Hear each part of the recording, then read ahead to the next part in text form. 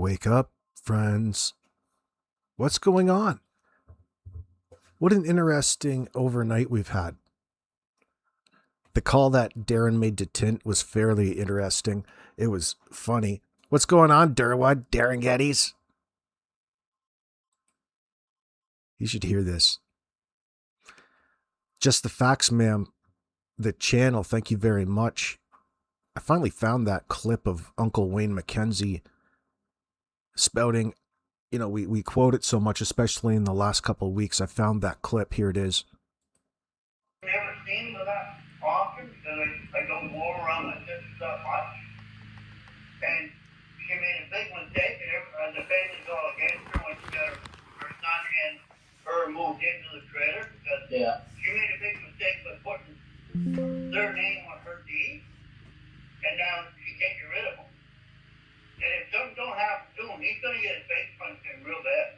Because he's driving my sister crazy. He is on her case and you will fuck leave. Yeah, I shouldn't laugh, but it's interesting already. The first thing I noticed was how similar Alvin and Wayne speak, especially in reference to Daniel, almost as though it was, they've been conversing about it often, and they sound just alike, and they agree. But Wayne's talking about Daniel getting his face punched in. Violence. Somebody's going to carry out violence on Daniel because, well, of how they're treating Janie. Essentially, it all revolves around their sister. And I think about that and what people have been talking about with this Alex Penny or his brother. The possibilities of them having skeletons in their closet. What's going on, Mayflower? When did Darin call Tint? I don't know exactly. I just heard the call. Mike played it on his live stream last night. I don't know about all the details. I don't know. It can't be that long ago. Just recently in that sense. Hey, Kim Matters. Sammy Miami, good to see you this morning. Been trying to go live the last couple of days, but at night I ended up falling asleep, sawing off, and I woke up and I'm like, well, that's kind of fucking that. Mic's on now. So it's like, you know what? I got to ramp back up into the hour. So we're here early this morning going over a few things. Let me get back to Wayne.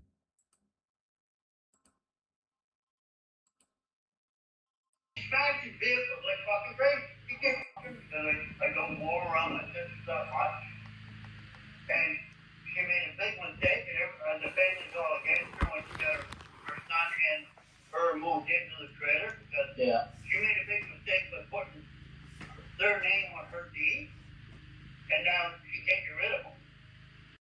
And if something don't happen to him, he's going to get his face punched in real bad. Because, If something don't happen soon, he's going to get his face punched in real bad. What in the fuck is going on in the background? You got this old man, Uncle Wayne, threatening Danny. He must be, jokes aside, I would have to expect that there's a lot of lies going on in the background, like between family members. When the greater McKenzie clan, no matter what's going on and the reasons for doing anything, believe what they hear firsthand, above and beyond anything. And firsthand just happens to be the conflict here with Danny and Janie and Malaya. They're all so easy to throw everything on Malaya, and rightfully so. But if you're throwing something on Malaya, then you're throwing something on yourselves regardless. And you're already fighting, guilty parties. Heaven's sakes. But what in the fuck? They must be just... It indicates that they're knowing already of something more. They're alluding to it. And he's telling you just a little bit of it. My God. And I don't go around like this much. He opened up with the same thing Alvin MacKenzie opened up with in his conversation with MOS, that MOS phone call. I don't go all around there that much because of, that fucking little bastard Daniel. He's Mr. Popular back there. He's Mr. Popular, all right. You know, friends, it's amazing the information that we've come to discover over the past couple weeks. A special shout out goes out to Anita this morning. After being shown Brandon's sites and all of the different things, when I say things, I mean evidence, children's clothes in the woods, all share a commonality, whether it be the bloody underwear with the matching headband, the root sock, the different places where there were t-shirts, all children's, all toddlers.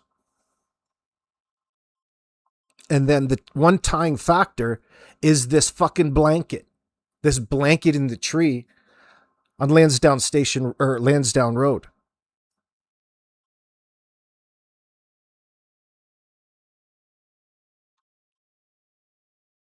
They tied the blanket to their garbage. Remember the whole story about Daniel's hole in the bag?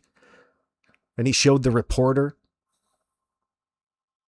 Then people start talking all about this blanket solely without talking about all of the other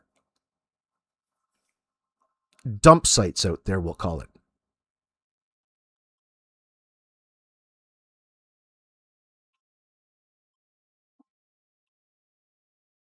Now, really what it does in an investigative manner is tie everything together. It's a lead. It's a really solid lead.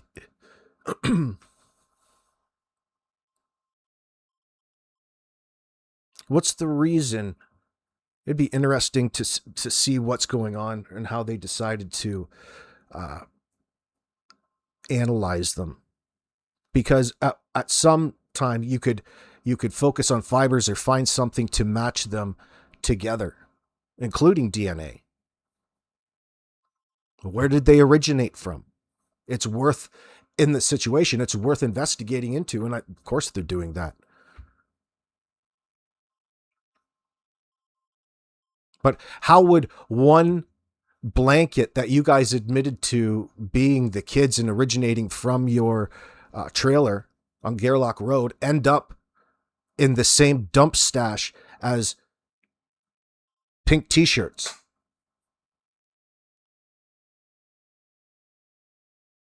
And why are there several other dump sites with children clothes of the same age around there?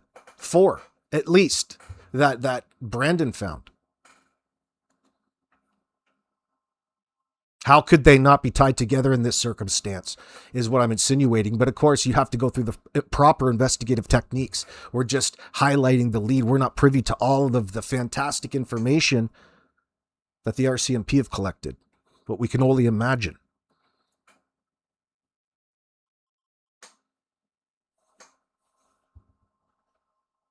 What's up, Real Norbeaster? Good to see you this morning. Getting myself all worked up.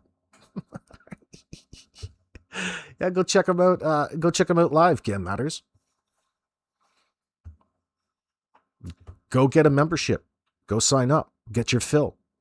And tell me about how much you like Mike in here when you're not a member. It's not the end of the world. And she made a big mistake, and the family's all against her when she got her son and her moved into the trailer because she made a big mistake by putting their name on her deed, and now she can't get rid of them. And if something don't happen to him, he's going to get his face punched in real bad. Because he's driving my shit crazy. Oh, yeah. He's cutting a promo on Daniel.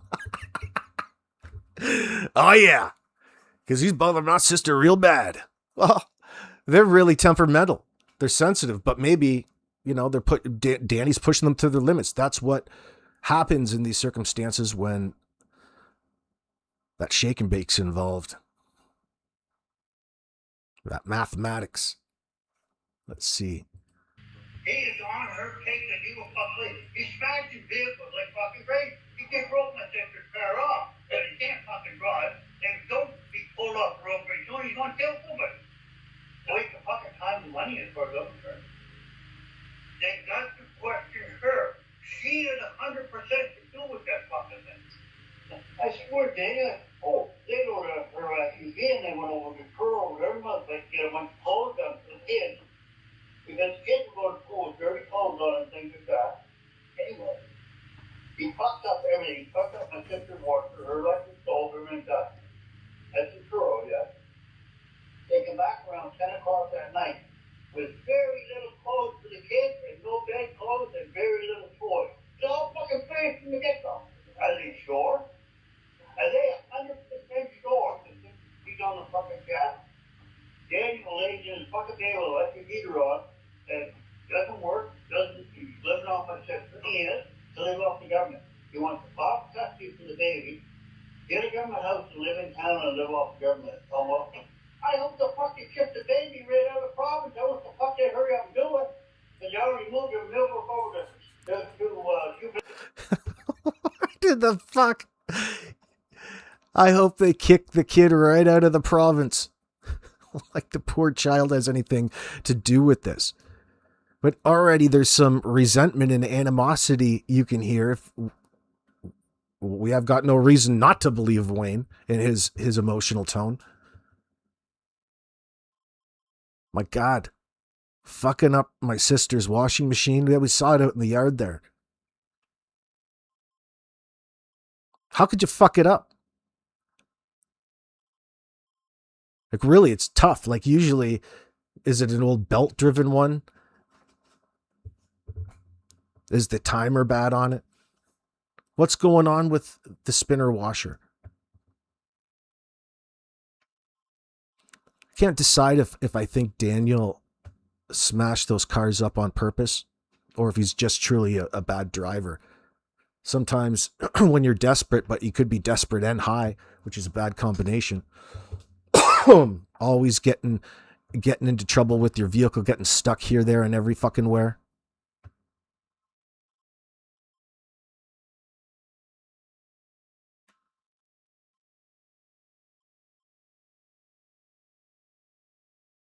Good to see you, Jennifer.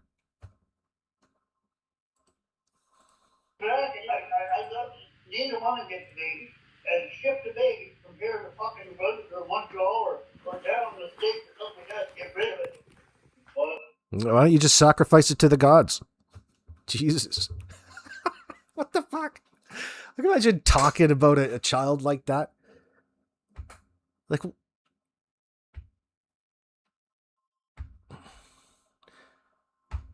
I mean, that's putting, well, listen.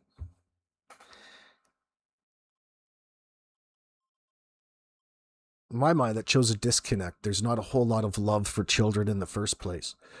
Like, they don't see them as human beings to be protected. They see them in that circumstance, they're a burden. Just like Janie. Like, that's just like Janie. They're all probably the same. Fucking hate kids. Or maybe they have a preference. Maybe there's something more to their personal opinions.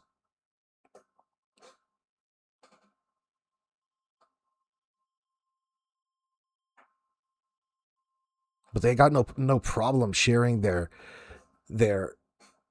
thoughts on what they should do with Meadow. They need to get Meadow the hell on out of here. Tells you so much. Holy hell. What in the hell is going on back there? Like, nothing's requiring Uncle Wayne here to be loving of children in the first place. It's just shocking to hear that. Well, he's allowed to be an asshole. He's allowed to have whatever views that he wants to have, especially in this circumstance. It just doesn't sound very good when you're looking for missing children. Stands out, I guess. It stands out. No, I guess. Just, it does. It stands out. What's up? Just a clapping seal. Seen and not heard. Old school. Yep. Yep.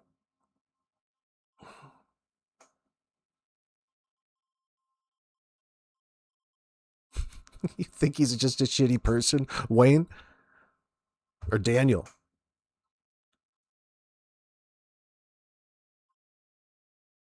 Yeah, there's no way that they can hide their anger towards Danny. Poor kid. Danny, you're being singled out. Even your own family think you're a scoundrel. What is up with that? Can't be trusted.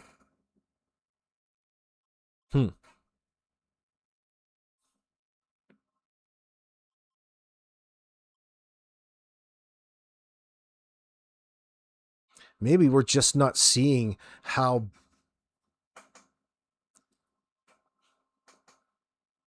primitive the greater family is in all of this. Maybe they're being used by Daniel to a degree. It's something, a question that pops up.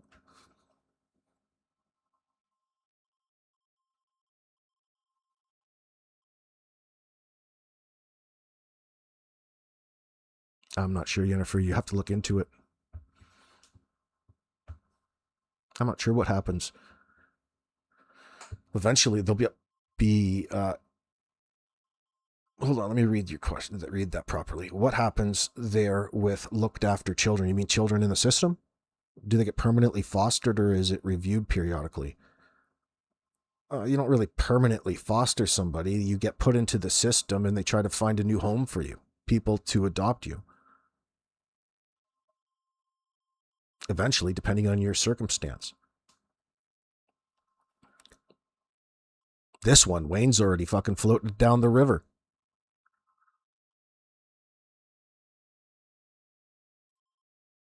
What's up, Mr. Hemi? Good morning to you, sir. Tambourine, I think he may just be concerned they will get Meadow back and it won't be safe for her. He sounds super frustrated. Oh yeah, I agree too. There's that.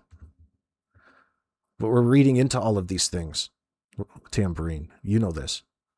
No, but you're right. It's an exclamation point on just how horrible of a situation it was for the kids over there and under living in that trailer. Like we see that, Wayne. Your fucking sister is living in the driveway. What in the fuck? Mom's out in the driveway with an extension cord, ran into the goddamn RV that doesn't run. It's not like she can escape the place and go down by the ocean and get refreshed and rejuvenated. She has to sit in there and burn fucking wood and hope to die of carbon monoxide poisoning. Well, that's not going to happen with the amount of holes in it.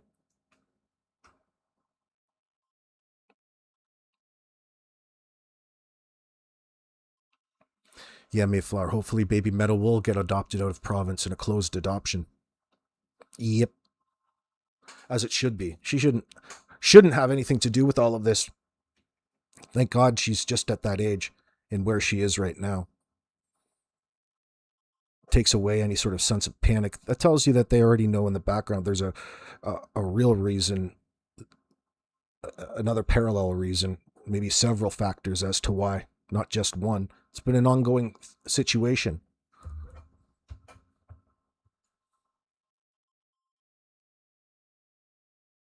Tune in the other day, and Griffith's on World Fight. I was leaving. Griffith's on World Fight with us. Told me, fuck out, I made fuck out. And you always said, you can't. I said, I don't have to be. I don't. I haven't ever seen with that often because I don't go around my sister that much. And she made a big mistake, and the family's all against her when she got her son and her moved into the trailer because she made a big mistake by putting their name on her deed, and now she can't get rid of them. And if something don't happen to him, he's going to get his face punched in real bad. Because he's driving my sister crazy. He is on her case that you will fucking. He's smashing vehicles like fucking crazy. He just broke my sister's car off. So he can't fucking drive. And don't be pulled off the road pretty soon. He's going to kill somebody. So he can fucking time the money as far as I'm concerned. They got to question her.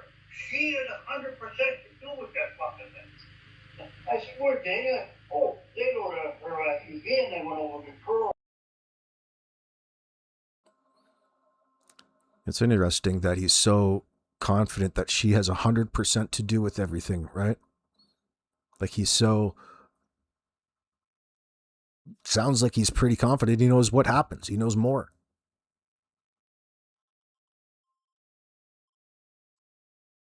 Every month, like, when clothes on for the kids, because kids go to school with dirty clothes on and things like that. Anyway, he fucked up everything. He fucked up my sister's washer, her electric stove, everything like that. That's a churro, yeah. They come back around 10 o'clock that night with very little clothes for the kids and no bed clothes and very little toys. It's all fucking finished from the get-go. Are they sure? Are they 100% sure that he's on the fucking gas?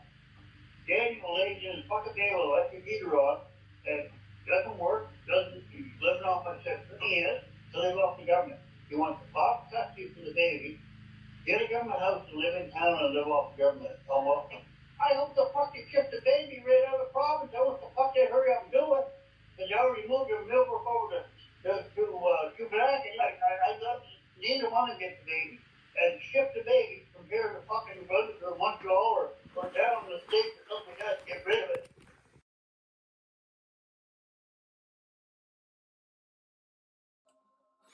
I think it'd be fair to say that he probably gets all of his information from Janie.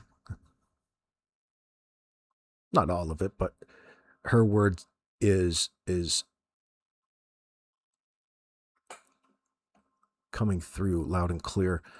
I got another improved audio from the other day. Another round. Alvin MacKenzie phone call, improved audio. This one right here.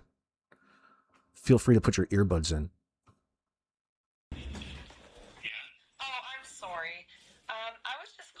Because I was looking over the case of Jack and Lily, and we did have a tip come in that you had seen the driver in the morning of 10:45. Okay. So the only thing, sir, that I was trying to clear up was that somebody had given us a tip. I'm just following up, trying to find out whether or not this tip is accurate, stating that you were on Lansdowne Road. At what time? The tip says between 10:30 a.m. and 11 a.m. Okay, I'm going to see.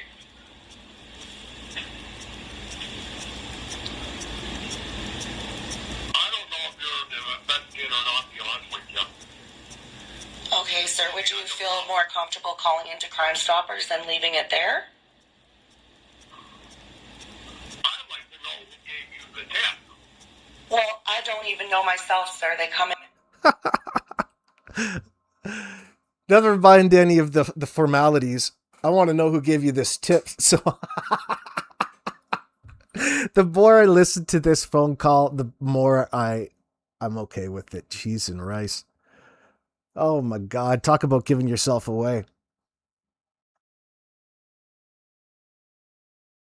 Poor Alvin. Being drug into this. Of course it'll be all Daniel's fault. Well, of course it is. And anonymously online.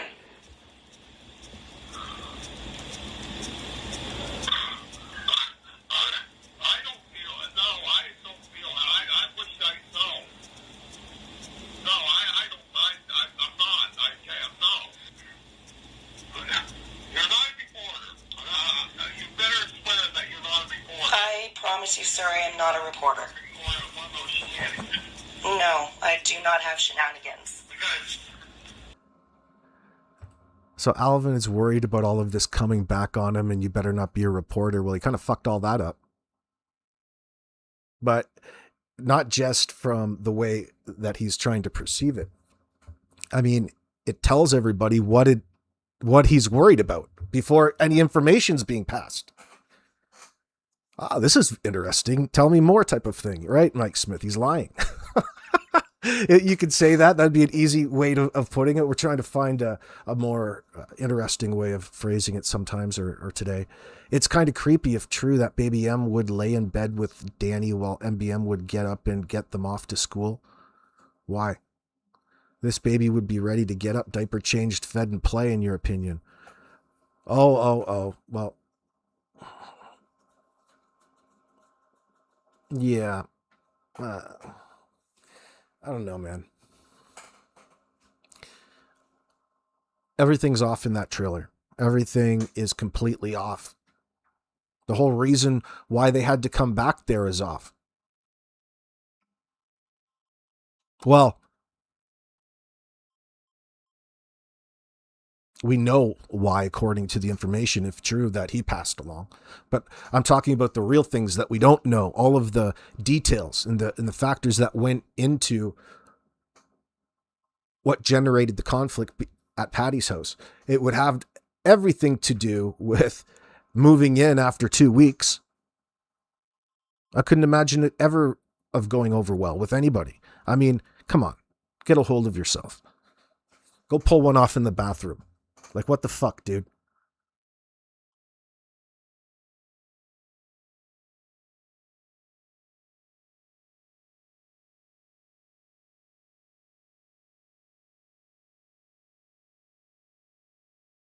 Oh, Tambourine, you're putting the wood out? No, I don't know. Probably. Be careful. The lack of toilets is definitely off? What do you mean? That's just in the RV.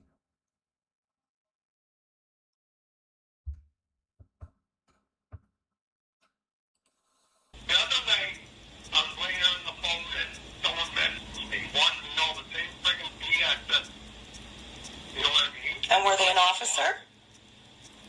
I don't know who it was. I just looked at it. It was somebody name that start with D, and I just blocked them. I didn't want to bother with the BS at all. Okay. I just blocked it. They wanted information. Is let Darin, what do you call him? Darin Geddes? Okay. Darin Geddes gave me my name, gave him his name or something. Alvin telling us. Oh, Darren, could you imagine that conversation between Darin Geddes, and McKenzie kids? The boys? The brothers? You know how Jack Lily He's all over the shenanigans everywhere. He thinks he's a detective. Sir, I don't know. I honestly don't know what you mean by shenanigans. This better not be one of those prank calls because, well, Sounds like he's really struggling with something. This better not be one of them prank calls. Well, no, we're serious. We want to know what you know, dude. He's got himself all fucked up. Something is working. Something's going on back in his head. This cognitive load is too much. You're leaking again. Yeah, he's talking about... So obviously, in the background, there has to be something to it. It must be bothering old Janie. Must be pissing her right off. I would expect that. Yeah, he uses shenanigans several times, Tambourine. Yeah, it seems a little bit of a panic attack. He's really confused and confounded. The questions in his mind just keep piling up. He's not had one answered yet. I don't have shenanigans. Do you have shenanigans, Mr. Hemi? Darin Geddes, I guess, has. Well, that's ironic. They're on the case. Darin Geddes, Shannon, boots on the ground. Well, that's fancy because they're probably dating, I would expect. They're probably like have some sort of May-December relationship going on, something to get back at her old man who left her. Dude finally came to his senses and bailed out. He knew when the right time was. She's hot to trot over Darin Geddes. Oh, Darren. That's just rhinoplasia. It's not a booze nose. I'm going to tell you right now that BS. There was no way I was up that road in whatever time you told me. Hello? I'm listening, sir. What time did you say? I have here that it happened between 10:30 a.m. and 11 a.m. That was bull. P-U-L-L.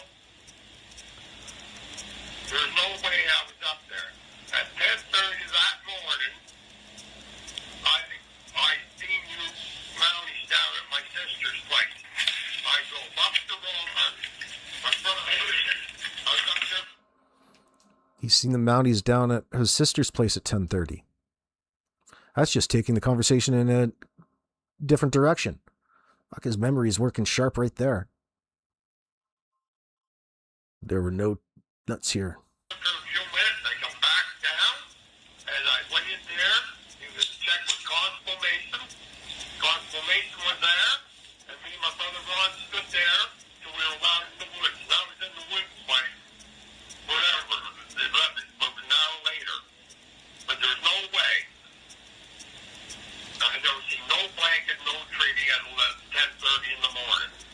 No, it wasn't a tree, or I'm sorry, it doesn't say here in the tip that it has to do with a blanket. It says that you were in a silver vehicle and you were pulled alongside with another vehicle. That's bull. Okay. Would you be willing to swear to a statement? There's no way. Pardon? I said, would you be willing to swear to a statement? I swear to God that I was not. I go right up to my brother Ron.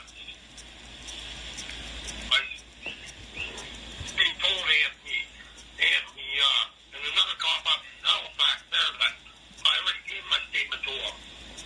Okay. Okay, well, I will just submit this tip then, as I've clarified with you, and if they have any further questions, I'm sure they'll just follow up. It was around 3:30 in the afternoon that I seen a couple of vehicles on the side of the road, and I stopped and asked Cindy Ward what was going on. In this black Honda Civic around 3:30 in the afternoon, because I was heading up to Brother Ron's there that afternoon, and I had to go up, went up there to take the coolness off me, because look for the kids all that morning. Went to Brother Ron there and had to go and pick up the weight there at 5 o'clock down in Tint. There was no way I was up there at 10:30 that morning talking to no vehicle on the side of the road. Whoever told you that must have been Cindy Ward or somebody else. There's no way I stopped. Okay, There's no other vehicle on the road that morning. I went up to my brother Ron. now you said something about a black Honda Civic? Yeah, it was, what the hell? It was, Malaya's stepbrother. Okay, I'm not sure. Is there a name? Hayden or Hayden? Hayden, isn't it? Hayden, I think his name is. Oh. There's two girls in the car. Did you? Like I said, I'll give you this information. This better not come back on me. Like I said, I already gave them my report that day. Okay, no, that's fair. That's fair. Before Christmas or after Christmas, they called me. It was before Christmas. I forget his name now. Dan from Halifax. I think his name was Dan. Halifax, they called me. Okay. But there's no way. I'm telling you, right now, my God. Okay, and that would be Lansdowne Station? Nobody. I'm not wrong. Whoever gave you that information, that was Paul. Okay. It was Cindy Ward. I like to press charges against her. And she's the one that's dragging my friggin' name through the... Well, I'm very sorry to hear that, sir. My job is just to clear up the tips, that's all. It was 7 months. 7 months since those kids were mentioned that my name is all over the friggin', what do you call it, Facebook. I want to be left alone. Okay. I just want to be left alone. I didn't even know kids from Madden, to be honest with you. The first time I had those kids, to be honest with you, man, it's the day I went down with my brother Mark and I was to search for them. That's the first time. The only reason why I didn't go down is because my sister, because I don't like the little, my sister's son, because he's a conniving little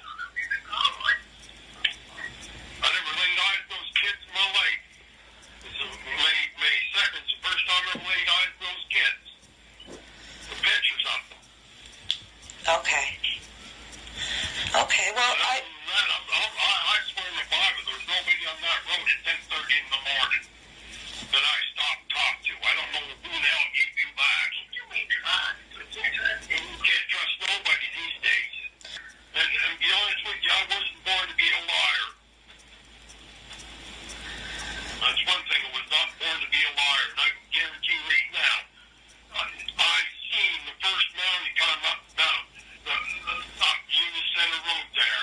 And the first mountie, I don't know who it was. He passed me and I pulled them out. The two mounties' cars were behind me. Alvin MacKenzie there. I pulled over and pulled them right out. And I ran right up to my brother's bonds there. I never stopped talking to nobody. My brother Ron asked what was going on with my sister. Now my sister said, why? Because there's 3 mountie cars down there. So Ron was going to take my mother in town that morning. He said, do you mind, Mom, if I go down and see what's going on? So me and Ron, I took the great car down, my wife's Honda Civic, and Ron took his truck down, and we down there and we found out the kids wasn't missing.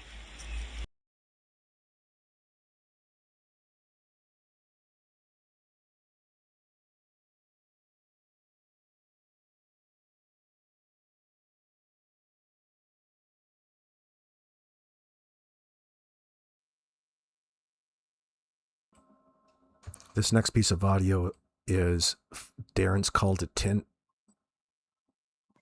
Give me 1 second.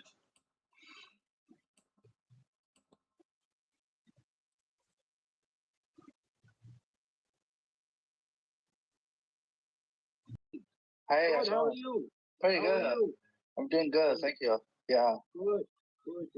Is everything okay? Everything is really good, Tint. That's Very great. I'm good. glad you heard. I'm happy to hear that.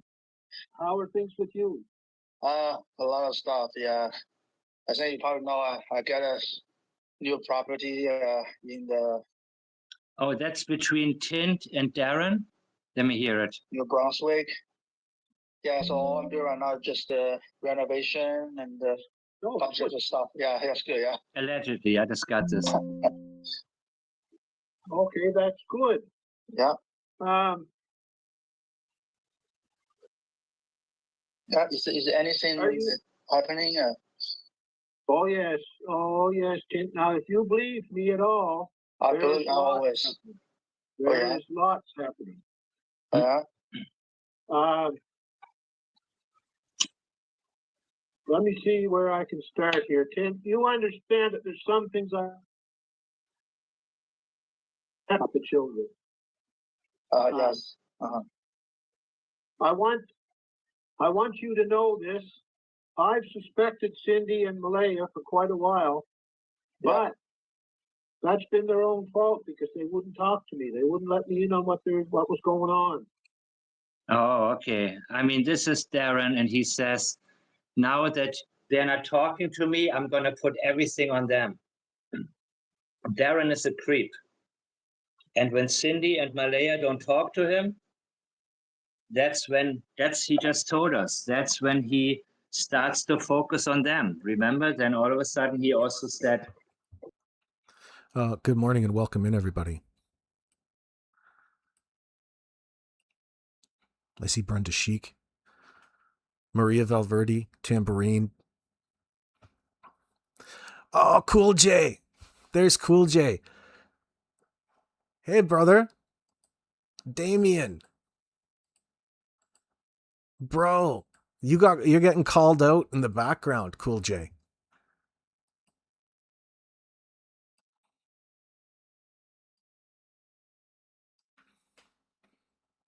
This Cool J is really Damien from Shenanigans Channel.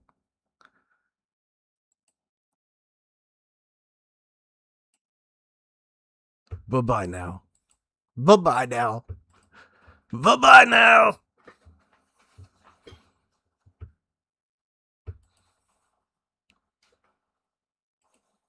Daniel did it. When Daniel... Brandon called you out. Isn't it? Isn't it, Mr. Hemi? How do you know that? Cool J isn't Damien? I have to go check. It's somebody else. Maybe it's somebody else. That's who I thought it was. All right, well, I have to unblock Cool J at a later date. I'll have to go Follow up on that one, Mr. Hemming. I didn't talk to him. So that's pretty interesting, right? I don't want to spend too much time on that freak, but why not?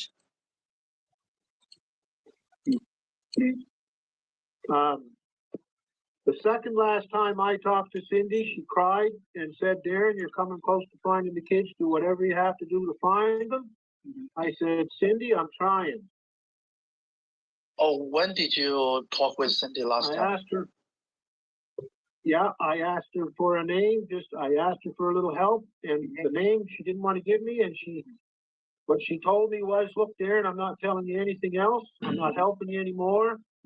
And whatever Malaya did is all on Malaya. Now, that made me suspect Cindy and Malaya more. Yeah. What I Made me suspect more, he said, more. Because he already knows they had a part in it. But his message is, if you don't talk to me, I will blame you. Because I want to take charge of the PR work. found out, Tint, is that Cindy did not move the kids out of Lansdowne. Okay, she didn't do it. Okay. Yeah. Nope. And I've also found out, you're going to find this one hard to believe, Well, who did, asshole? that Daniel and Janie never had anything to do with moving the kids out of Lansdowne either. Perhaps you're right We about know- that. Well, Mr. Hemming, you're vouching for somebody, but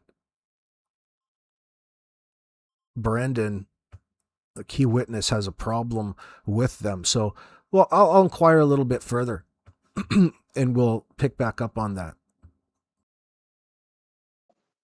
Well, we know a lot more in the last week. It's really unbelievable almost. Oh, really? Yes. Oh. Yes. Yeah, I'm sorry. it- I get a little bit left behind in this case. I was a little bit too That was overwhelmed with all Cindy. stuff. Yeah. Yeah. Well, Wait a second. Let me see comments real quick. I'll be right back with this.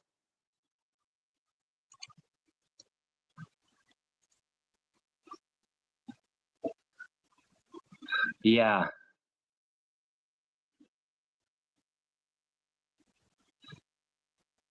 Are you guys up to hearing this, or does he tire you? I can finish. It's a couple more minutes. It's up to you guys. Anita went to sleep, so I'm still here.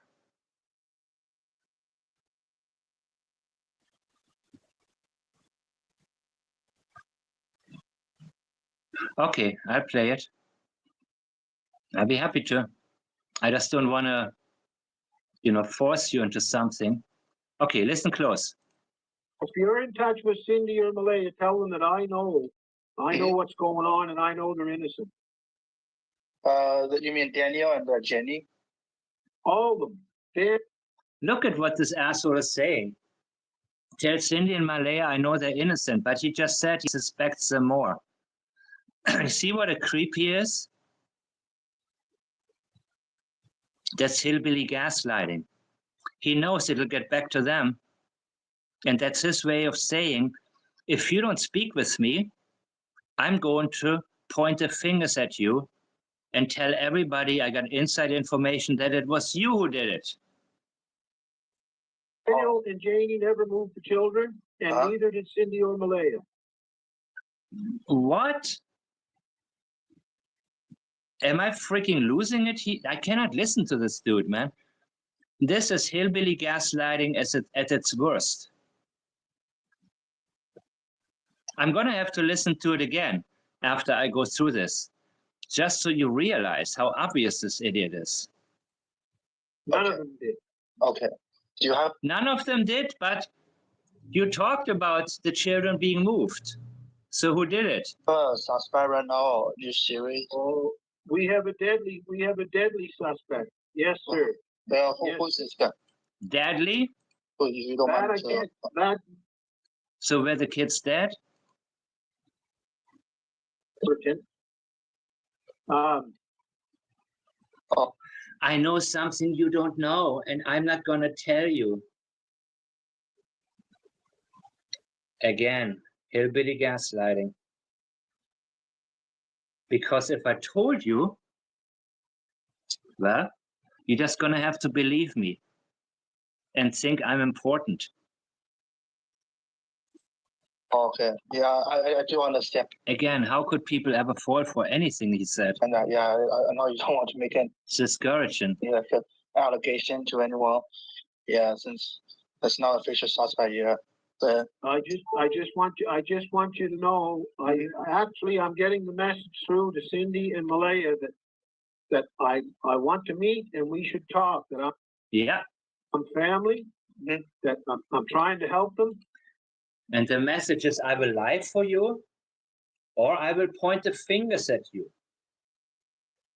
He words it as, I want to help you. But it means you need my help. You're going to need my help if you're on my bad side. So if you don't talk to me, it's not going to be good for you. But I will help you. What does it mean, help? Do you help the investigations? Are you telling police everything? That's what you should be doing. Not helping them, because you just said you suspect them more. This is so weird for me to do, man. I used to analyze people that are so much more sophisticated and not easy to analyze. And now you have this creep, this bar hopper, this bar frog. And that we're going to help them. Yeah, I know that. Yeah, I was trying. They're not involved in. Yeah. Tint. Yeah. How can I?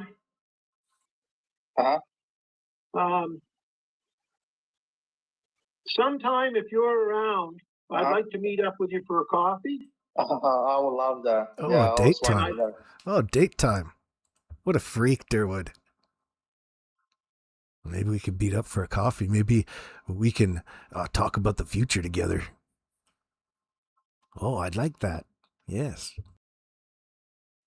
And I'd like to meet up with you to discuss some drone work. Oh, for sure. Mandate. Yeah, I'm good at that. All right. Yeah. Okay. I can. Would you like to go dancing sometime? All right. Listen, let's meet up soon. If you're in around New Glasgow.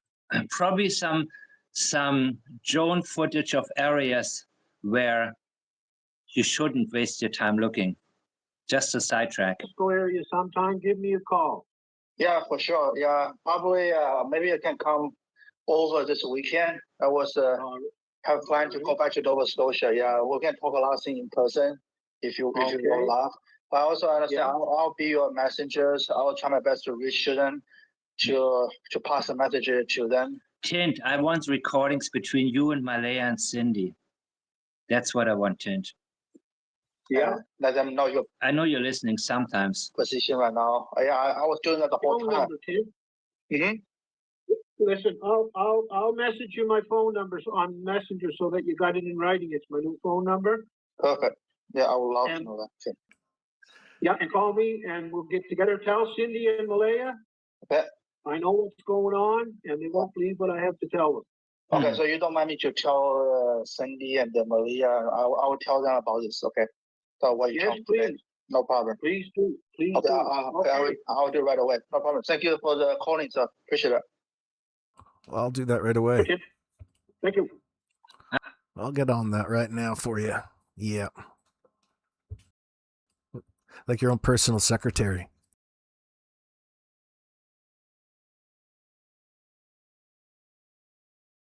How? What would you like to say? What would you like to ask Anita? Can you tell her to just take her time and keep her mouth shut and let somebody talk? Uh-oh. Janie's on one.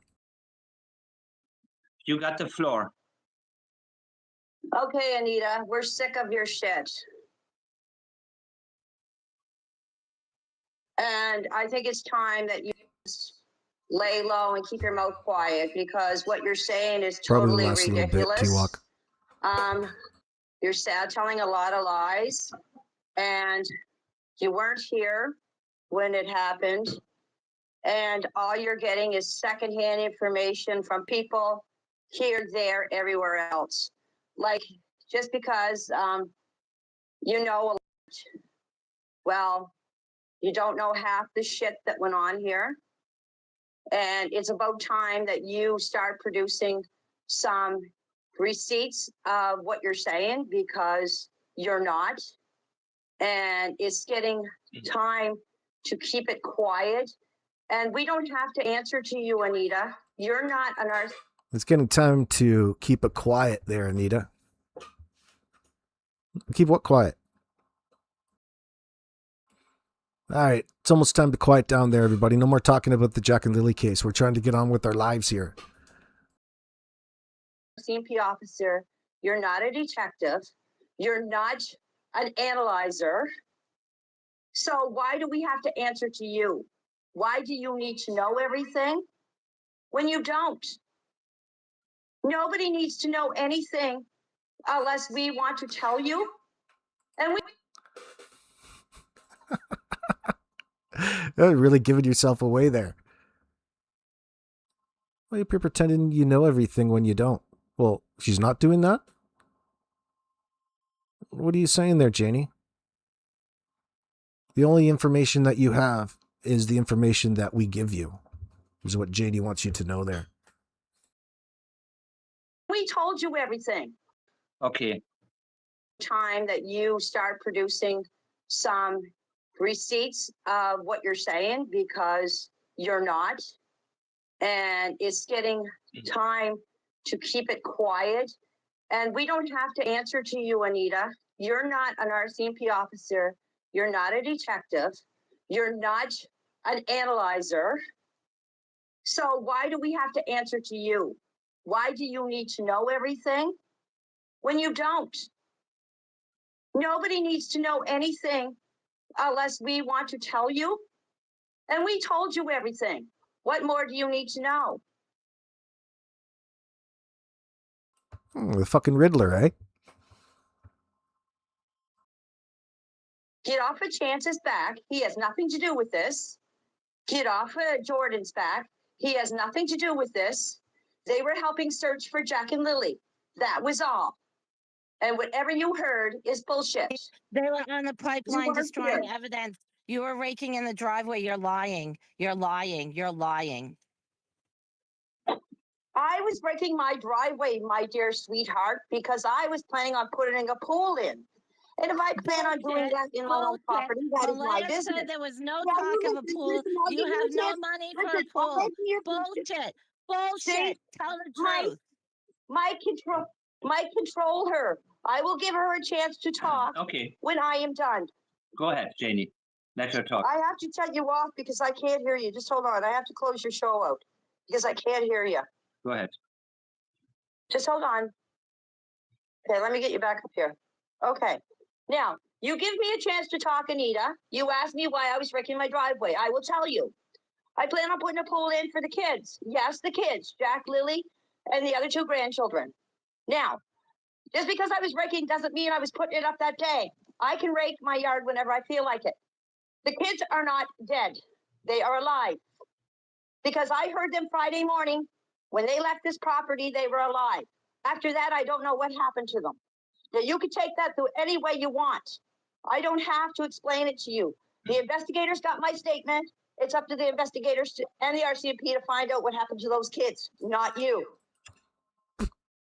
See, the problem still is that you shouldn't have any problem adding any context should you have been honest and truthful. So you know that your story's bullshit. An honest individual wouldn't have any problem engaging in conversation. And by the way, you're the one going out of your way to talk about it, not Anita's. Anita's coming out publicly, speaking out. Janie, you're not. You're whining out. Okay? Now, if you get a question, I will answer your question. And then if I have a question, I will ask you. Now, if you want to talk to me, we will do it one at a time. If not, I will hang up. Is that all right with you, Anita and Mike? Sure. I'm good with that. Yes, I Okay. like that. Thank you. Janie, I thank you for Yeah, being here. Go ahead. Did you hear what I said, Janie? It takes Janie. courage to come I here. can barely hear you. Okay, so let me ask one question. I Janie, said I around, thank you. around, I thank you around, for being here. Go ahead. around what time did you rake? Around what time was that? Just to clarify. I was raking in the evening, and the evening is around here. When I was raking was around 5:30 or so. It wasn't at night. Who would rake in the night? Why would I be raking at night? Can you see raking at night? So it was in the evening around 5:30, 6 o'clock. Okay, I'll get back to this later. Anita, go ahead if you have questions. Otherwise, I'm going to take Janie, over. if the kids left the property alive, who picked them up? Well, if I knew who picked them up, my Anita, my dear, I would tell you. Don't you think the kids would be found up by now if I knew where the kids were? I don't have an idea who picked the kids up. I heard them Friday morning, as I said, after they left here. I don't know where they are or what happened to them. Why won't you say who you think? Who I think it is? Well, you want to know who I think it is?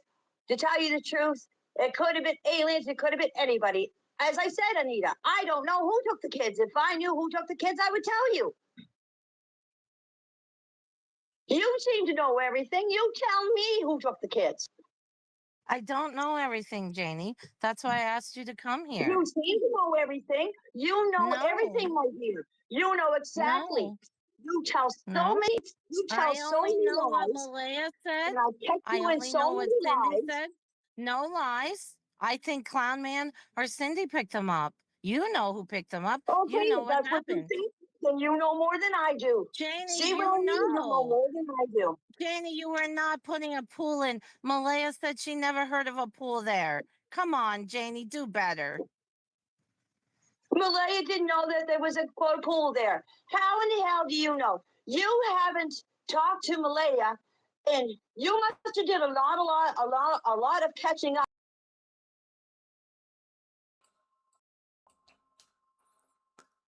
The Caveat Emporium says she's lying. Repeating the question back to the person is a classic delay tactic to think of a lie. And the best she could do is aliens, LFMAO. Thanks for reminding everybody. Absolutely bang on point. This, my friends, is my favorite piece of content in the Jack and Lily case thus far. And it really shows Anita's intentions. She was bang on in this, and I had to think about what I was doing in a different manner after listening to her really tear Janie apart in this call. I said in a week since you were there. Did you must ask her a lot of questions. I got a lot of answers from her in a week. Janie, Because do you know that yesterday Cindy and Malaya wanted to talk to me? Janie, did you know having yesterday? a very hard time hearing you guys. Anita, wait. Let Janie finish. Let Janie say everything that she has to say. Go ahead, Janie, please. I'm having a hard time hearing you guys. Okay, I will not talk. You will talk, and please go ahead and finish what you wanted to say. No, I'm just saying, Anita, you've got. If you're going to be the famous detective you are, or the famous RCMP officer you are, you got to get your facts straight. Because when you say something, you turn around in a couple of days and you have everything twisted. I wanted to touch on so many lies. I don't know which lie to believe. You're lying. You know who picked up the kids. Malaya and Cindy wanted to make up with me yesterday. They wanted to talk to me. I don't want to talk to Malaya. I don't. Well, I want to talk to you. I believe you know. That's up to you. Janie, you hold the That's up to you if you secret. don't want to talk to Malaya. I can't make Malaya talk to you. I can't make Malaya talk to me. But I'm telling you, Anita, you're getting yourself in over your head because the stuff you're saying is nothing but a lie. Then tell me what's the truth. Listen, Why were you raking the driveway with the holes? No, you let me talk, Anita, because I've heard everything you had to say, and I'm going to correct you on some shit. Okay? Now, you said that the two people that came to your house. Spoiler alert, that point never comes. There's never any clarification. You know that with Janie. There's never any, there might be some correction.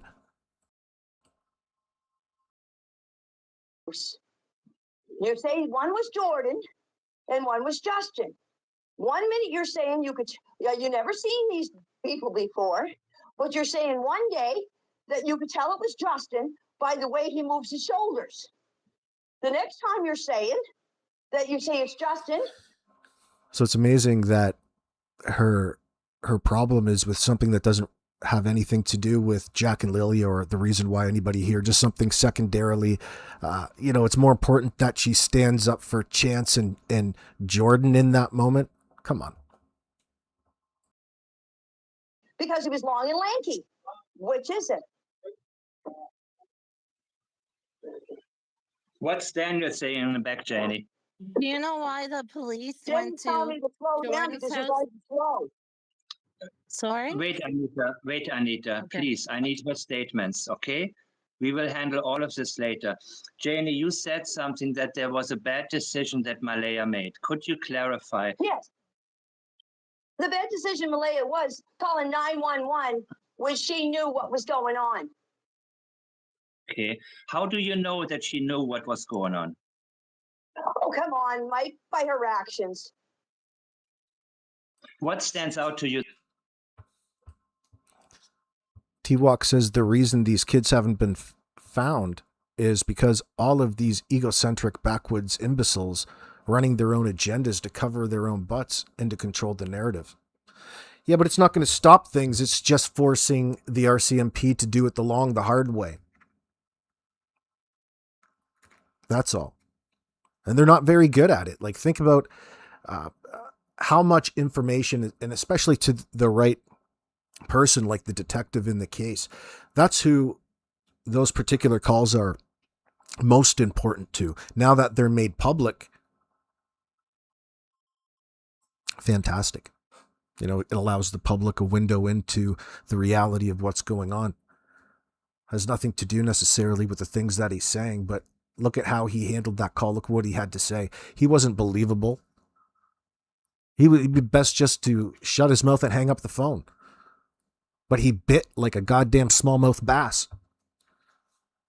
What the hell is going on with y'all? They are pissed off because probably at the bare knuckles of it, they're getting lied to in the background by way of Janie and Daniel. And Malaya's in there too. But they deal directly with Daniel and Janie, I'm saying.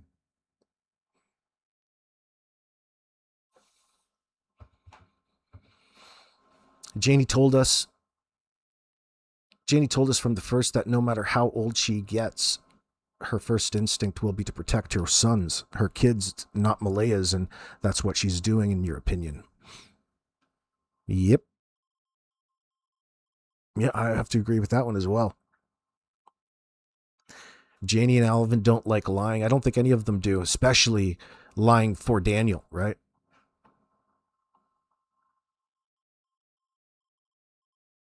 And now she's in, think about being in the position too. Now she feels obligated to protect everyone, not just her son, but there's a greater group of individuals out there.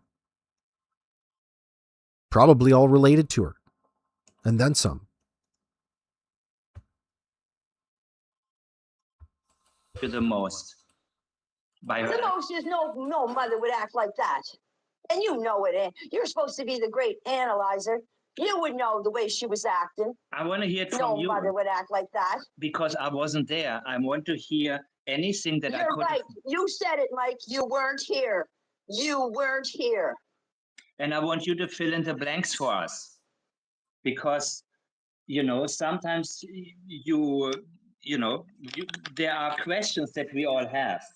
She slips into this pretending to be the gatekeeper of all of the information in a situation that she insists she doesn't know what happened. She conveniently overlooks the obvious to make herself look like she's being victimized somehow, or insinuates it. You can look at my chat. People want answers. And if you say you think that Malaya had something to do with it, well, by the way she acted, that's not enough. You know what I mean? I want more. I want you to tell me what else have you heard, overheard? What makes you suspicious? You want more? You want more? You want more answers? Well, okay. Anita's giving you answers. Do you believe everything she says? My mind right now is so open because I'm so happy that you called me. And I know I didn't handle things well with you. And so I'm trying to shut up as much as possible because I want you to clarify what you can clarify. And Well, I'm trying. Mike, you don't understand. Everything we say, you guys tear it apart.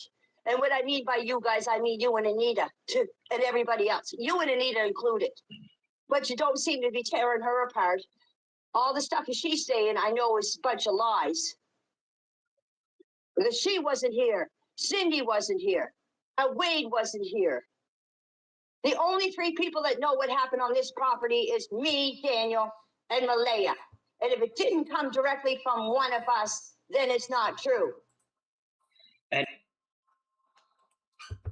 yeah, Bonnie Randall, good morning. Is it new? Going on a month old now. It was over on Mike's channel. You want to hear the whole thing? Go over there and check it out. Here's the link in your chat right now.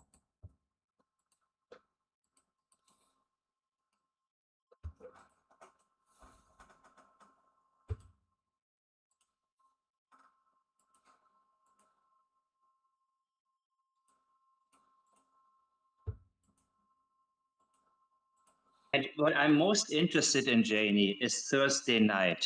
And nobody has... Go ahead. I told you what happened Thursday night. I can't tell you anything more, Mike. I told you. I was out. They come home from town. I was in my trailer. I come out. Jack and Lily were playing beside the playhouse, looking for bugs and worms, or centipedes and worms. They played in the yard. I was raking. I was working on my fence. I went inside. They came inside. After that, I don't know what happened. When was the fence? Again, no mention of the snacks that you say to police the first day that you gave them. That's very, very suspicious, Janie. This trailer. Go ahead. I know they come in. They probably come in the house and went to bed. That's what Malaya and Daniel are saying. They went to bed. I heard them Friday morning. That's all I can tell you, Mike, is I heard them Friday morning. They were alive when they left here Friday morning. When was the last time that you saw them on Thursday? Thursday around 6 o'clock when I came in, around 5:30, 6 o'clock when I went into the house, when I was out there raking. Did you hear anything afterwards? No, I didn't hear anything after that because I went in the house and I went on Facebook. What time do you go to... Okay, so what time do you normally go to sleep, if I may ask? Just in general. I can go to bed anytime I want. I don't have a regular bedtime. Okay. How about Thursday? When did you actually go to sleep? Just I want to make sure that, you know... I don't know what time I went to sleep. I don't look at my clock every 5 friggin' minutes. Something so easy. You go into great detail. You spend so much time trying to skirt this answer to this simple question. Janie, come on. You spend all your time trying to justify why you don't need to tell anybody or allot a simple bedtime to that night. Well, probably because you never went to sleep there, girl. I lay in my bed and watch Facebook or watch a movie or whatever I want to do. I don't know. I don't check my clock to see what time I go to bed. Do you? Not lately, no.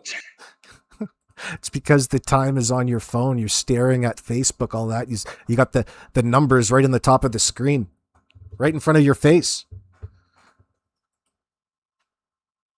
The funny part about that is that they're going to be able to tell anyway what you were doing through your device. You say you're on Facebook watching movies, probably some porno, probably some really nasty sort of CSAM you borrowed from Kent. Well, do you know what time you go to bed? Well, See? Thursday is such a sensitive day. I would think that you try to recollect anything that you possibly Why can. would I remember what time I went to bed, Mike, Thursday night? How did I know this was going to happen Friday morning? Oh, excuse me, I should go back to Thursday night and find out what time I went to bed. So, I should know what time I went to bed Thursday night because the kids. Yeah, she's fucking mocking the question. Can you believe it? She's mocking the logical question as though it's the dumbest fucking thing that she's ever heard, and you're an absolute idiot for even asking it. Oh, yeah, I should remember. Oh, I suppose you think I should remember. All because of the kids going missing. Yeah, well, that would probably be important, right? She's just fucking flipping her wig. Same excuse as Daniel Tashpond. Yep. Yeah, they avoid everything after 5 p.m. early Thursday, right? That's a strong indicator.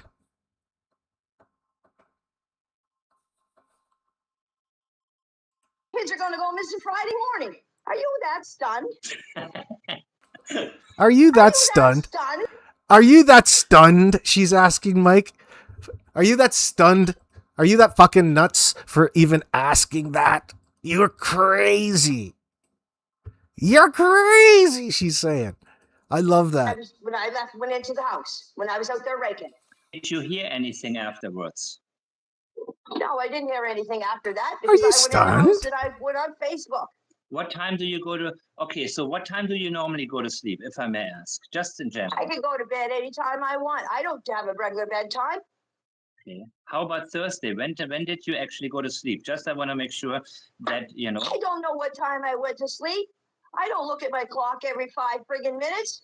I lay in my bed and watch Facebook or watch a movie or whatever I want to do. I don't know. I don't check my clock to see what time I go to bed. Do you?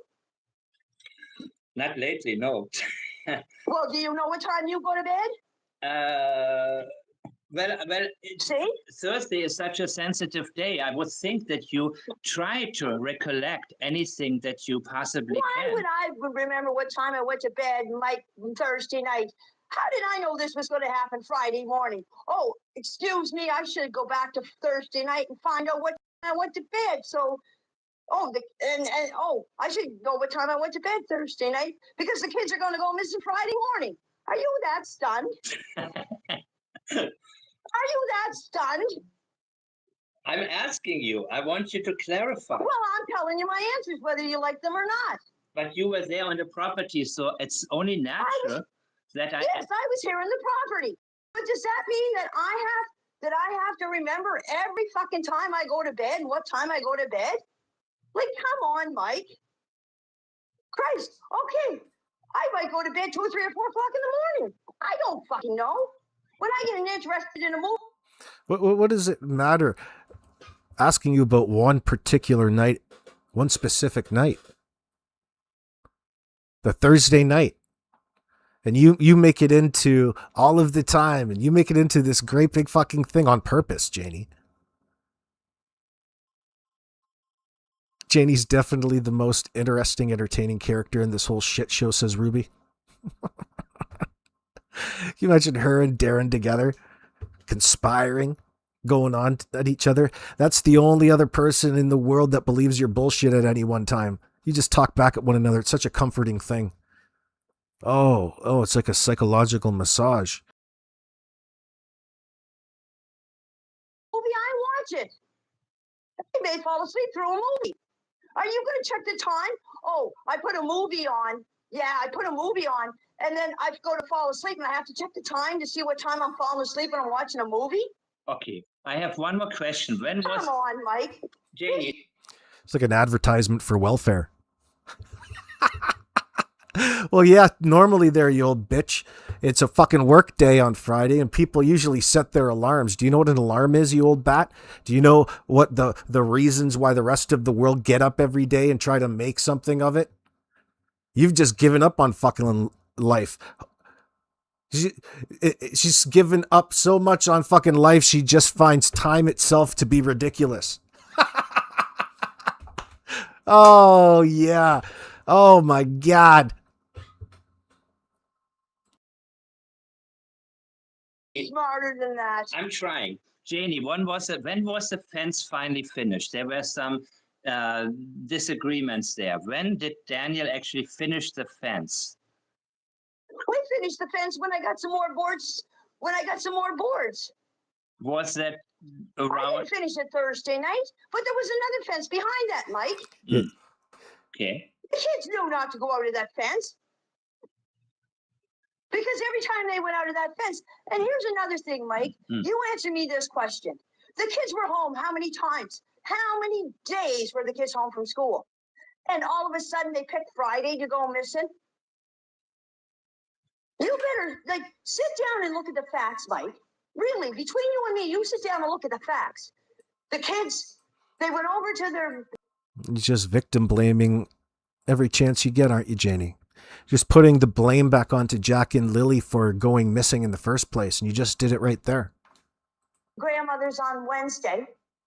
Did laundry. The laundry didn't come back. Her laundry didn't come back. Thursday morning, how come the kids didn't go missing Thursday morning? See, you can hear Janie and Wayne's arguments. You can hear Janie and Alvin. Okay. Friday morning, I wasn't supposed to be home. Thursday night.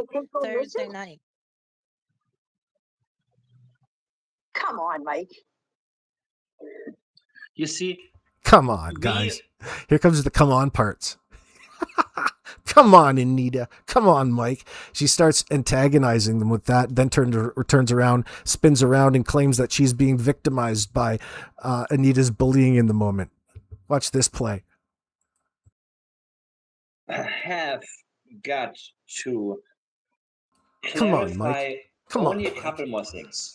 And I want to know about, you said Justin wasn't staying there. Is that correct? No, Justin wasn't here, Mike, and neither was his dog. Come on, I told you that numbers of times. The only dog I have is my dog Tucker, and his name is Tucker, and get it right. Okay, Tucker. His name is Tucker, and I've had him for 5.5 years, and he's the only dog that I've had in the last 5.5 years. I got him when he was 6 months old, and I've had him ever since, and he's the only dog. What are you saying there? Come on, Mike. Tash Pond says she wants us to believe that at her age, people don't have structured sleep routines. And I think they claim washing didn't come back because she got rid of Malaya's stuff last summer. What do you mean last summer, Tash Pond?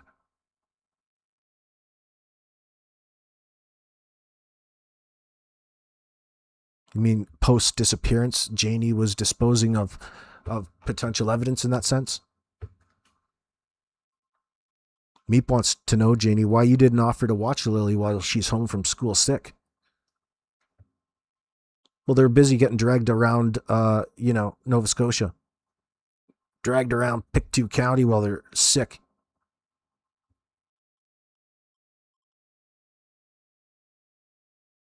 Bonnie says all of these implications from the characters that the kids were whisked away, and not once has anyone explained why that would have happened. Right.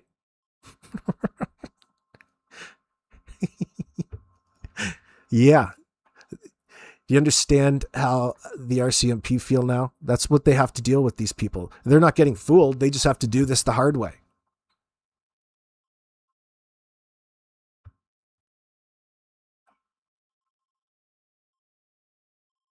Brenda, what does being older than Janie have to do with being a bat? Come on now. Stop disrespecting the Lord's creatures.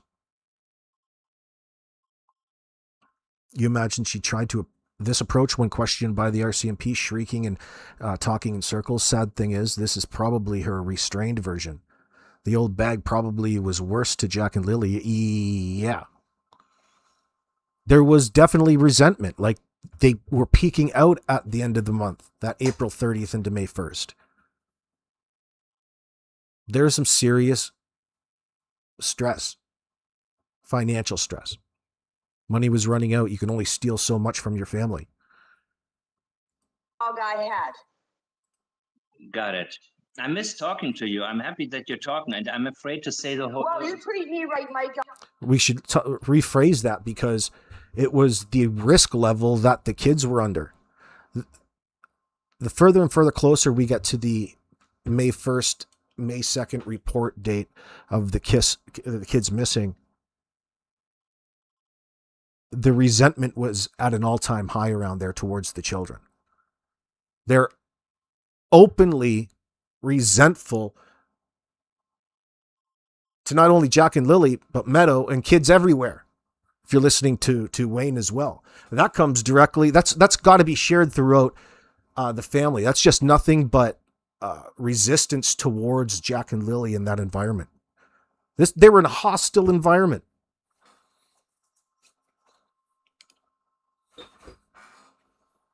They're in a hostile environment, and Mom didn't save them from that. This was their plan.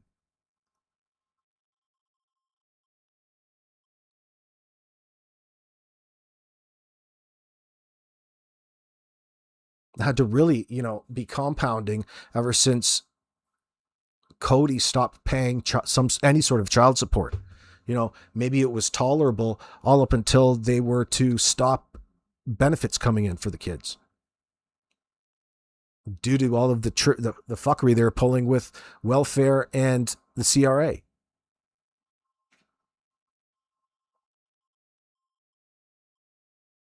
Yeah, T-Walk. She can't remember direct questions, but word salads, everything else. She knows exactly what time she went to bed.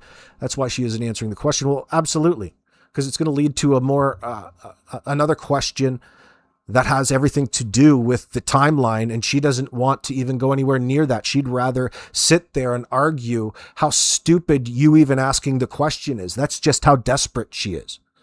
We just witnessed it. Janie, you're fucked, and you're lying. All of a sudden now you want to get hypercritical on an exact time frame. You could fill us in. An otherwise innocent person in all of this wouldn't have any problem saying that you were sleeping by 11 o'clock. I was in bed sleeping by 9:30 when the sun went down. I can't keep my eyes open. I would have been sleeping all through the night. Well, that's what she wants you to think.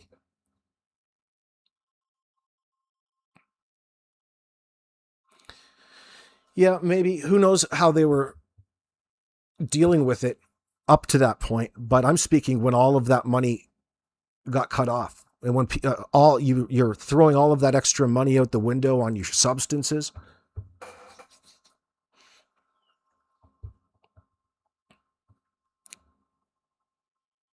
It's going to become a powder keg. Something's going to give. You can't maintain that lifestyle for very long.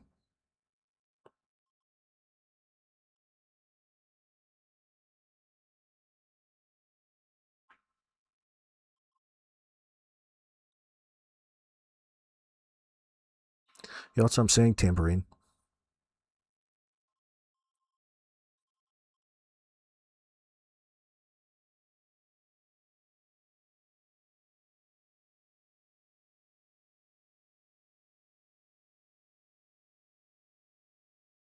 I'll treat you right, but I'm tired of this bullshit. I'm tired of Anita ruining people's lives.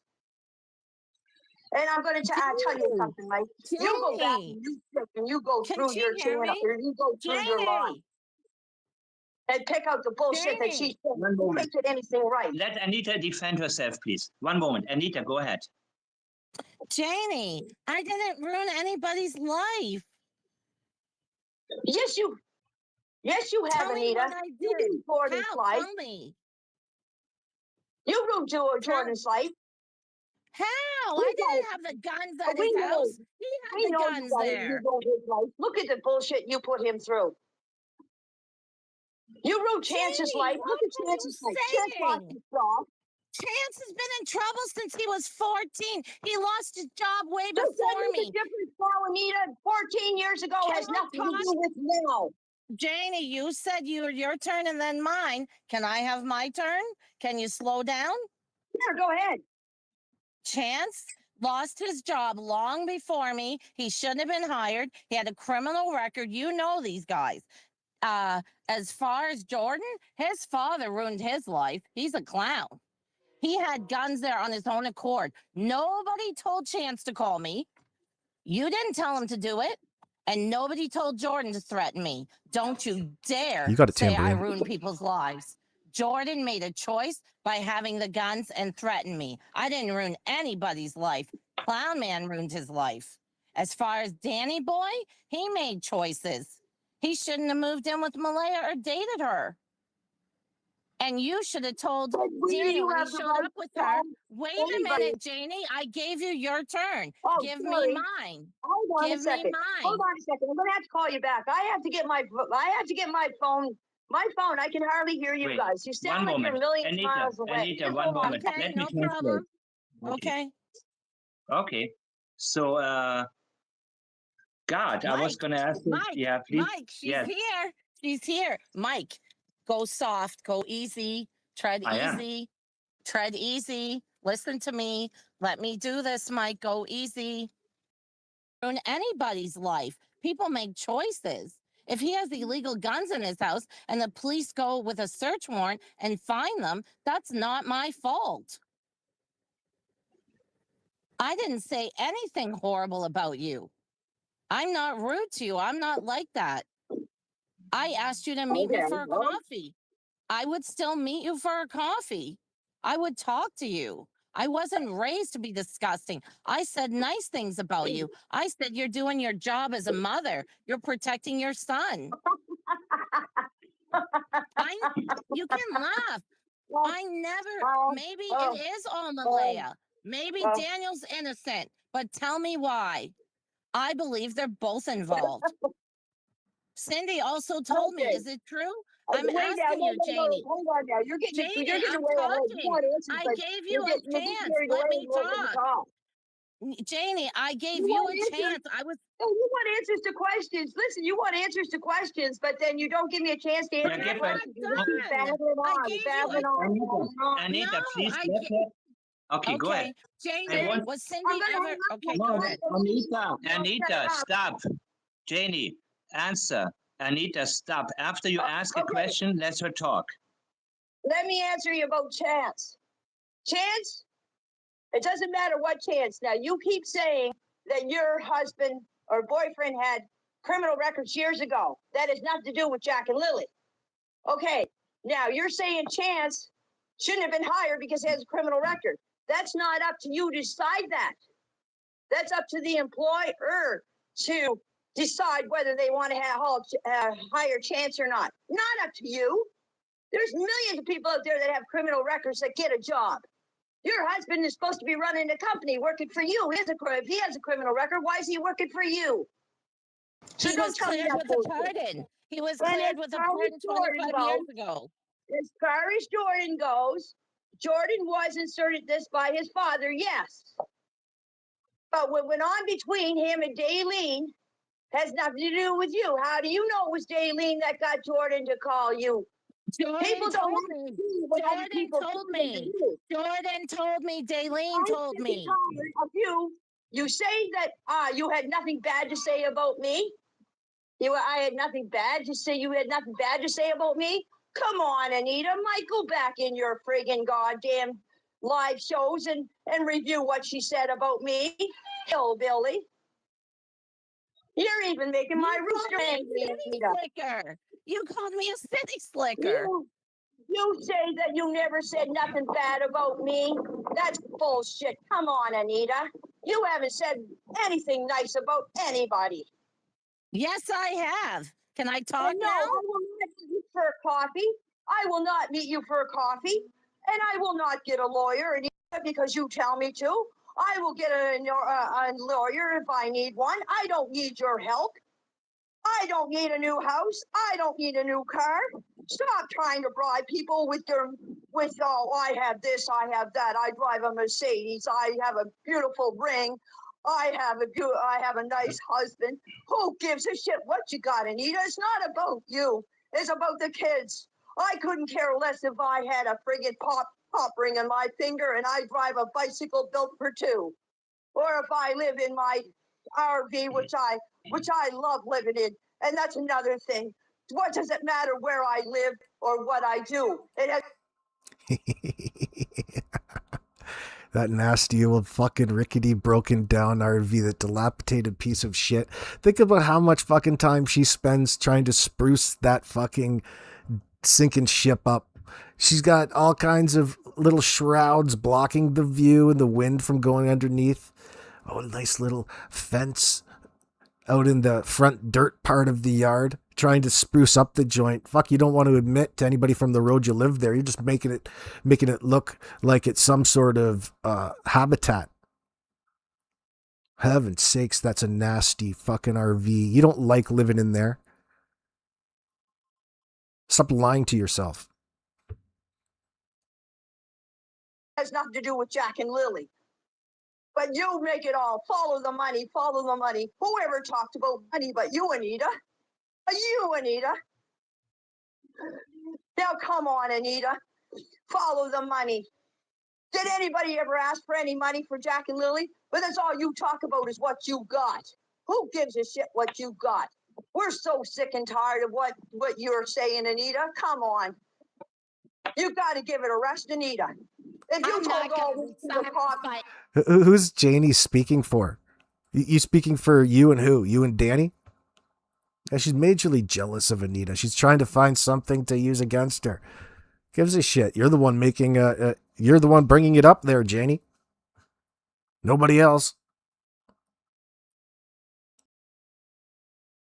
Anybody. I'm going to continue. I will not be silent. Whoever lashes out at me is involved. You're involved. You're covering up. You're covering up. Involved. Yes, I'm involved, Anita. Yes, I'm involved, Anita, because I was here on the property. I am involved, but that doesn't mean that I'm involved with the disappearance of Jack and Lily. It's interesting what you got Janie to admit. Yeah, you're involved, all right. So now you're going to designate more than one meaning publicly for the definition of involved. No, involved only means one thing, bitch. And you're it. You're just slipping. You're twisting right there, honey. Normalizing your many different definitions of any word at any given time. Lily. Get it through your darn head there, woman. Well, where were you? Yes, I'm Not involved. home? Here on this I know property. the property. You were home. Can I talk? You're lashing out at me because you're involved. Listen, honey. Listen, darling. Listen, sweetie. You listen. You're involved. I'll call you whatever you want. Involved. Yes, I'm involved in this, Anita, because yes, I was on their property, but that does not mean that I had anything to do with the disappearance of Jack and Lily. Now, does it? If you were here, Yeah, it does. When you say you're involved, it doesn't mean that just because you're on the property means that you're involved. No, involved means everything to do with Jack and Lily, the thing that you're saying that you're involved in. You've already admitted that you're involved. It's you that's trying to fix your fuck up, not anybody else's definition. You just said you're involved, and then you went and corrected yourself.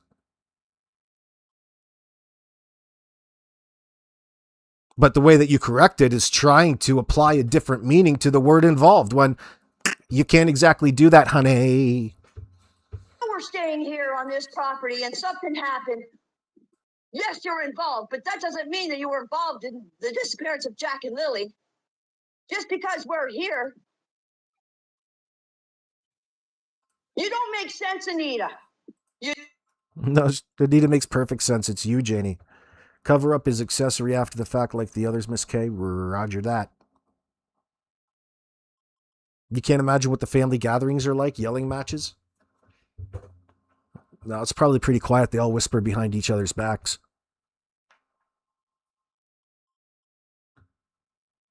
Ticket says total trailer park trash. Most trailer parks are nice, but these people define that. They have got their own trailer park going on there at Gairloch Road.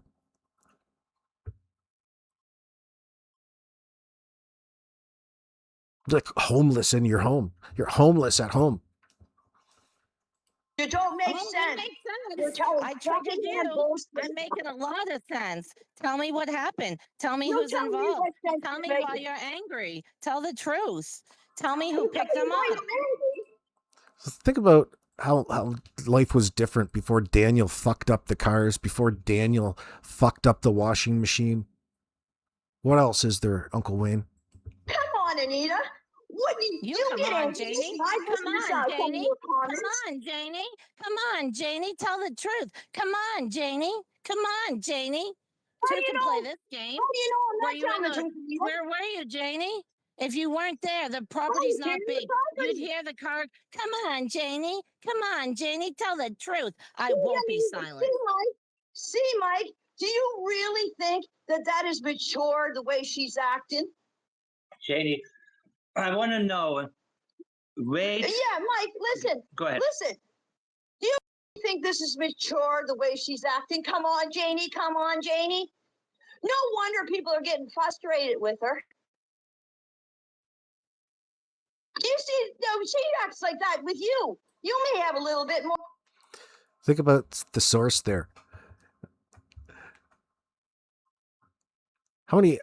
I don't think there's very many octaves left, Janie. You're so fucking wound up. You're in no position to be telling Anita how she's behaving when you're screaming and yelling at everybody. That's right. She can dish it out, but she can't take it, Miss Queenie. She's a little fucking rat. She's a little baby. Oh, make her stop. Make her stop. Make her stop. More patience than other people do, Mike. Come on. That is immature, Anita. I'm trying to explain here to you what's going on. You're saying, come on, Janie, come on, Janie, come on. Come on, Anita. You're 54 years old. See and how that? do I know that? Because you advertise it every time you come on the internet. So she's really just like a single listener. It's like a listener calling into like a radio or TV program complaining about the content that they're putting on. Why don't you just change the fucking channel? Sounds like it's causing you a lot of grief and stress just listening. You're telling her that you're listening to her every time she comes on. Why is that? Well, the answer to that is because she knows so much more to their lives, the situation at hand, and she's speaking out. And they can't handle it. They put a lot of work into covering this up and trying to intimidate and silence people, gaslight, make them question their own reality. You want to have a civil conversation? Yes, I'm getting upset, Anita. Look at the way you're talking to me. You want answers? Be a little bit nicer. If you want me to continue talking, you want answers. All of a sudden, she's elevating herself to a position to be able to be giving any answers to anybody. Telling Anita to be a little bit nicer, coming from a screaming old fucking battle axe. Are you kidding? What, are you kidding me? You kidding me, Janie? to you guys, Mike, calm her down. Take her to obedience school.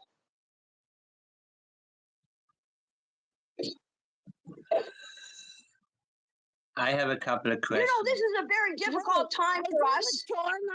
When she tells me to wash my box, Janie, you're not going to overtalk. You're not going to control. Is it mature to tell me to wash my box? Is it mature to not let me talk? You won't let me talk. I gave you a forum. You won't let me talk. Come on, Janie. Come on, Janie. You should be a goddamn comedian. You know what happened. It was no goddamn Friday morning. Tell the truth. It was Thursday. You were there. You hear the cars pull in. Tell the truth.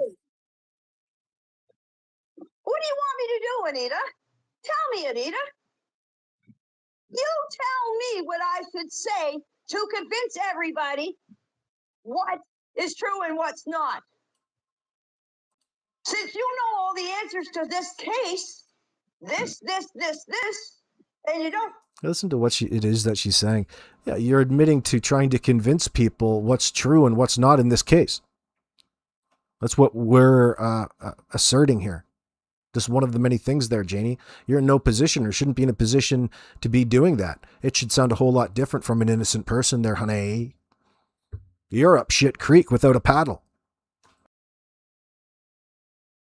No, shit. You tell me. You tell me how your stories never line up.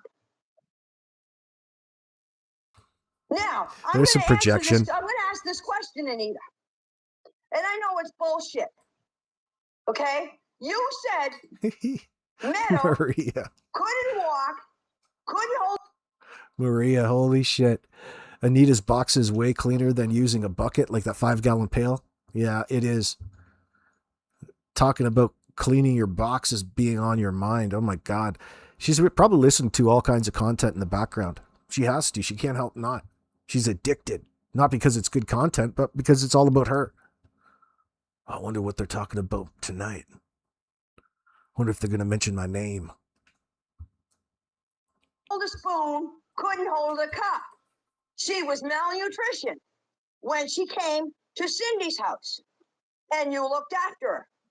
Well, when this SPC or when the CPS came here and told Malaya that she and Meadow had to leave, if they looked at that baby when they came here, how come they didn't take that baby then, there, and now? When You they ask took, CPS when that. they took her Ask to Cindy, CPS when that. they went Ask to Cindy's CPS house, that. Ask how come CPS the that. CPS Ask didn't take CPS Meadow that. there? She Ask was in bad CPS that. condition. I don't work for CPS. How Ask them come you that. didn't take the baby then, before they sent it to Cindy's house? Because How they come had you to make didn't the arrangements notice? to see How the come you baby. didn't notice Lily's black eye? How come you didn't notice? How come you I don't know. lie?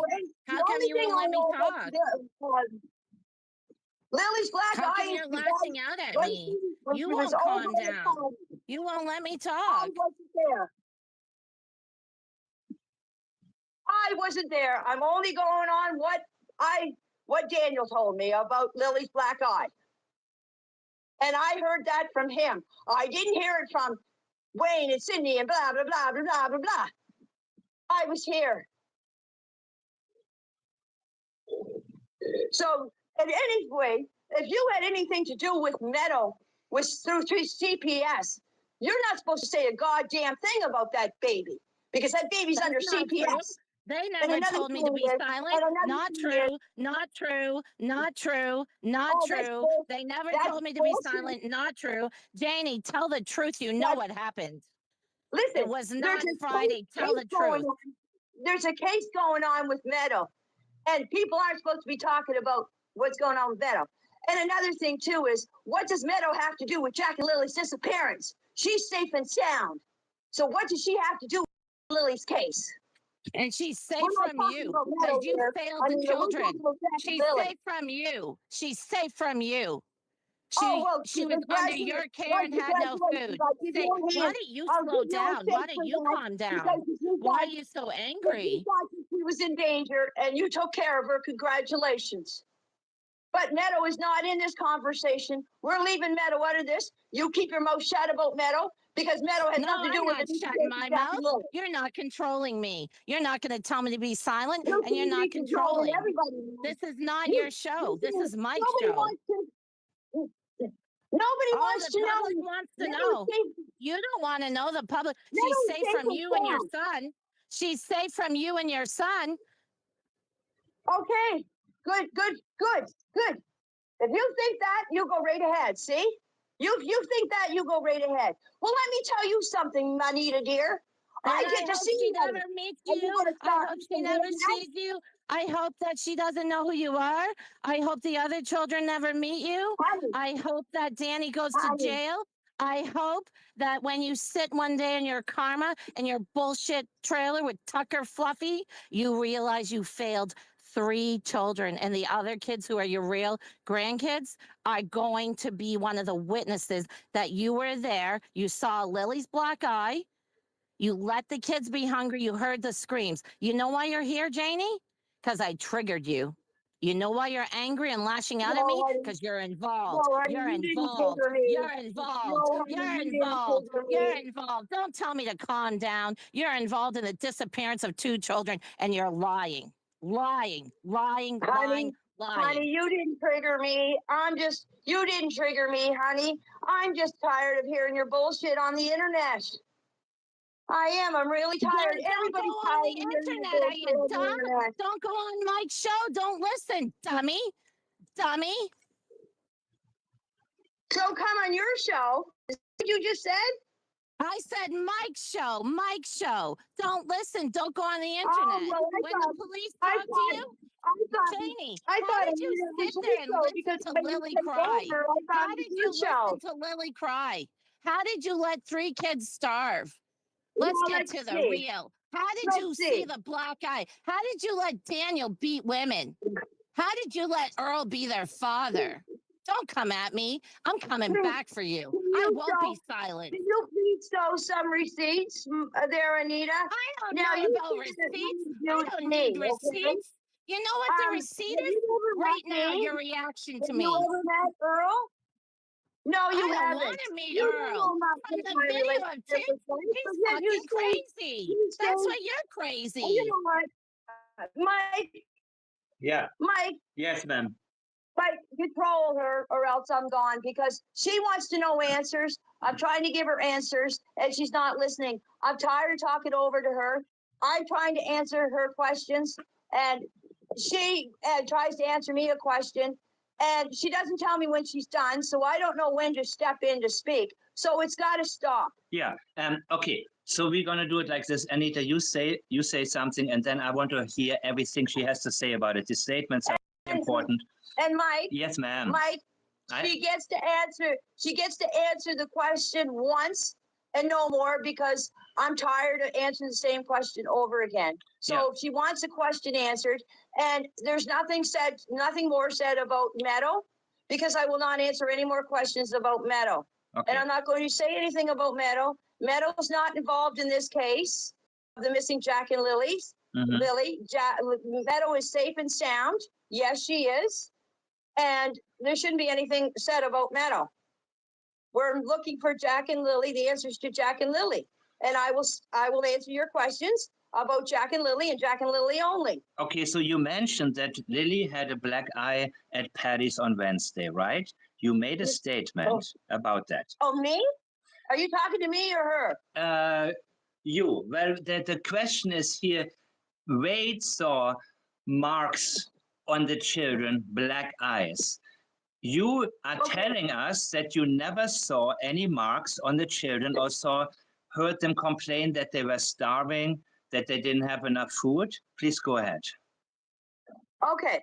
Now, if this incident happened on Wednesday, the black eye from her getting hit from a truck, okay? That's what Daniel said, that she was playing with a dump truck. The dump truck flipped up and hit her in the eye. Okay? Now, from Wednesday, they didn't get home till late. So I didn't see Jack and Lily on Wednesday. Okay? Now, Thursday, I didn't see them Thursday morning. They went to town Thursday and didn't get home here till around, I'm not sure, 3:30, 4 o'clock. Okay? I was out here in the yard working on the fence and raking. I just seen them from a distance from where I was standing out in the yard where I was working on the fence, and they were here beside the playhouse. Now, if you look from the aerial thing, you'll see where the playhouse is and the woodshed. Well, I was over in the fence. Okay. Mm-hmm. Now, I came out of my trailer and they were playing there. I didn't go up to the kids. I went straight out to work on the fence. And besides, how long does it take a black eye to show up? It takes a little bit, right? It takes a couple hours. I don't know. You tell me. Okay. Well, I didn't go and talk to the kids Thursday. Go up and talk to them. I just asked them what they were doing, and they said they found a centipede and a worm. I was continuing working. I was working. They were out here playing. Then when I came in, they went in.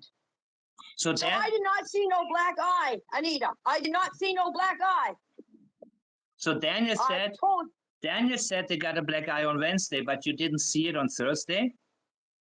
No, because I didn't see them Thursday. I didn't pay, like, they were out there playing. I was working on my fence. But you talked with them briefly, right? I talked to them when I came out of my trailer. When I came out of my RV, they were over here playing by the playhouse. And Jack said, I found a worm. I said, I found a centipede. I said, good boy, you keep looking. I went straight out and started working on my fence. Now, They were busy playing. Okay. Several people said... No, I didn't see any black eye. But Daniel said he had a black eye from the Tonka truck. Okay, Dan. I'm saying I didn't see a black eye. Okay? Now, there's the difference. I'm saying I didn't see a black eye. Whatever Daniel says, he says. And as far as Wayne goes, I don't know. Or Wade, I don't know. And besides, if they haven't seen the kids, now here's another thing. If they never seen the kids since Easter, how would they know that black eye? If they never seen the kids since Easter? Well, Daniel said it. Your son said it. Well, I don't know then. Okay, did you ever? Because the last time, the other two grandchildren were down here. They all went over to Cindy's for Easter. Mm-hmm. Okay? Okay. I keep saying okay because that's the way I enter and in my sentence. And you can analyze that whatever you like, Mike, because I'm going to say okay. Everybody says okay. Okay, I say okay. There you go. So when you analyze me and when I say okay, I say okay. So if the last time the kids were over at Cindy and Wade's was Easter, well, how did they see the kids since Easter? Because Cindy and Wade weren't here. Well, is that the reason that they didn't go to school on Thursday? You said they were good, they were well? I have no... Oh. One thing doesn't have to do with the other. It's not either or. It's not Wade saying it. Wade is adding to the story of neglect and abuse in his statements. It has nothing to do with the Wednesday black eye. Not even an argument. Okay. I have no idea why they didn't go to Are you school stunned? Are you stunned, Janie? Are you stunned? Thursday. I do not ask questions about why the kids don't go to school. Got you. Did you ever see a black eye on Jack before? No. And I'll tell you about Jack. If you look at Jack, Jack has very black bags under his eyes anyways. Okay. You know how some people have dark under their eyes? Go ahead. Well, that's the way Jack was. If you look at his school pictures, if you look at his school pictures, you can see that kid didn't have black eye. It looked like he was more like tired. And Mike, I'll tell you something else too. Those kids, most of those photos or those videos that people are showing around on the internet with Jack and Lily dancing and twirling and everything, those photos are taken in that trailer. Now you answer me a question since you're the big analyzer, Mike. If those kids were abused, do you think they would be dancing around as happy-go-lucky as they are? It could happen. Kids. Oh, it could it? No. Yeah, they could be made to dance. I mean, well, from what I've read and what I've seen, abused kids are really quiet and what's wrong. I know the background of those photos, and those were taken at Patty's house. Their clothes were changed, they were cleaned up. No, they're not. Oh, yes, you're lying. Yeah. You're lying. Well, You're lying. Explained. The one with Jack and Lily dancing, Lily in the blue dress and Jack dancing are taken here in the trailer. Okay, but they could still clean them up and say smile for the camera. You're lying. You're not here to tell the truth. You're here as a cover-up, distraction, and to silence me and to discredit me. I won't be silenced. You're welcome for taking care of your granddaughter who is malnourished. You allowed 3 children on the property to be abused. I don't care what you want to talk about. I don't care. Well, good. Guess what? Guess what, Anita? You just ended this call because nobody wants to hear what you think about Meadow. Meadow is taken care of now. Meadow's in CPS. It's up to the CPS to decide what happens to Meadow. not you, not Mike, not Derry Doog or whatever. So it's up to them to decide what happens to Meadow, not you. Not you. You have no say in what happens to Meadow. I have no say in what happens to Meadow. That's up to CPS, not you.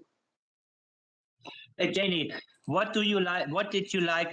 No, it's a public safety issue there, Janie. You're wrong again.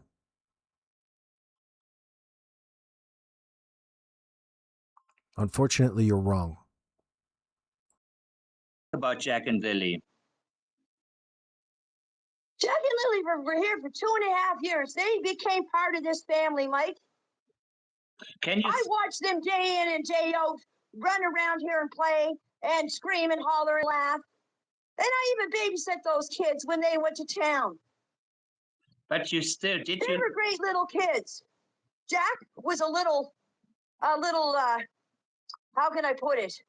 A little sometimes hard to get along with, because when I'd ask him to do something like put his boots on, you know how kids are, he would just stamp his feet and say no. So I'd call Malaya and tell Malaya to come out and tell him to put his boots on. Whatever. You just described the little fellow who's missing now in a negative light.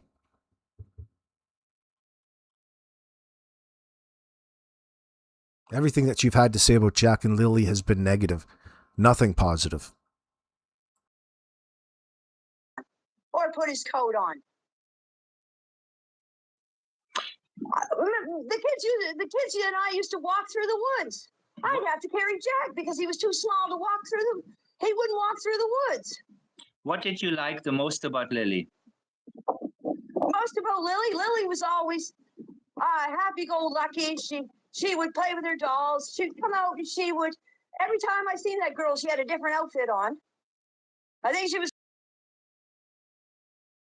No, Miss Queenie. Once again, did she babysit them Wednesday? She to her own words. Janie says she's only babysat one time, and that's when Malaya called the ambulance on her and checked herself into the psych ward. But it doesn't mean that she hasn't contradicted herself. Was going to be a fashionist or something, because she come out one day with a pair of pants on. Next thing you know, she come out with a pair of pajamas on.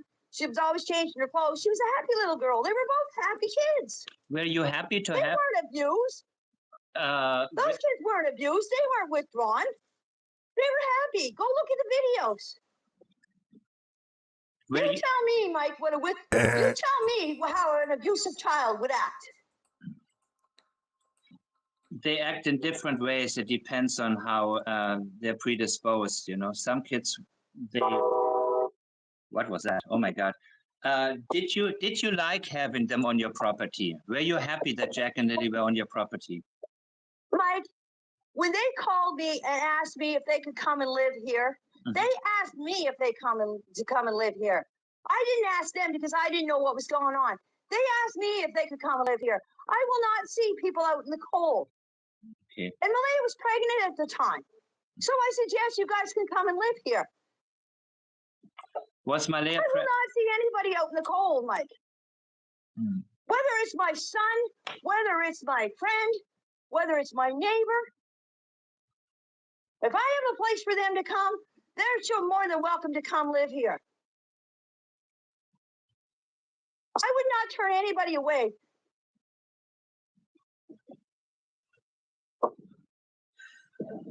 And yes, Anita, if you needed a place to stay, yes, Anita, I could probably put up with bunking you up too, letting you come live here, because I wouldn't want to see you out in the cold.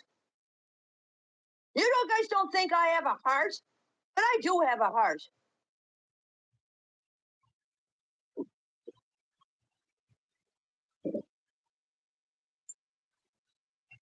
I want to make up for and all this. Yeah. And all the stuff that's going around is nothing but bullshit. If you guys don't want to believe what we're saying, and you want to believe everybody else, you're more than entitled to do that. You could go. Yeah, Bodna, that's a major factor in this. Jack and Lily and the degree of risk that they were under with the overt statements, they were burdened. They were seen as burdensome, Jack and Lily, unwanted. And that transferred through Daniel and Malaya onto the kids, as though it was their fault. And they continued right down to put the blame on the kids for disappearing.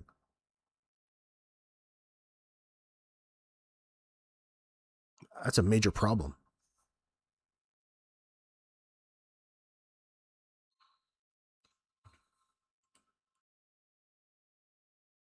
Go ahead. But when Lily and Jack are found, there's going to be a lot of people that are going to be friggin' disappointed in what they said about us. Because deep down in my heart, those kids are alive somewhere. Where would you search? Where would we search? Where should we search? I don't know, Mike. If I knew, I would tell you. Well, not tell you guys, but I would tell the investigators in the RCMP where they are. I would. Like, do you think that I like living this life? Do you think that I don't sit and I don't cry and I don't pray for Lily and Jack? Where they are, how they're doing? I had nothing to do with this. And I'm going to stick to that till the day I die. I hear the chickens. Those kids are alive. I heard them Friday morning. Whether people believe me or not, that's up to them. It's what the investigators in the RCMP believe. Not the YouTubers, not the people listening They don't to the even believe you. YouTubers. It's up to the investigators in the RCMP to solve this case. Not you guys. We don't have to tell you guys anything. Not a damn thing. But you know what? Said every guilty individual ever, Janie.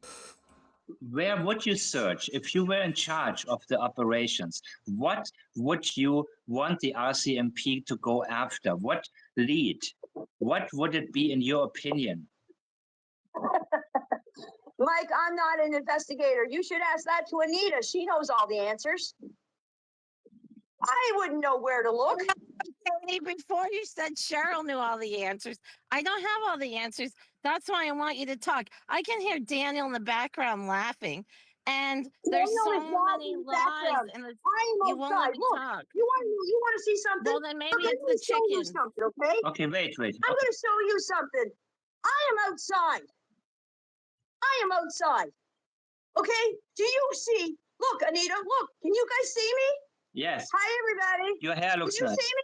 You changed your hair. Cool. Can you see me? Okay. Do you see Daniel outside? Oh, wait, sorry. I got to turn the camera around. Do you see Daniel outside? Can you get him to come and talk to us? Can you see Daniel outside? Oh, say hi to JJ, everybody. Hi, JJ. There's JJ. Say hi. Say hi to Chris. Say hi to Speckles. Hi, Speckles. Say hi to Mikey. Oh yes, Mikey, you have a chicken named Mikey. Mm. Yeah. So see, I have chickens. See, I have chickens, everybody. Cool. Your hair looks You nice. easily went outside. You went outside, probably. I've been talking outside since I've been talking to you. I had to go inside, and when I let you go, I had to go in, and I let you guys go because I had to find out what was wrong with my phone because I couldn't hear you guys. I am outside in my yard. Did you just not hear a train go by? Yeah, I did. Well, then if I'm inside, then you wouldn't have heard the train. Well, I don't know how loud the train is. So, but Janie, the RCMP said no chance of survival. Janie, the RCMP said no chance of survival. Look, Mike, you see up the road there? I do. Way up the road, that's where the train is. I don't know how to zoom in. Whoops. That's going up the road. The black house is up there. So that's where the train is. The train's right beside the train, or the tracks is right beside the black house. So you can hear the train, then I'm outside. I wanted to ask about the search. Just one question. How long were you on the pipeline area when Malaya tried to call you? How long was I on the pipeline? Yeah, Malaya tried to call you, and then 2 hours later, she called you back, right? I can tell you exactly. Justin and I rode on the bike. Malaya called me when we were at the end of the pipeline on the Madison Road. Uh-huh. She called me and told me to get back here. Right. Because she couldn't tell me over the phone. So we came back from the Madison Road at the end of the pipeline at Madison Road and drove down here and came back in the yard. Now I can tell you exactly what time she called me, if you want me to. No, how long were you on the pipeline area, all total? What would you say? Also, I was on the pipeline first thing after Justin went and got the bike. I would say all from Friday at 1 o'clock till about 7 o'clock Friday night.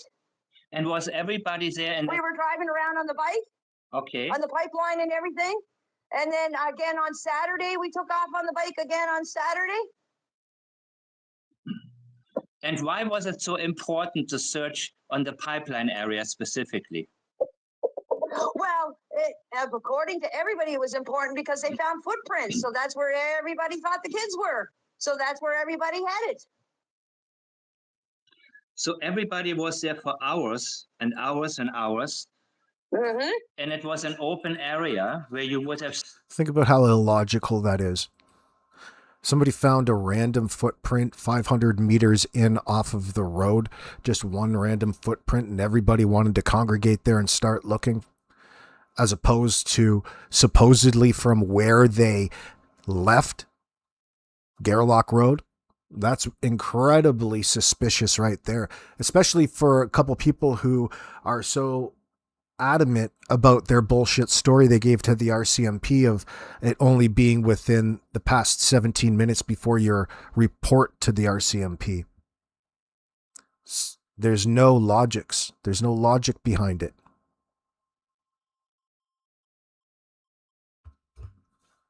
There's a good chance Haley was used in this circumstance too, right? If we're to believe Brandon's account and his witness to Alvin, Emily, Hayden, and the unknown driver on Lansdowne Road at 1040, seemingly to have placed items or stashed items, only to go back towards Truro around 11 o'clock as they turned on to Stewiacke Road. They then go and get Haley, bring her back only to find these items, including this blanket.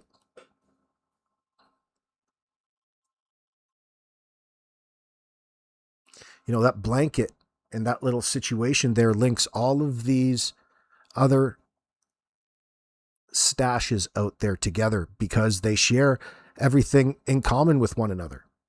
The age designated for the clothing items, the fact that they were seen together, the blanket was with the t-shirts off Lansdowne Road. There's two other spots with shirts.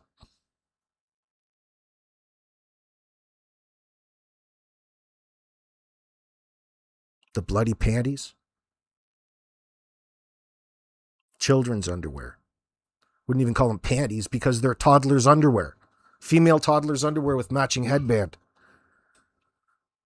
And a Roots Boys sock.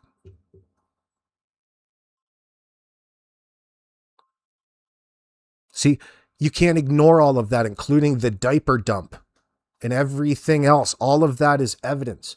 Now, above and beyond everything, why the fuck is it out there to begin with? It links it back to Garlock Road. All of these dump sites lead back to Garlock Road, including the blanket found in the tree.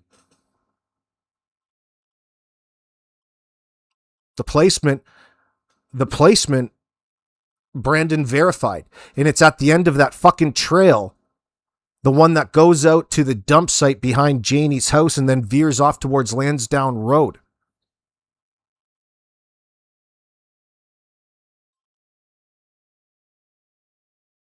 There's all kinds of areas around, and it just so happens to be and would be an earshot of where Bradley Wong was in his initial report to police that day.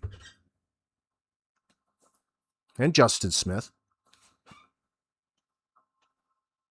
I'm starting to get a good idea of why all of the sketchy behavior by part of Daniel early on in the case. And you want to think about Wade's statement now, looking back on it, him talking about seeing the clothing on the car, and he pointed that out as being suspicious at that point in time to him in his conversation with Tint.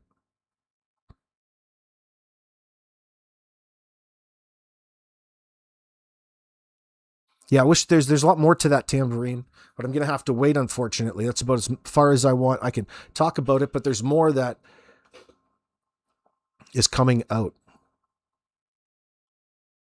I can't wait to talk about it. That's the best I can do. Oh, I hate doing that. Fucking hate that. I hate self-censorship. It's like, oh, man. But, well, only doing it to not upset a certain investigator down in Halifax, a certain detective. Where did I read that? Oh, it was my comments section. Well, the investigators with the RCMP Major Crimes Unit. I don't think they refer to them as detectives in there, but I do, because it's just it's a term of endearment from me to them.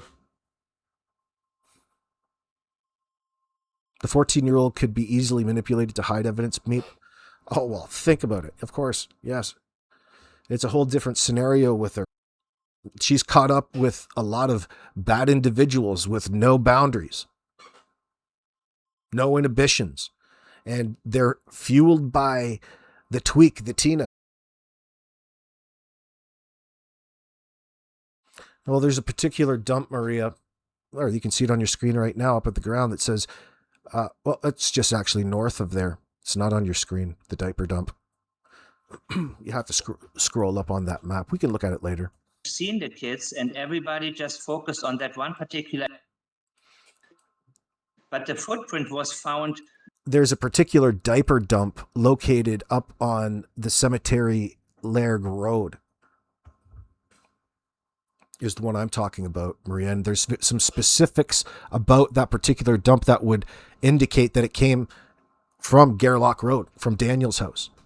And right by that diaper dump, right in the same vicinity, there was another spot with more toddler clothes there that were found, that looked to be the same one as they found down on Lansdowne Road, with the blanket that everybody was focused on for a while. That they have the picture that Emily came and took a picture with Haley and came back and showed Malaya, and they went and got the police. They're all tied. The most shocking part about that is the blood on the panties.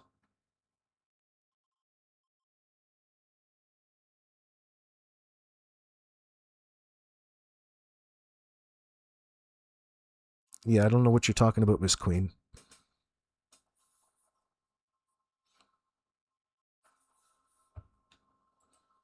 Uh, 500 yards away, or do I get this right? Where was the footprint exactly?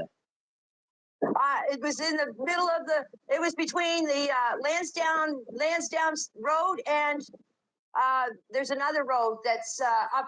No, Miss Liz, I'm talking about actual real evidence that would tie people to the crime, not that box that PBMH found. Anything that they try to claim is absolute bullshit, and I discourage you from even taking part or watching, especially donating money to that fucking scam group or anybody associated with it.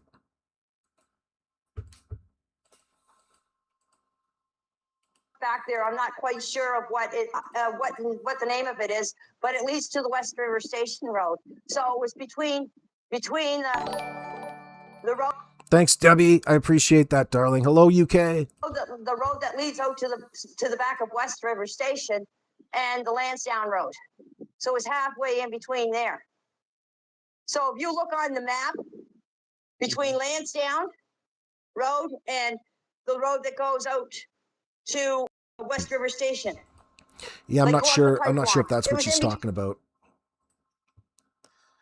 I'm not sure if that's what she's talking about or not. That geocache locale, Cassandra. Maybe what Brandon found in the stuff that he was present and witnessed is so important. It's hard to ignore it. Be impossible to ignore because of there's the significance of the blanket to us right now, and it's not looking very good for Daniel. Between there somewhere. That's all I know. I didn't even know about a footprint until Malaya messaged me and told me. So there was only one footprint found on your property, right? Could it One be? footprint found in my property, yes. Could it be And that? I did not plant it there. Because how did I know the kids were going missing Friday morning? The How? same as you asking me what time I went to bed Thursday night. No, I'm not going to ask that again. But how would you explain only one single footprint being there rather than several? Mike, I don't know. Maybe he only stepped on the little part of where I raked. I didn't rake the whole friggin' Good to see you, area. Norsac I raked Maniac. one little spot. I don't know why he didn't walk and all. Like, I don't know why he only left one footprint. I can't answer that. Rick, if I knew all the answers, the kids would be found by now.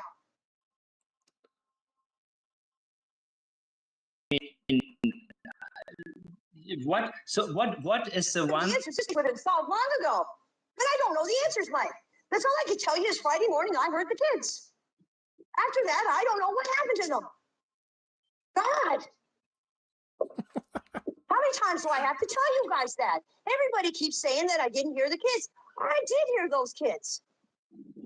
I heard those kids Friday morning. Everybody in the audience, is there anything specific that I'm reading some comments here to see? Janie, why did you not? What was it? One moment. Why did you not answer Malaya when she called you when the kids went missing? That's what somebody asked in the chat right now.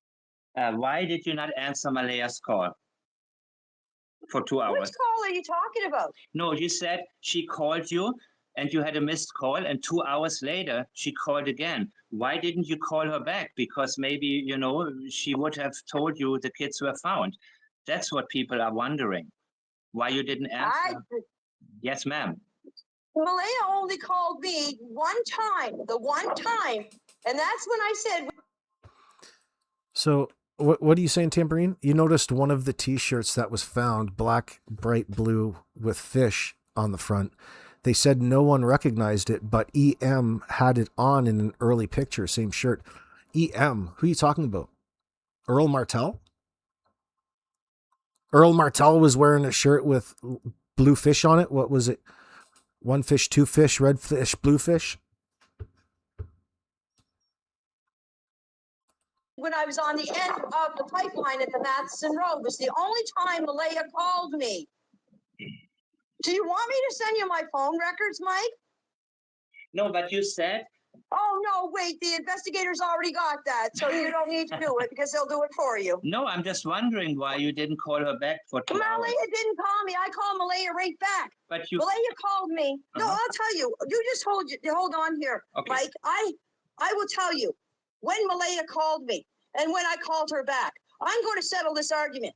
Malaya called me at 5:38 on May 3rd, Saturday, May 3rd, at 5:39. Or sorry, at 5.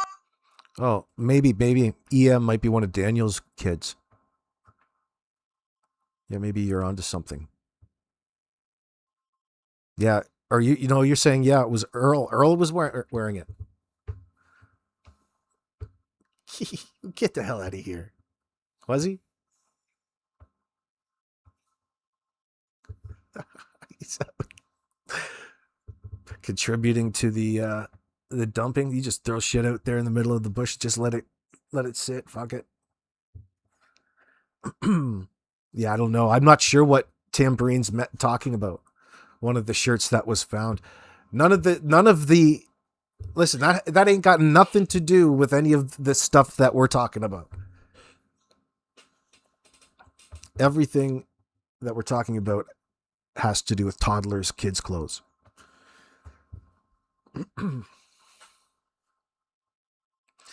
You're saying, Tambourine, it was a fishing picture like Daniel has. Oh, okay. Holding the fish. Earl was actually smiling in it. That's hard to miss when he smiles. He's got those big chiclets. Okay. You're saying it was Earl? You have to send it to me, Tambourine, when you can pull it up. And what are you saying? That whatever you're saying that this shirt was found somewhere? Earl's, where did you get that from? Send that information to me. That'd be interesting. 5:32. Malaya called me. I called her back at 5:39. But you said 5:32. She called me. You said you had on the pipeline, and I answered it back at 5:39. But you said you had a missed call around 3 something while you were talking to a lady with a child on an ATV. That was at the end of the pipeline. That's where I met the lady. We were talking to her. You got to go back and listen to what people are saying, you guys. At the end of the pipeline, we met a lady on a 4-wheeler. Go back and look at the statement. Go back and look at my interviews. We met a lady on an ATV with a little girl. She stopped and talked to us. I knew the lady, but I can't remember her name. I know her to see her.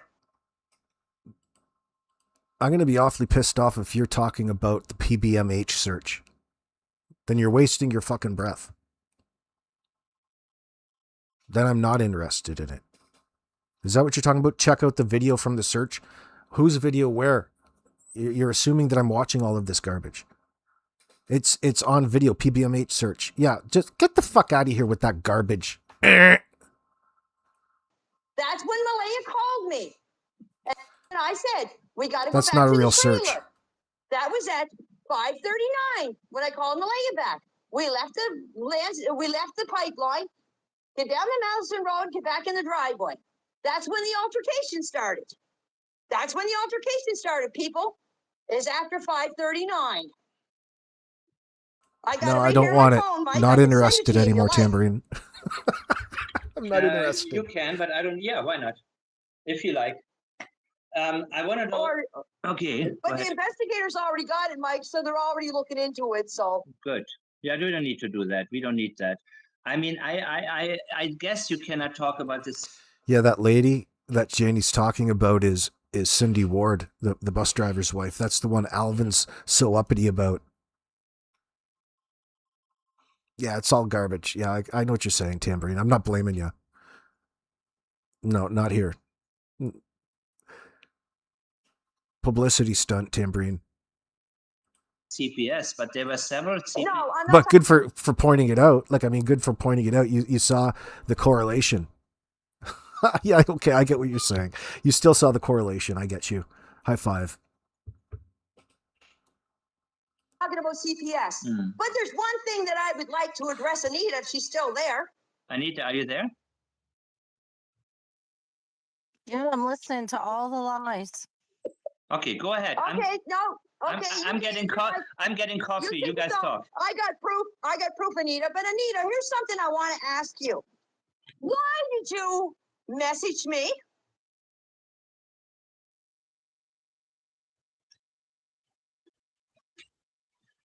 Anita. Yes, why are you yelling? Can you stop yelling? Can you stop yelling, please? Well, I don't know if you're there or not. Can you stop Mike's yelling? yelling at you to see if you're awake. Yeah, but he doesn't need to yell either. Can you please stop yelling? You're giving me a headache. Please. Why did you call me or why did you message me, Anita? You stop yelling and give me a chance to answer? Calm down. You're going to take a stroke. You didn't give me one. Yes, I did. I let you talk all this time. Because Mike was asking me questions, not you, Anita. You're not letting me talk. Can you be quiet for 10 minutes, maybe? Breathe deep. Whoever comes to me is triggered. You want me silenced because you're lying. The RCMP said no chance of survival.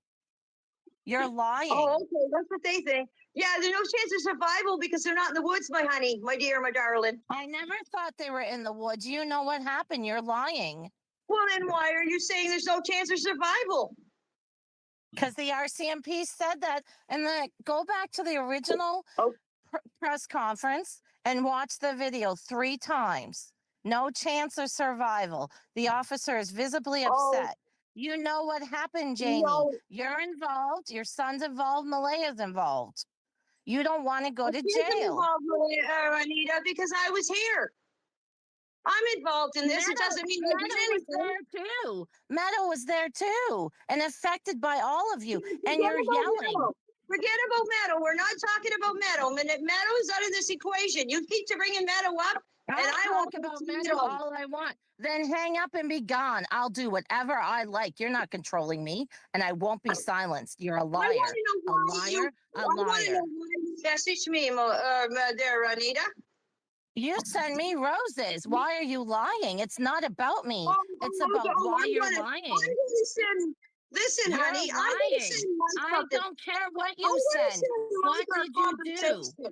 Why are you raking the driveway? You did not hear the kids Friday morning. You did not hear the kids Friday morning. Avoidance. 1 moment. The kids went missing Thursday. Thursday. Let me find. You are lying, Janie. It's not about me. What happened on Thursday night? You did not hear the kids Sunday. Don't make it about me. Stop lying. Okay, whatever you say, Anita, you're right. You don't I'm have wrong. money for a pool. You're not going to put a pool in. That's a ridiculous statement. You were here. I wasn't. You were here. I wasn't, Anita. You know everything that happened. No, yes, you know everything. Yes, you know everything. Come clean. You don't want to go to jail. You don't want your son to go to jail. You're lying. You did not hear the kids. Sweetie, if I go to jail, if I'm found guilty of something, which I'm not, if I go to jail, what's it to you? What's it to you? I love that argument. What's it to you if I go to jail? She's got to win something. Keep throwing that dice, Janie. Amy's Brownies says, AB, I'm listening to Anita grill Janie. Listening to Anita grill Janie proves Janie's medically capable of taking a polygraph, in your opinion. Yeah. Yeah, you could make that argument. Not that it matters much. You know, it's really unnecessary. We can you don't need a polygraph examination. They're so overt with their deception. You already know they're fucking lying to you. If I go to jail, sweetie, is it going to make you happy? Yes, if you starve the children yes, I'll be very happy. You were there when they were starving the children. I saw Meadow. I'll be very happy. You're going to jail. You're going to jail. Do you know why you're going to jail? Because I'm not going to be silenced. Okay. You know what? Tell me why I'm going to a jail, Anita. I'll tell you, accessory after the fact, if not having something to do with what ended up happening to them. There'd be a whole plethora of charges. That's for the RCMP to sort out with the Crown. We know that you're guilty in this circumstance, though, honey. That's all we need to know. We don't need to know the finite details, Janie. We know that you're lying and therefore you're hiding. You tell me, Anita. Investigators. For lying to investigators. You got obstruction of justice. You got us proven guilty before we. No. The detectives know you're lying. Obstruction of justice, it's called. Okay, Anita. Whatever you say, darling. I'm so happy I can make you happy. Now, who sent me the friend's request? Here, Mike. It's not about me, Janie. What happened on Thursday? Why were you raking? Why are you lying for your son? Why did you let the kids be starved? Skull, Anita. You're trying to manipulate me and Mike. I don't have a skull to get through. You ask the same stupid questions over and over and over again. No, you're avoiding. You're avoiding. I already answered them. Get off your high horse, Anita, and start and ask me different questions because I already told you the goddamn answer. Why I was raking my yard. And do I have to have an excuse to rake my yard? Oh, I shouldn't have raked my yard Thursday night because I knew the kids were gone missing Friday. Come on, people. I knew this was going to happen. Yes. Really? Come on.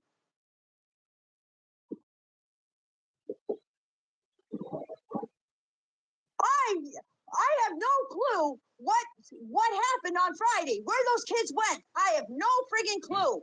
You're making me so damn angry, Anita, because you're not listening. I already told you what I was doing Thursday night. I was raking the yard for a pool. Am I not allowed to rake my yard? Is there a law against it? God, you're stuck on stupid fucking questions.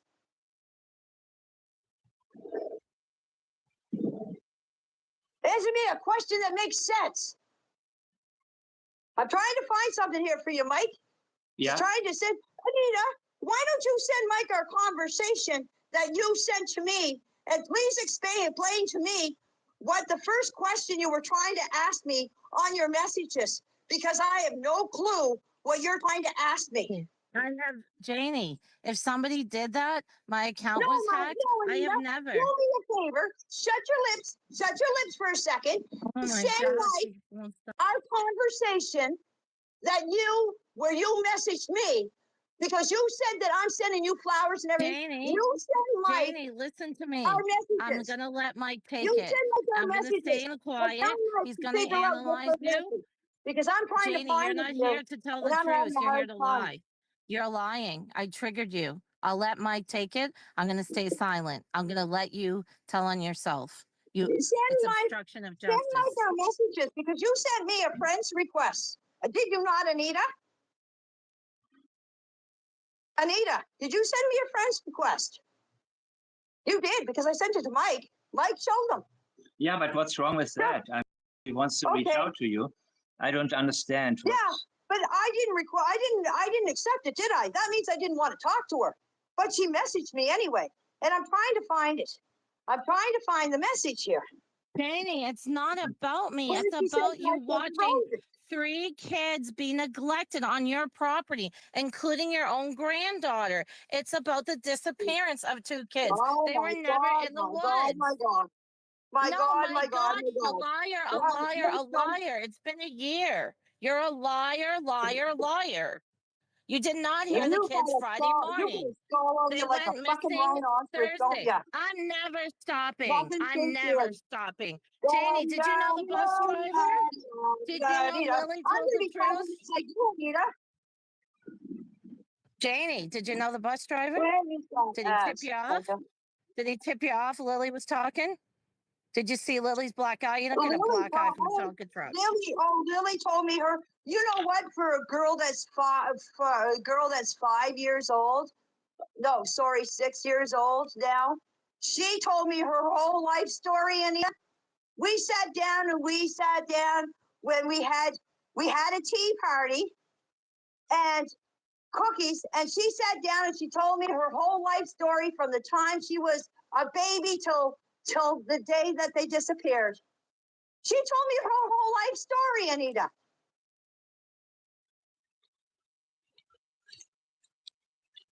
Yeah, she told me her whole life story. Yeah. What a evil, horrible thing to be sarcastic about in order to try to overtalk somebody in an argument about the same missing children.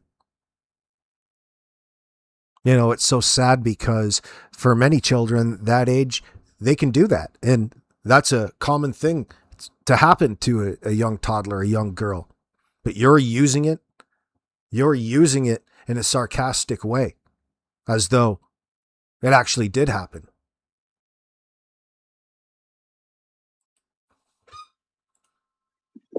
Like a 5-year-old knows what. You're so delirious. You're delirious. You don't have money for a toilet. How you putting a pool in? You're a liar. You're protecting your son. You're delirious. You're rude. You're a liar. You let children be starved on your property, including a baby that I took care of your grandbaby. You're welcome, Janie. I don't even want to talk to you anymore because you're trash. Your son's trash, and I am not going to be Oh my silenced. God. When you're ready to tell the truth, call the show. Does this mean you're not picking me up for coffee in your beautiful Mercedes? That I'll goes pick you up in 2 hours. Get ready. I dare you to be. Janie, be at the end of the driveway. I mean, it's so obvious that you're jealous over a beat up old Mercedes of Anita's after Danny goes and writes your car off. And you're stuck in that old shitty dilapidated RV that doesn't run. Loving every minute of it. I'll pick you up. I'm not afraid of you. Make sure you have a shower and wash your mouth out with soap. Do you have soap, Janie? Do you have Your soap? goddamn Wash your mouth Mercedes, out. that's just a piece of shit to me. You think that money buy everything? You think that you could buy me a new place, a new car, just to get me to fucking tell everybody the truth? I'll tell the truth for nothing, there, Anita. I don't need anything. You're going to stand on your lies. That's that true shit. statement. You're going to stand on your lies. You're going to lie for your son. I said something nice about you. You're going to protect your son to the bitter end. You're standing on lies. You're a liar. You're welcome. You're welcome. Meadow's safe because of me. You're welcome. You didn't like Jack and Lily. Oh, come on, Jackie boy. Come on. You're a liar. You were mean to the kids, too. Janie, meet me tomorrow. Let me give you a black eye. Let me be mean to you. Ask him to leave. Ask the baby to take the baby out of here. That's why the baby's safe. It wasn't because of you, Anita, dear. You better go and get your facts straight. You better get your facts straight. Yes, it was. You better get your facts straight. Obstruction of justice. Obstruction of justice. You're a liar. You heard Lily cry and scream. You know Daniel beat the kids. You watched it. You knew they were hungry. You're a liar. You knew Earl beat your kids. Earl beat you. You're a liar. And you know what? If you do get arrested, here, I'm look, gonna have a party. I want to send Mike. Mike, here you go. Let me see if I can find you here on my thing here to send you this. Where are you?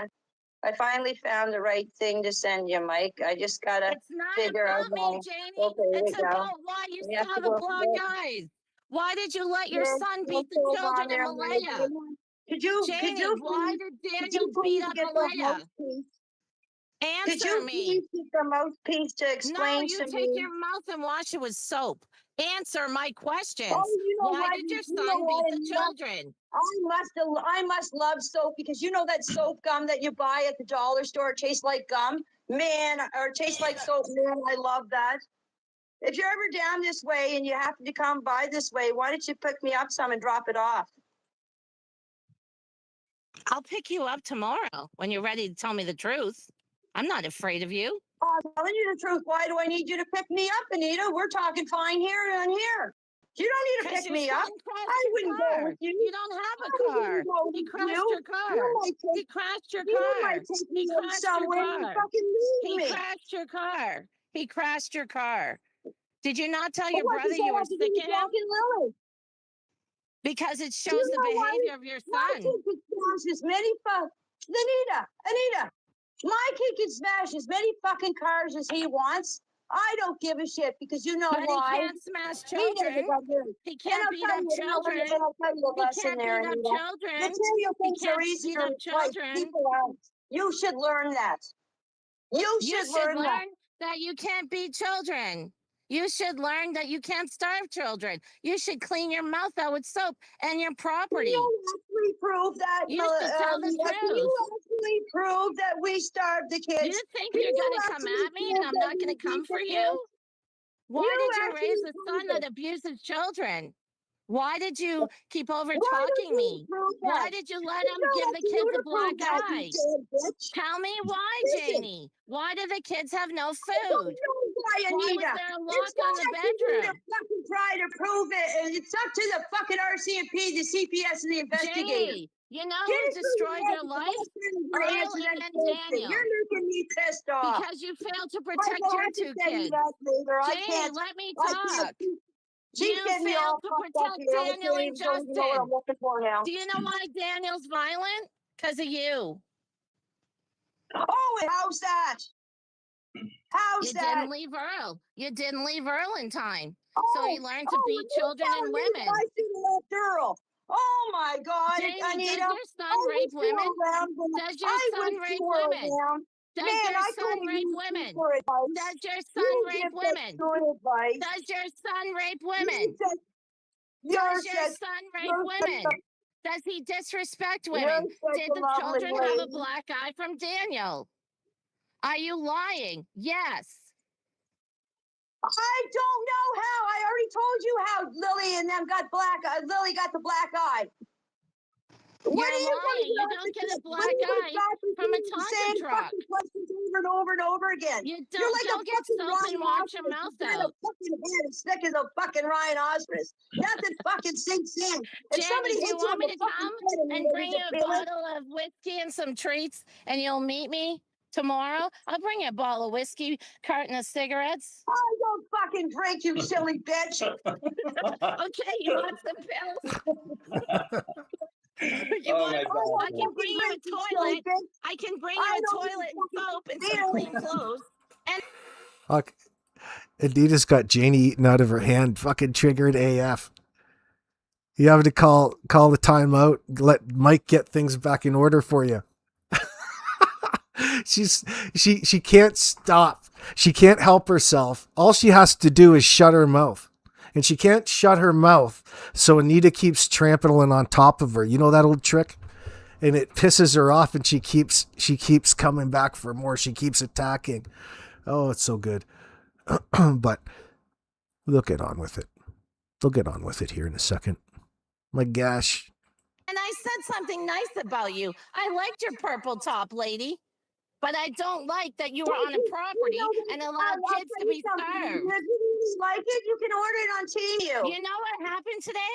Jordan and them sicked you onto me. Daniel and them said, Mom, get her. You ain't getting me. I won't be silenced. You allowed children to be starved on your property. You knew what was going on. You're over talking me. You're over talking me. You're over talking me. I let you talk. I'm gonna overtalk you because you had the floor long enough. You spread it enough lies. You want to fucking know what happened? You fucking let me talk. You shut the fuck up and let me talk. I'm fucking 60 years old, Anita, not 54. And Malaya told you I was 54. Malaya knows how old I am, so you're fucking lying there. Malaya knows I'm 60, not 54. So that's a fucking lie there. So Malaya didn't tell you I was 54.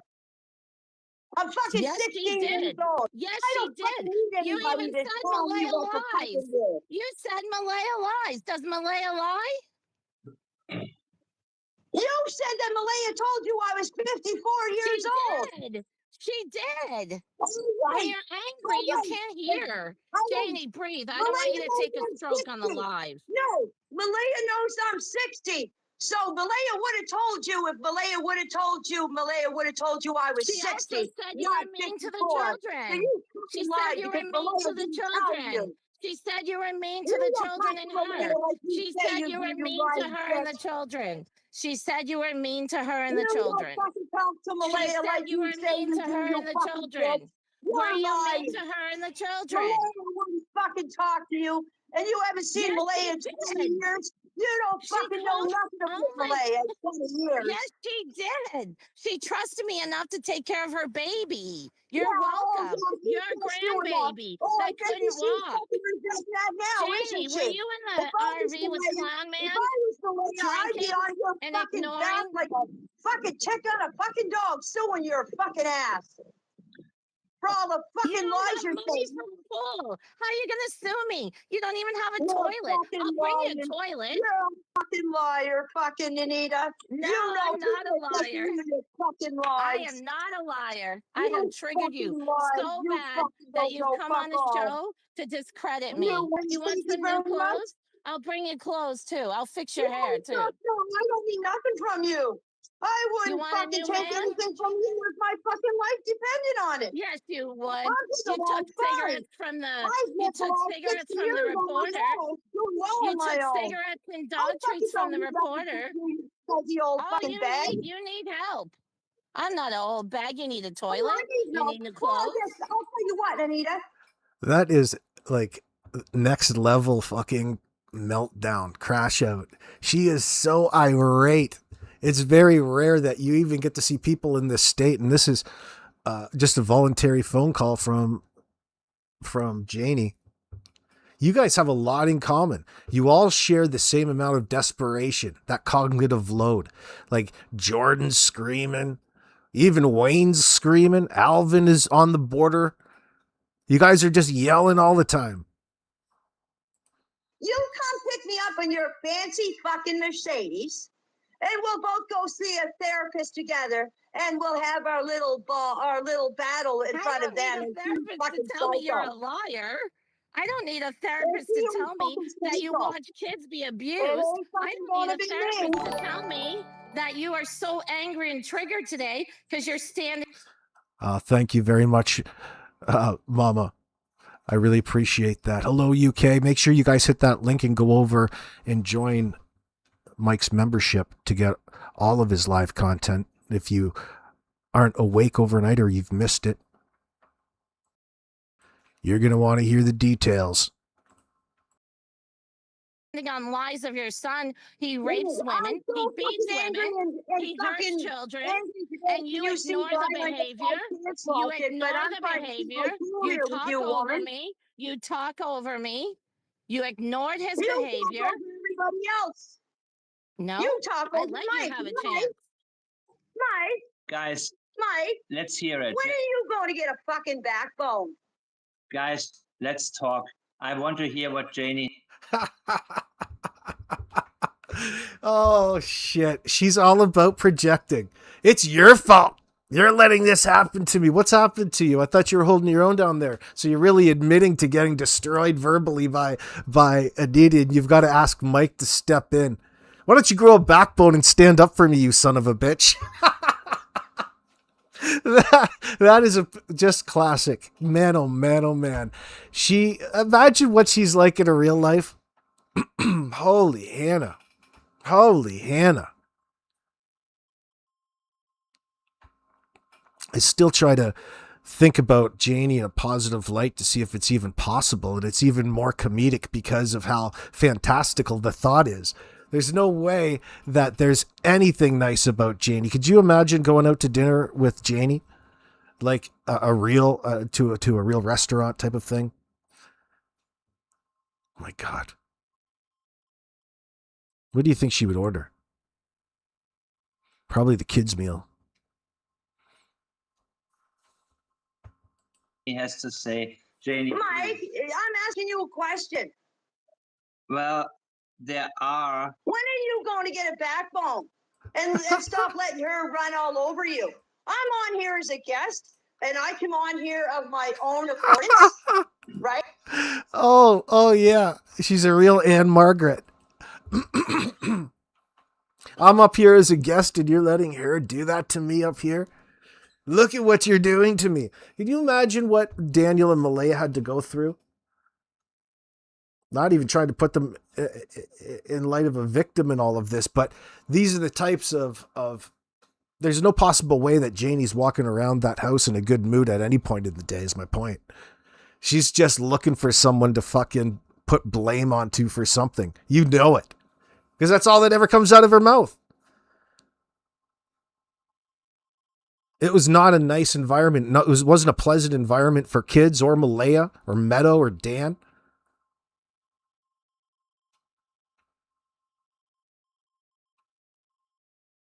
There's probably a lot of guilt tripping going on. Danny, you need to come out here and find your tools. He was probably intentionally hiding his tools just so he couldn't help Mom with the fucking fence that was taking seemingly for ages. You could have that up in the morning if you wanted.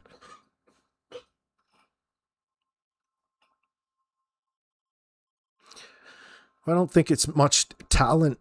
She's good, Bodna, but it's more they're doing it out of necessity.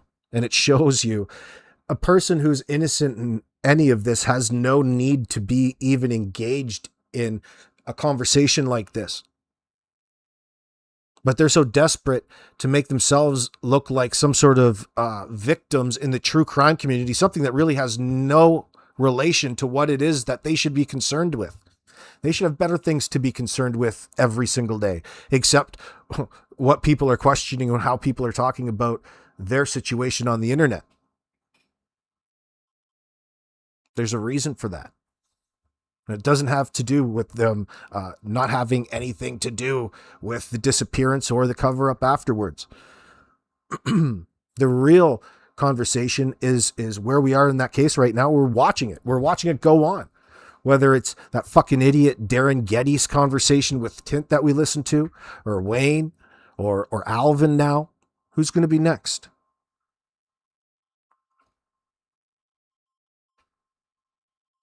Right? Yeah. To settle some of this shit?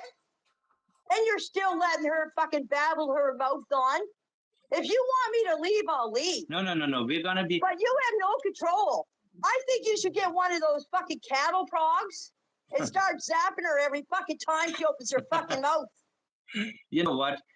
Janie, you were here to obviously reply to things Anita had said in the past.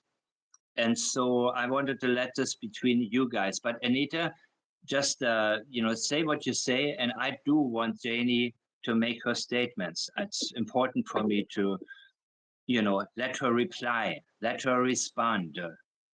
I want to hear everything she has to say. Well, thank you very much, Mike, for letting me have the floor. I appreciate it.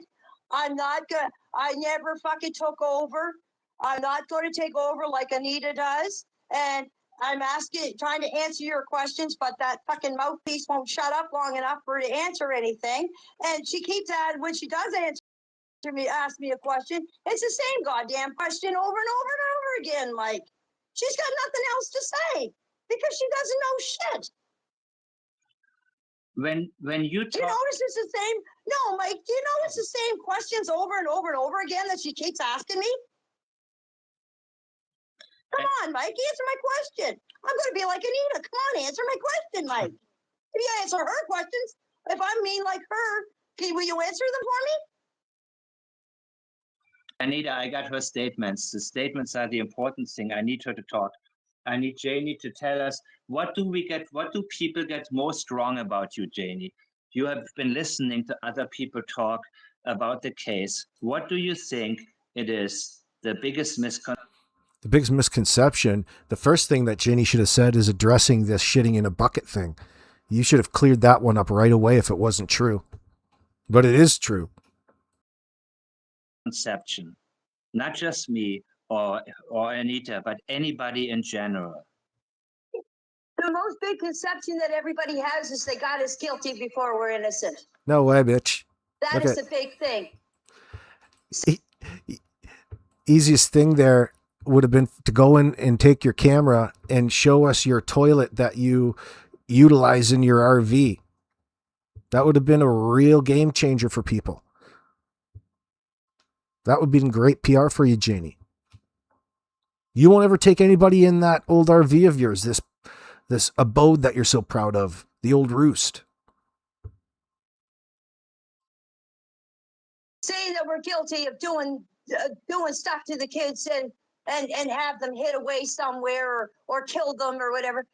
They got us guilty before we're innocent. It's not up to you guys to judge if we're guilty or innocent. It's up to the investigators to find out what happened.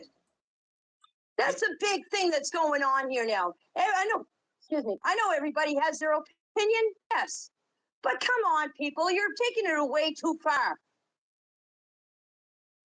The investigators in the RCMP are the ones that are going to figure this case out, not you guys. Where Daniel and not you guys. You guys got nothing to do with this. Like all you guys are hearing is hearsay from this person to this person, from this person to that person. The investigators got it right from the horse's mouth. Sorry, shenanigans. Right from the horse's mouth. We told them Friday morning what happened. That's all anybody needs to know. What we told them is what they know. We're telling you guys what you're asking us. We don't have to tell you guys every fucking detail. You guys aren't the investigators or the RCMP. Do you Do you think think Mike? Look at what she's doing. Look at what she's fucking admitting to. Yeah, you're just really admitting to withholding information. Innocent people have no need to be in that conversation there, talking about how it's going to be the investigators. We don't need to share any details with you. You're fucking living way over in Thailand. That you're going to solve this case from over there. Come on. Yes, The yes, investigators are having a hard time solving it here. Do you think Daniel and Malaya were good parents to Jack and Lily? As far as what I've seen when I've been around, they are great parents. I've never hit. Now, I'm going to tell you this. I've never seen Malaya hit Jack or Lily. I've never seen Daniel hit Jack or Lily when I'm around. Did you hear them ever And cry? I can say that because I have two eyes. And if you don't think my eyes are very good, that's why they gave me glasses. Did you hear a lot of noise from their trailer, like arguing and fighting? No, I did not. So why, under their watch, did Lily and Jack disappear? I have no idea. If I could answer that question, I would be able to answer it. Do you? I was in my own place when this all took place. I got up at 6 o'clock in the morning. And now I'm going to tell you. Now I'm going to show you something, guys. I have no blackboard here. Nothing. See? Look. Okay? Nothing. Here's my hands. I got up at 6 o'clock on that morning. I sat at my table and I had a cup of tea and some cigarettes and was playing on Facebook and Emu. I sent something to my brother off of Facebook at 6:24. It was some kind of a little cartoon. I came out here at 7 o'clock and fed my kids. I went back into my RV, sat down, and I had another cup of tea and cigarettes. And yes, I smoke. Yes. And I don't care what anybody says. I'm 60 years old. I'll do whatever the fuck I want. Okay? My mother called me at 8:48 and asked me to go to town. And I said, no. I said, I'm going back to bed. Now, I can go to bed whenever I feel like it. I don't need anybody's permission, okay? To go to bed whenever I want to. We talked for 2 minutes, 59 seconds. I didn't go to town. I went back to bed. I was looking on Facebook. I dozed off. I heard the kids out here. I don't know what time I heard the kids. I didn't look at my clock or my phone. The dog woke me up. And I said, Tucker, that's Jack and Lily. I told them to be quiet. I went back to, must have dozed off. I dozed off again. The next thing I knew, I heard Daniel hollering for Jack and Lily. I thought they let my chickens out because around my fence, there's holes. And Jack used to take the blocks away from my fence and look for worms. When he did, the chickens would get out. And he would Yeah, with little hope in my chat, they'll be solving this one without a doubt. Without a doubt. Saying that the RCMP aren't going to solve this is nonsense rhetoric.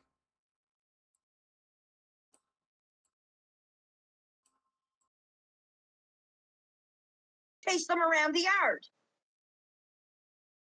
Okay, so I thought that Daniel was yelling at Jack because he was around the chickens.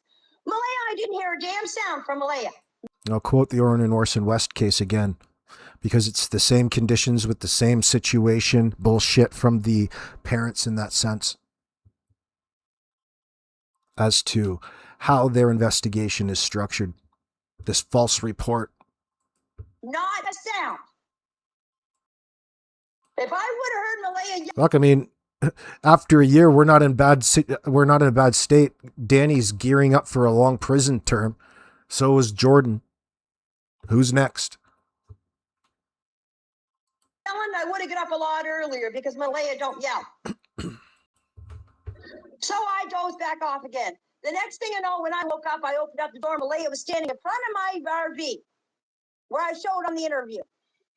And I said, "What's up?" She said, "Jack and Lily are missing." I said, "How long?" She said, 20 minutes. She was standing there with the baby on her hip on her right side. She wasn't crying. She wasn't out of breath. She wasn't Mid-July. screaming. Nothing. Just standing there. Now, she knows, they know I go away on Friday mornings. But I didn't go away that morning. I didn't have anything to go to town for. Do you So think? I didn't go. Okay. Do you think? Okay. Do you think Malaya knows what happened to Jack and Lily? In your heart Do of you hearts? want to know the honest truth? Yes, I do. That's my opinion. Yes, I do. I do believe Malaya knows what happened to Jack and Lily. Now, I'm going to say something. After a year, you're going to go search for your children? And you think they're still alive?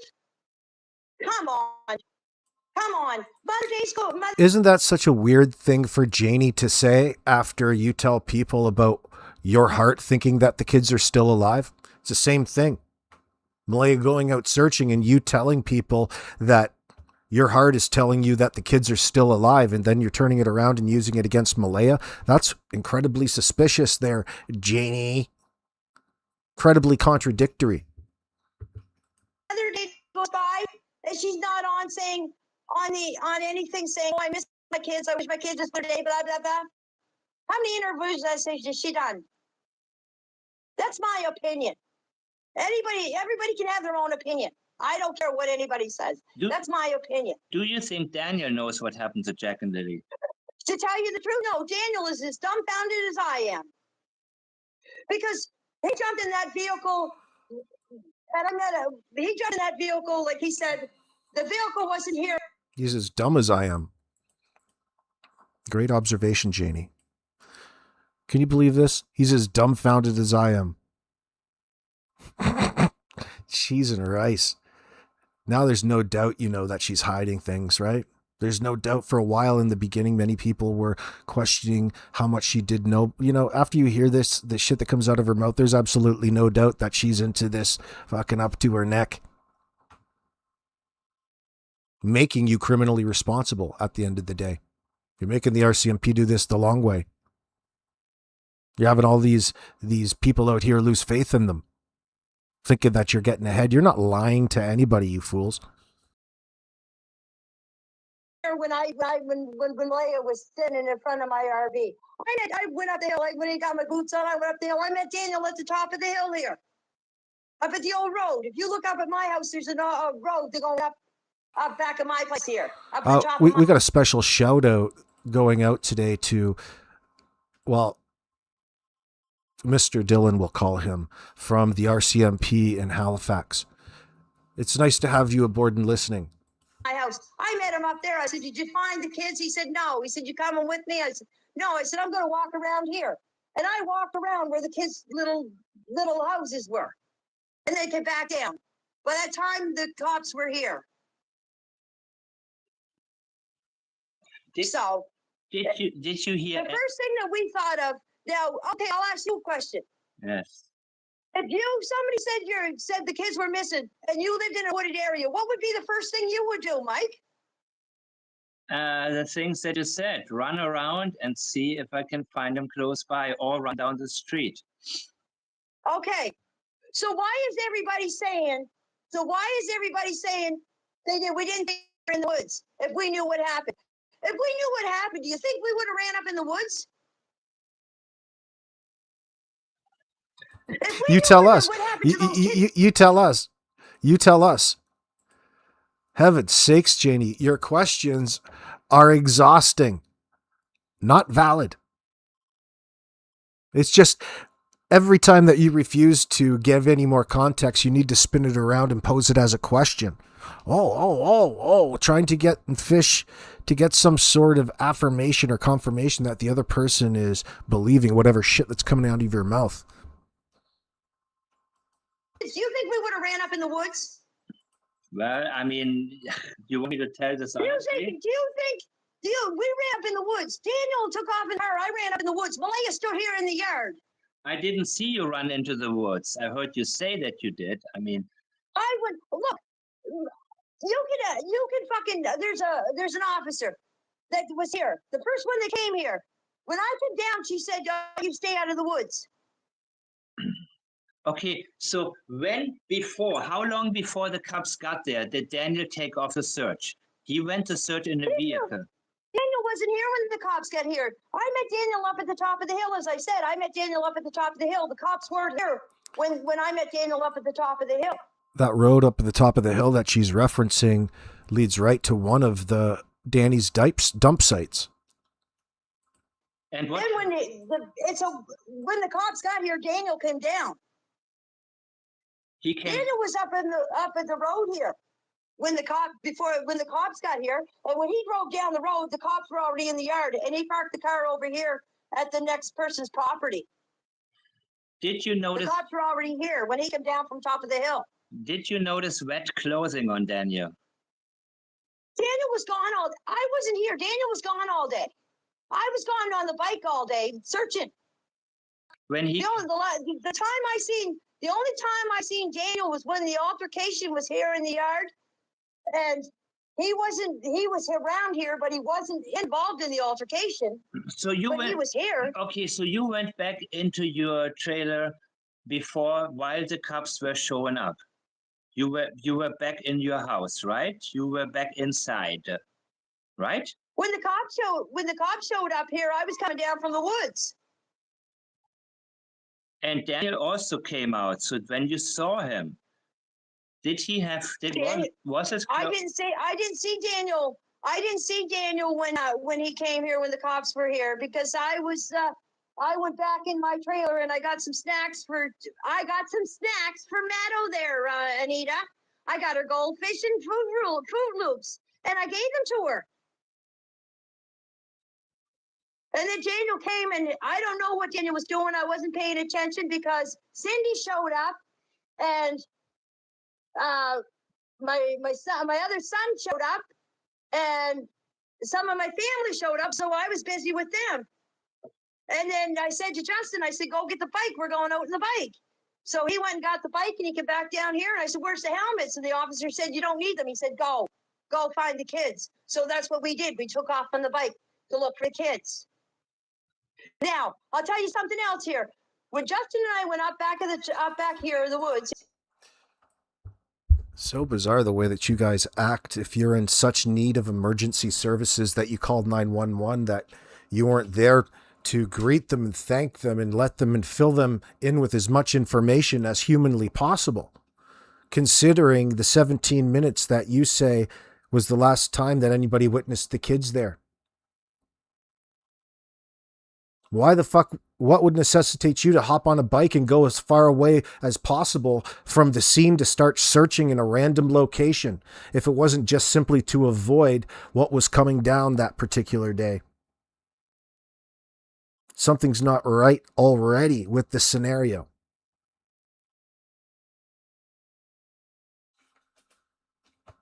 Not an excuse. Your behavior that morning's suspicious. There's nothing that you're going to do about it now, Janie. You guys needed the RCMP so badly. Oh, you needed them so badly. Well, it ends up that you really did need them badly there that day. If you want us to believe that the kids, under their own volition, exited the trailer, never to be seen again under your nose. You don't even want to talk about what time you went to bed on the Thursday night.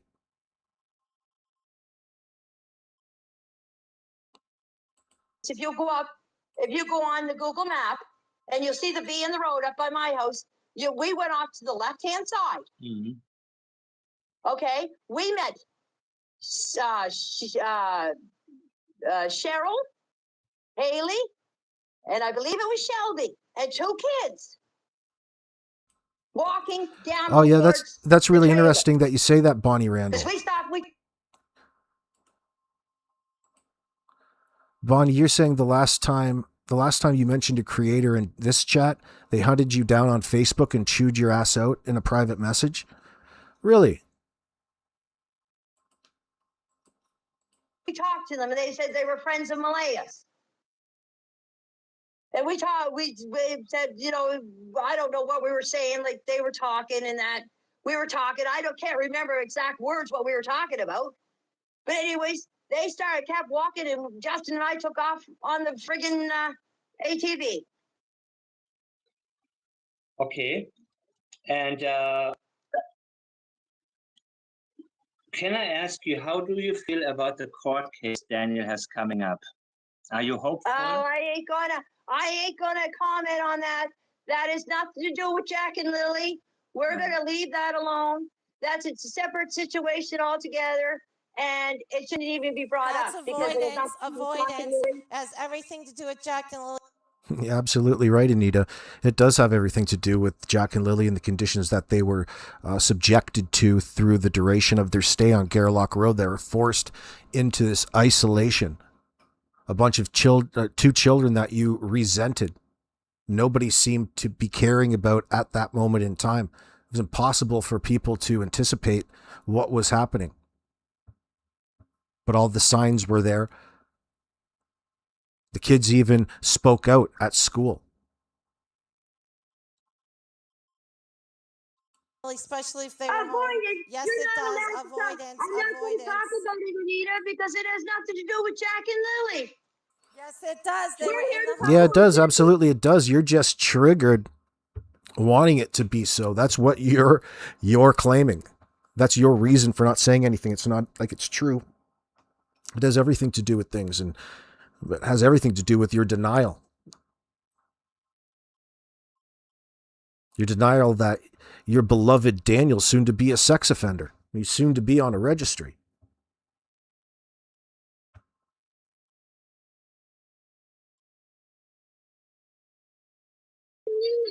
Not about Daniel's court case. So keep your mouth shut and keep this. avoidance. Yes, it does. Yes, it does. So You know what, Mike? It's nice having a conversation with you without that damn battle axe button in. you know what? I want to know a little bit. Okay, so listen, I mean, we heard so many things about when they searched your trailer, for example. Oh, I'll tell you about my trailer. No, you don't have to ask questions. I'll start from the beginning there, Mike. Thank you. Okay, I was away searching. Now, Malaya told me, because she was here, Anita, and Malaya told me because she was here. She said that she let an officer in my RV when I wasn't here. Now, I didn't tell anybody this because it's nobody's business, but there's so much shit going around because I wouldn't let anybody in my RV. But Malaya did let an officer in my RV. Why? Okay. And I said, did you hold on to the dog? She said, no. I said, next time, I said, you hold on to the dog. Well, Anita, if you think I'm lying, my trailer was searched by search and rescue people by a guy named Rick. They came and was searching the back of the back of the RV here, and I asked the searchers if they would search my trailer. And they come in and they searched my trailer. There was 4 of them, honey. 4 of them went in and searched my trailer. I said to them, I said, would you please tell Officer Mason that you searched my trailer? And they said yes. Okay. Officer Mason came here Sunday morning and came and walked down the driveway and tapped, and I seen them because I stayed in the big trailer. And came and tapped on the windshield of the RV, and I come out the back door, and I said yes. She said, would you please remove your dog so we could search your trailer? I said, yes, no problem. And I went and removed my dog, and she searched the trailer. So my trailer was searched.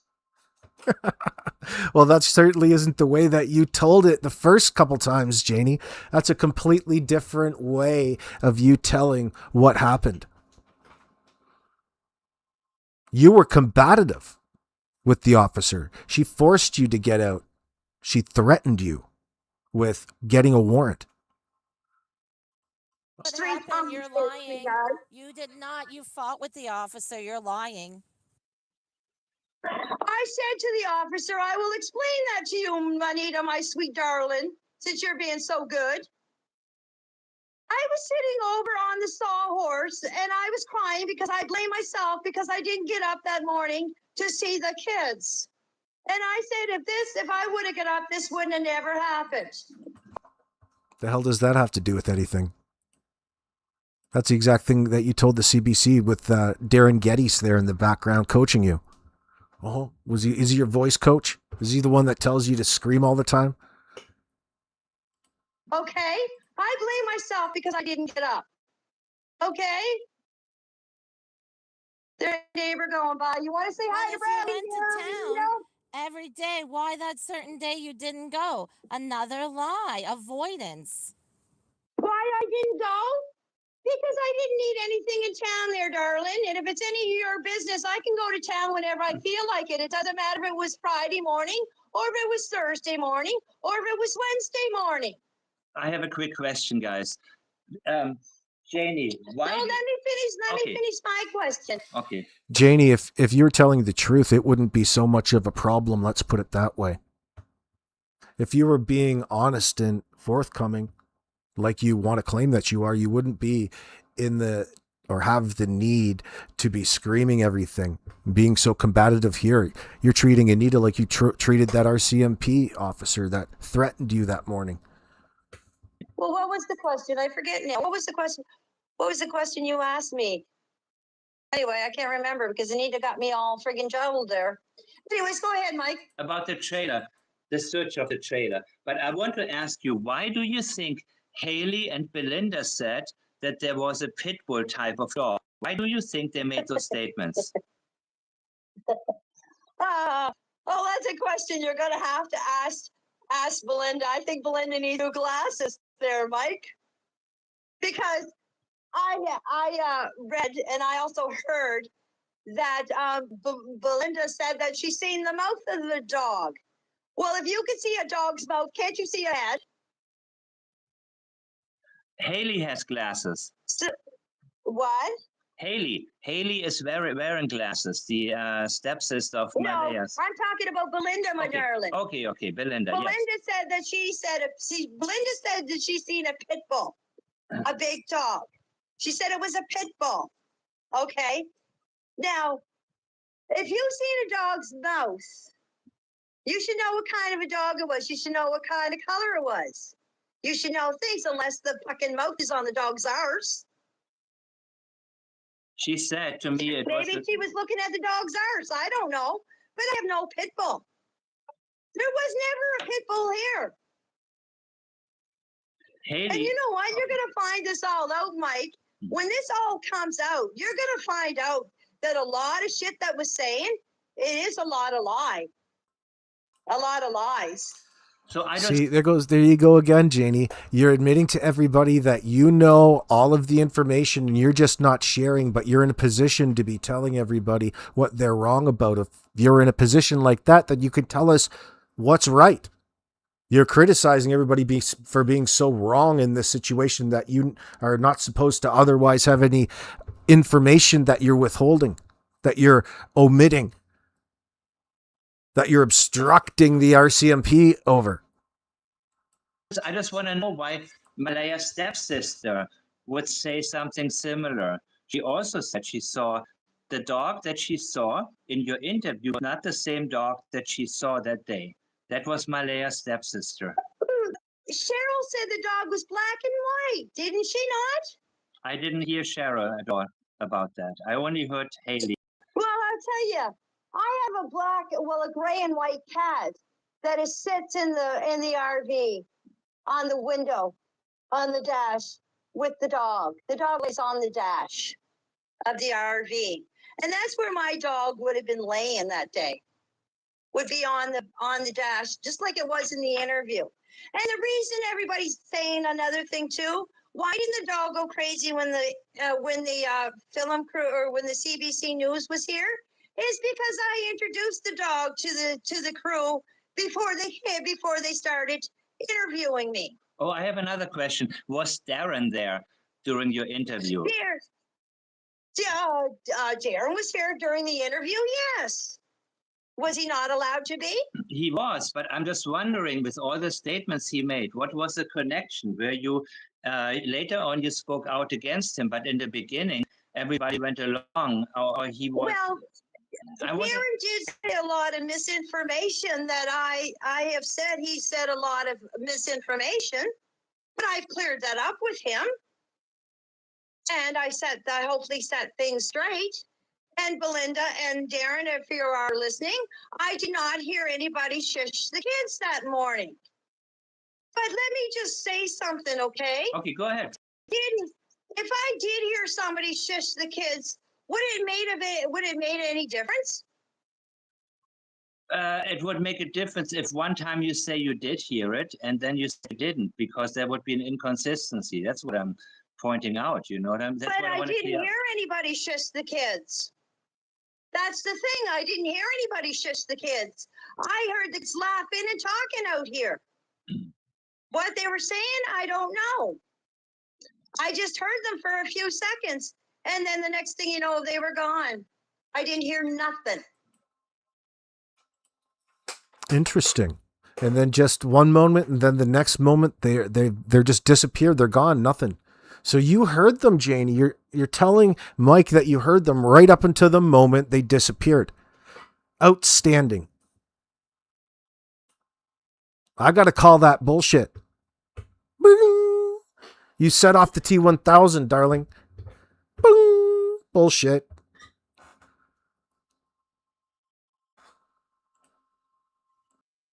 Until I heard Daniel yelling was the thing I heard. And I don't care if people believe me or not. It's not up to you guys to believe me or not believe me. It's up to the investigators and the RCMP to solve this case, not you guys. Well, just so you bring that up, Janie, the RCMP don't believe you. Neither does anybody else. I could give a shit what you guys think, but I do with Anita because Anita's spreading a lot of shit that's ruining people's lives. I don't believe you. No, I didn't ruin anybody's lives. When you send a death threat and you have guns, you ruined your own life. You ruined your life by not leaving Earl, and you have a son who's abusing children. I'm talking. I didn't call. They're listening. They're listening to you right now. They're listening to you, Janie. Did you know? You're under investigation of a double homicide of 2 children. They're listening to you right now. Under investigation of a double homicide. You're saying a double homicide? They haven't ruled those kids are dead. It's not a homicide. She's making a major faux pas when she's out here arguing like this without even acknowledging the parallel investigation that always goes alongside a situation like this. And that's according to the same handbook every police officer up there follows. There's a way to go about these specific particular cases where caregivers falsely report the children as missing. In the parallel investigation, the one that you're denying right now even exists. The way that you're attacking it, Janie, would suggest that you're still lacking a lot of self-awareness, but it doesn't matter to you because you're trying to discredit them in real time, which never seems to go your way, but somehow entertains us thoroughly. It is so funny. Listening to you lie and carry on and justify all on the backs of Jack and Lily are both shocking, intriguing, mystifying, dumbfounding. Because they have to leave it as a missing person because it's a broader scope. They're listening to you.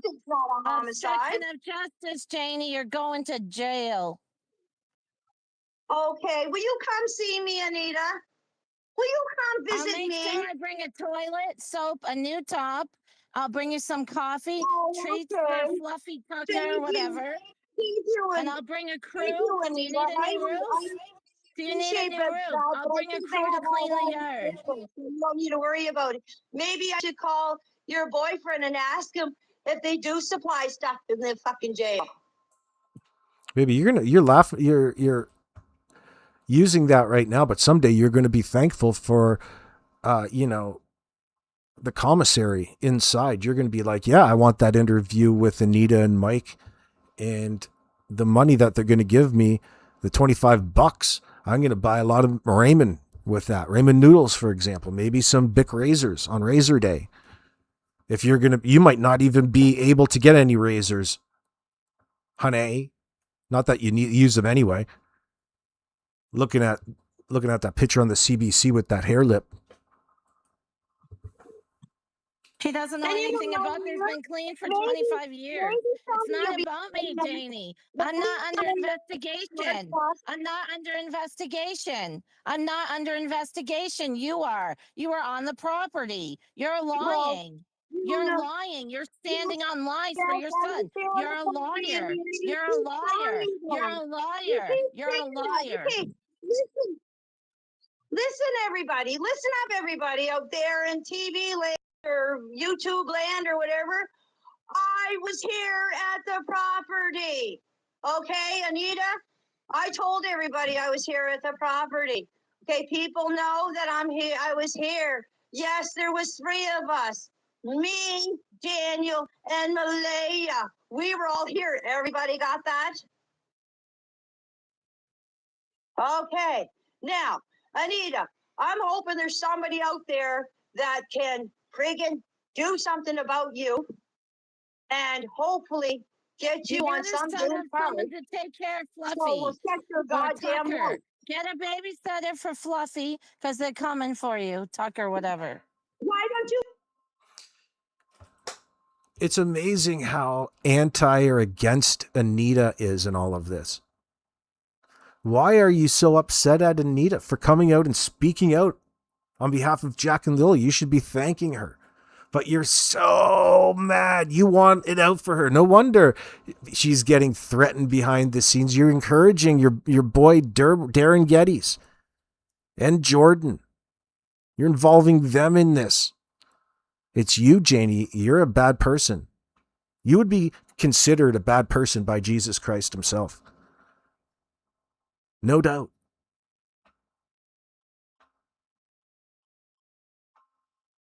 Janie said she came out and asked Malaya what's up. Daniel said he's the one that told her kids are missing. Well, remember, that's one of their earliest contradictions too, because they told that story 2 different ways. One of the very first contradictions. Come, since you're so good with children there, Anita, why don't you come babysit them? No, Why he's don't you nasty come like over you. for me? He's nasty like Come you. He's on, mean like Anita. you. Oh, no, you can't look after him because I wouldn't let a fucking liar around my dog. You would probably kill him. No, I don't kill Guys. anything. You guys did something to the Well, children. we didn't You do that did it. yet, Anita. Now, come on. Come on now. We don't know that for sure. I know you're involved. That's why you're on the show. That's why you're lashing out at me. That's why Chance lashes out at me. You're involved. You're involved. Anita, You're like a fucking Anita, You're fucking like a fucking parrot. You're worse than fucking Cheryl. Anita, what's your best question right now? Her best question is why is she such a god? My best question is why is she such a goddamn liar and ruining everybody's lives? Why were I you don't know raking who in the driveway? Why were you raking in the driveway? Sorry. Oh my God, Mike. Fuck. Would you take Hey, listen, yeah? would you please She's a please fucking rager. do something with that head of hers? She already asked me that question how many goddamn times? Ruby, why would they need babysitting if mom didn't work?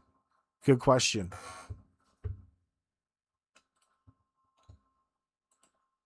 How many goddamn times are you going to ask me what I was doing raking in the goddamn yard? Another question. Holy Jesus. Okay, guys, so Right. Can't you find anything Before- better? Any other questions to ask their friggin' Anita know it all? I got another one, Anita, Jamie. Anita, Were you destroying evidence on the pipeline with your ATV? Were you destroying evidence on the pipeline with your ATV? Did you tell the investigators the truth? No. Did you pass your Wait, don't polygraph? answer. No. Ask her the question and let her answer. Go ahead. How do you know what I told the investigators, Anita? Were you there? Do you think it was only me and Justin and Daniel and Chance and Jordan and how many other searchers were out there on the pipeline? God, do you think that it was only the 5 of us or 6 of us out You there weren't that day? searching. Wait, You okay. weren't searching. You So, knew the wait. kids weren't in the woods. You were destroying evidence. You weren't Anita, searching. please. So Jordan was there. You said it was Jordan was there at the pipeline. Oh, no, fucking not Jordan, Adam. Sorry, Adam. Not Jordan, Adam. Go ahead, Anita. You were destroying evidence on the pipeline. You were destroying evidence on the pipeline. You were not searching for children. Stop. You knew they Stop, weren't stop, in the stop. woods. Anita, no, enough. Anita. Anita, stop. Now, okay. So you were all there, but if it was a crime, if there were so many people, if there was any evidence or anything there, wouldn't it be reasonable to assume that many people there, ATVs, would have destroyed any kind of tracks that could have been made there that had something to do with the disappearance of Jack and Lily? Okay, Mike, listen. We were up there Friday, okay? Friday? When did they find the footprints? They found the footprints, wasn't it on May 3rd? So if we were driving the, let me think right now. Here, let me look. I have a picture here. Let me see. I'll tell you when they found the What footprints. about May 2nd? Did you go there May 2nd? All right, wait a second. Okay, go ahead. Wait, just hold on there a second. Just hold on there a second, Mikey. Mikey, on May 3rd, they found the footprints at, Malaya sent me a picture, May 3rd at 10:16. Okay. So now she's going back in, and she just told Mike that she spent the entire first day down at the pipeline where they found the boot print. That was her rationale, and she mocked everybody because of it. Now she's telling you something different. They didn't find the footprint until May 3rd. Man, it's not looking very good for you, Janie. Okay. They found the footprints, I think it was Friday night, in the middle of the night or something. I'm not quite sure. So if we were driving the ATVs up there and down and on the road, on the pipeline, well, how did they find if we were destroying evidence, how would they find the footprints if we were driving the ATVs? Like, wouldn't somebody run over them? Yeah, If we were because Daniel went back with the boot. footprint? Daniel went back with a boot and made the print. You see what she did there? She just completely twisted it around and tried to make the argument that they just brought up to her.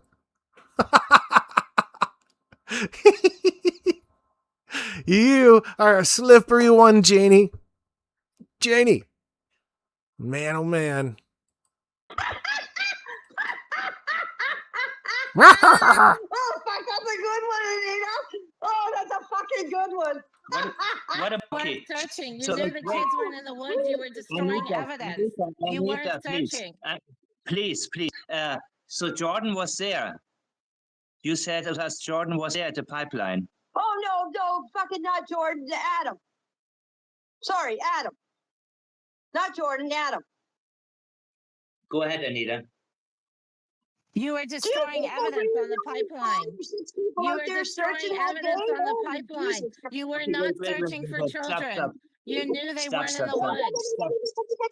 Anita, no, enough. Down there, Anita. Anita, stop. Now, okay. So you were all there, but if it was a crime, if there were so many people, if there was any evidence or anything there, wouldn't it be reasonable to assume that many people there, ATVs, would have destroyed any kind of tracks that could have been made there that had something to do with the disappearance of Jack and Lily? Okay, Mike, listen. We were up there Friday, Okay. Friday. When did they find the footprints? They found the footprints, wasn't it on May 3rd? So if we were driving the, let me think right now. Here, let me look. I have a picture here. Let me see. I'll tell you when they found the What about footprints. May 2nd? Did you go there May 2nd? All right, wait a second. Wait a Okay, second. go ahead. Wait, just hold on there a second. Yes, hold on there a sec, Mikey. Mikey, on May 3rd, they found the footprints at, Malia sent me a picture, May 3rd at 10:16. Okay. Okay. They found the footprints. I think it was Friday night, in the middle of the night or something. I'm not quite sure. So if we were driving the ATVs up there and down and on the road, on the pipeline, well, how did they find if we were destroying evidence, how would they find the footprints if we were driving the ATVs? Like, wouldn't somebody run over them? Yeah, If we were because destroying Daniel went evidence, back with like the they found boot. footprints? Daniel went back with a boot and made the print.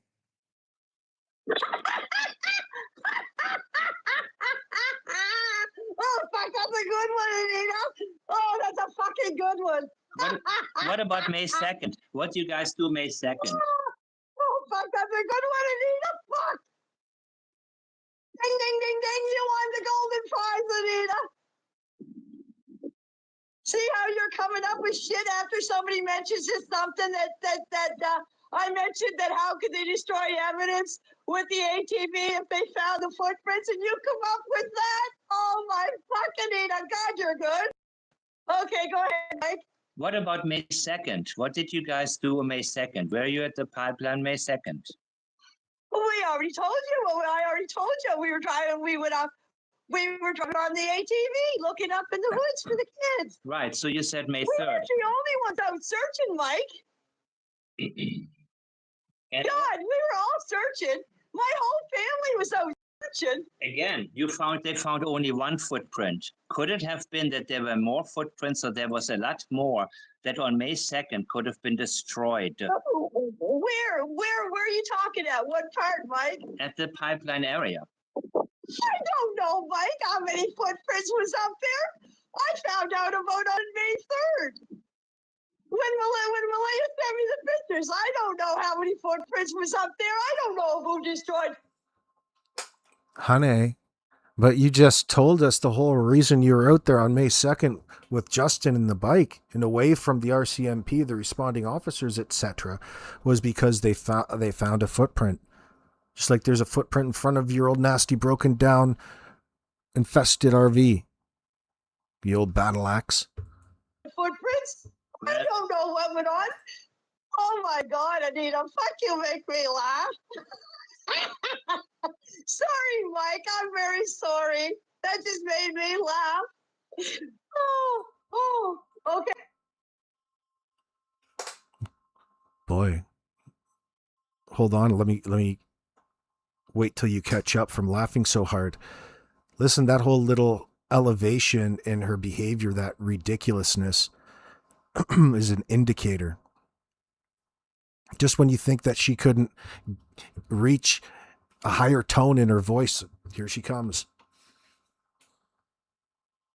Who the hell finds footprints at night? Bonnie Randall wants to know. Holy shit, you are up shit creek, girl. You're just making things up, battling, scrapping, fighting. It doesn't matter. Okay, go ahead, Mike. Well, my question stands. Everybody was there May 2nd at the pipeline. And if there was a footprint found, wouldn't you want to preserve that area to make sure? No, Mike, I'm not an investigator. Why don't you call up? What's his name? Rob, what's his name? McCann, is it? And ask him these questions, Mike, because I don't fucking know nothing about saving footprints or anything like that. You should call up and ask him these questions. I don't know what to tell you, Mike. I really don't. I will let you simmer down and get. Oh no, Mike, she just got me laughing. So there was only one footprint, an isolated single footprint. You don't think that's strange?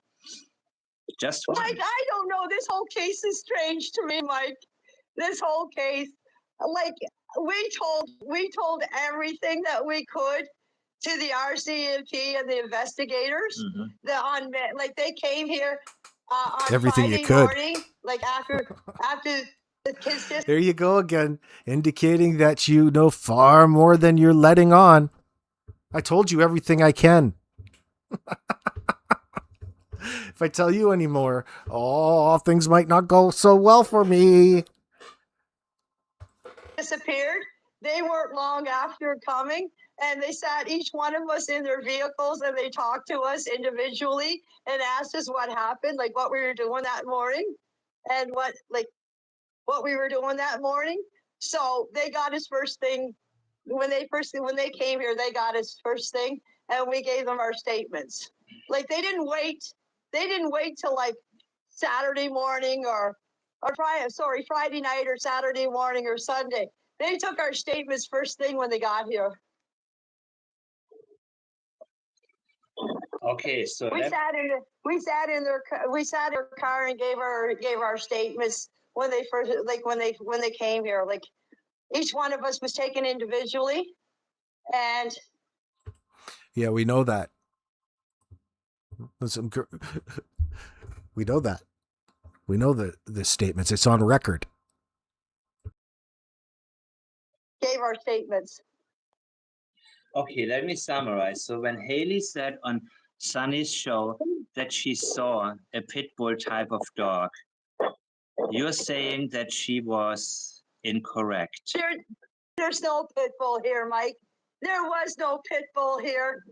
Like if somebody could reach out to Malaya, like if somebody could reach out to Malaya, if anybody's close to Malaya, they could find out. If they want to know the truth, if there was a pitbull here or not, they could reach out to Malaya, and Malaya will tell you what dog I have. Yeah, but what dog there was at that day, you know, that's what Haley said on Sunny's show. Yeah. So if somebody could reach out to Cheryl, like if Malaya can answer that question, she can tell you what kind of dog is here and what kind of dog I've had for the last 5 years, because I had the same dog since she moved in. And there's only one dog here, and there was only one dog. Actually, there was only one dog here ever since I moved here 26 years ago. Not the same dog. I mean, I've only had one dog at a time. So, like my last dog, it passed away, and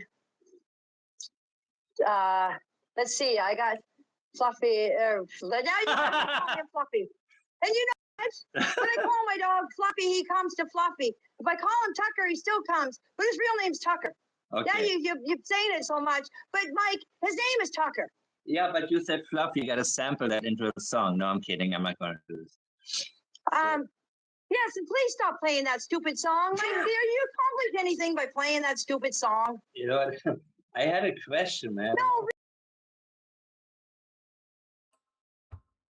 Well, it's an easy answer, Lori. Either somebody intentionally planted it there, which doesn't make any sense, or it makes a little bit more sense considering the environment, the things that we think we know or have been told thus far.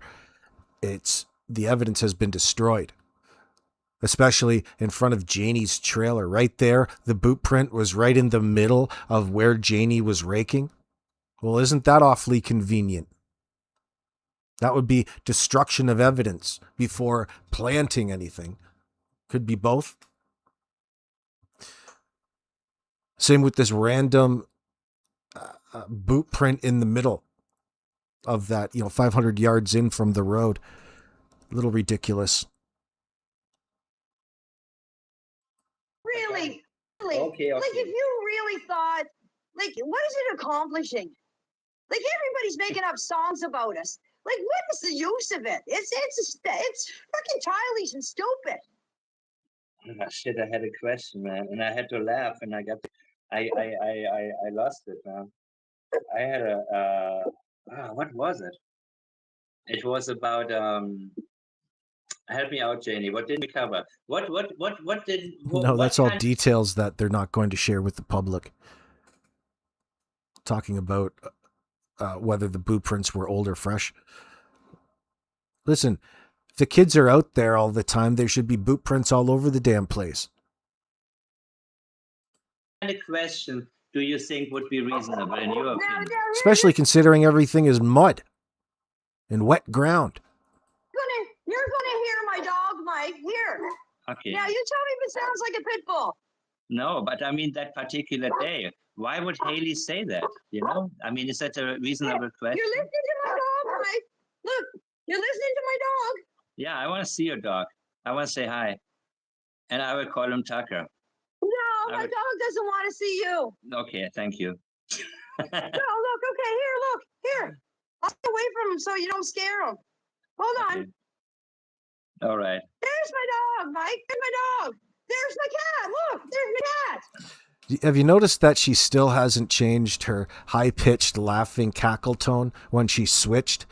When Anita triggered her about mentioning Daniel planting the boot print out there. She's still like audibly changed. Like her voice has changed and stuck there. Oh, look, there's another cat over there. Oh, okay, cool. Look. Oh, yeah. These shifts in tone. Okay. I wanted to. It's like a fragmented personality.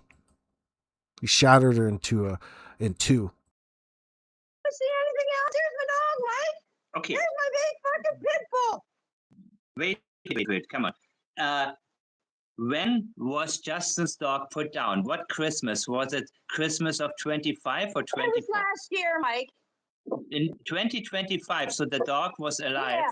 Okay, the dog was alive when Jack and Lily disappeared. Yeah, but Mike, that dog hasn't been here in 7 and 8 years. No, I hate this fucking conversation every time this dog thing comes up. It's 7 or 8 years. Yeah, because you said the dog was put down, and it sounded like the dog hadn't been alive when Jack and Lily disappeared, and that was one of your arguments. I wanted to clarify that the dog was alive, in fact, when at the time Jack and Lily disappeared.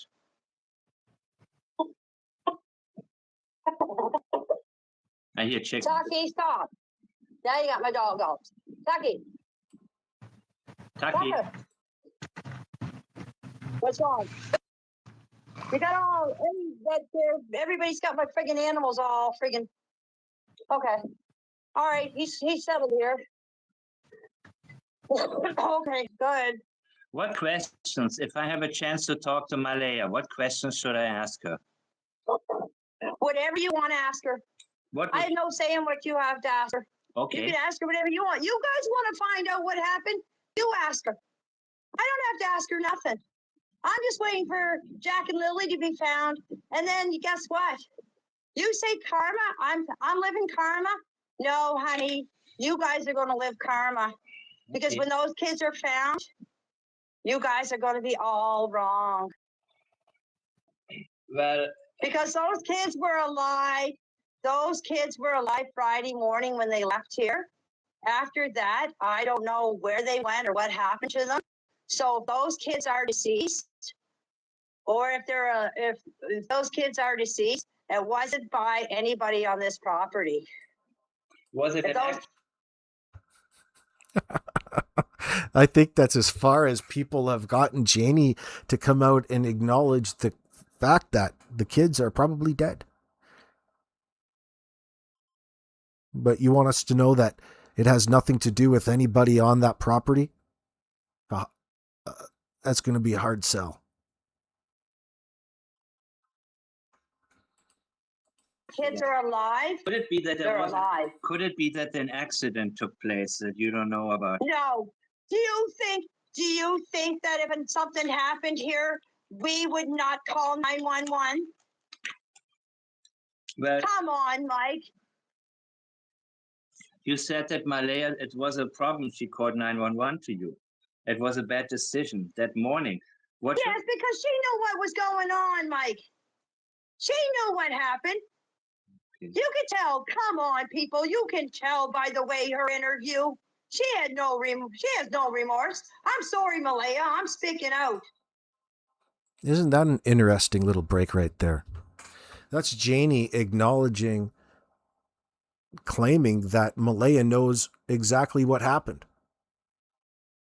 Like she knows that. You know what? I think she's being truthful right there. They all know. That's her way of, well, in this case, it's useful for deflection. But when you are listening in and thinking about it, you can't get past it. But let's think legally speaking. If that was true, that would still implement you in all of this into being in the know, Janie. If you know that Malaya knows exactly what happened that particular day, it means that you know and Daniel know as well. Just like we're stating openly.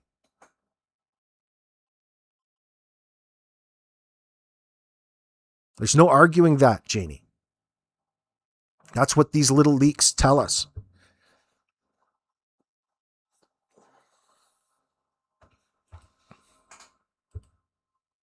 But I've seen what I've seen. You guys seen it too. See, that's a different thing there, Anita. People seen what Malaya acted like on her interview. They didn't have to hear it from anybody else. They seen it with their own eyes. So calling 911 was a mistake because She got the police involved, and when she got the police involved, she couldn't get out of it. It was already started.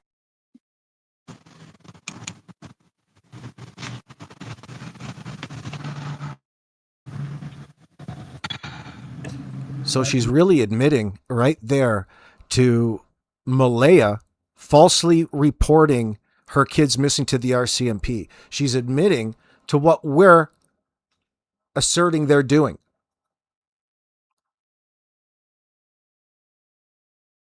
That's what she's telling us that Malaya did, which she is not accepting the fact that, or she's not accepting of her part in all of this. If you know that you're obviously suspicious about Malaya, you want to blast her in that sense. You know more, Janie, but you're not sharing what it is that makes you say that, what makes you think that. You're avoiding that with making the accusation.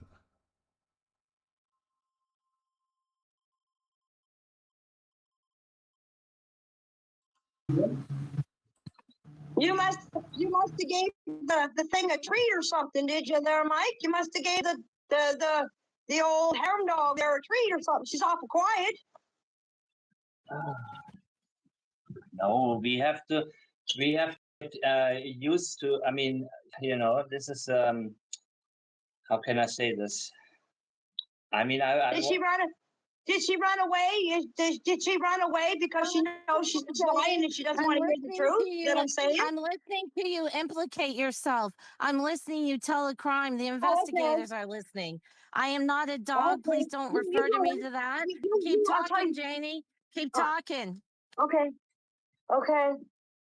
I'll tell you what, Anita. When you go to call the investigators on me and tell them what I'm saying, they're I listening. bet They're you laugh in listening. your goddamn face because they already heard this from me already. They already heard everything I said. Don't you forget that I did an interview. I talked in the chat rooms. I went on a couple of talk shows, and I told them everything that I'm telling now. So they have heard my story by now, Anita. Yeah, it's not the point, honey. The words that come out of your mouth are what's in question that you don't want to add any context to. You want to parrot them and recite them. And you want to push them as absolute truth, Janie, when in fact, what you guys say brings up even more questions that you refuse to answer and revert back to the narrative that you gave police. It's not good enough. The holes aren't filled in. And then when we press you on it, you tell us it's none of our business. So you can say whatever you like to the investigators because I don't give a shit because they know what I said and what I didn't say. It's what you're saying is what they don't believe. See, it has nothing to do with what it is you're saying and what it is you don't say and your inconsistencies. We already know that you're lying and inconsistent. It's just another example of it, a continuation. Stop pretending that the words that come out of your mouth are absolute truth and a representation of what really happened. Therefore, that there's no point in even pursuing this case or this situation with Jack and Lily when it makes you look even more suspicious. And you just named Malaya for knowing what really went on.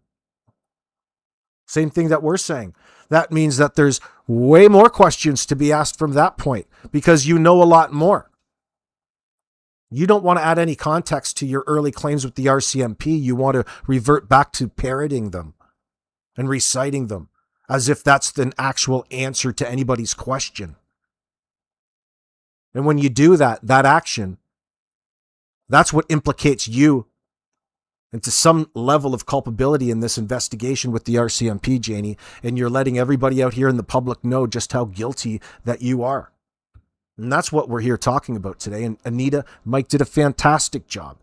And thank you too, Janie, for coming and spilling your guts and yelling into that microphone. It's fantastic.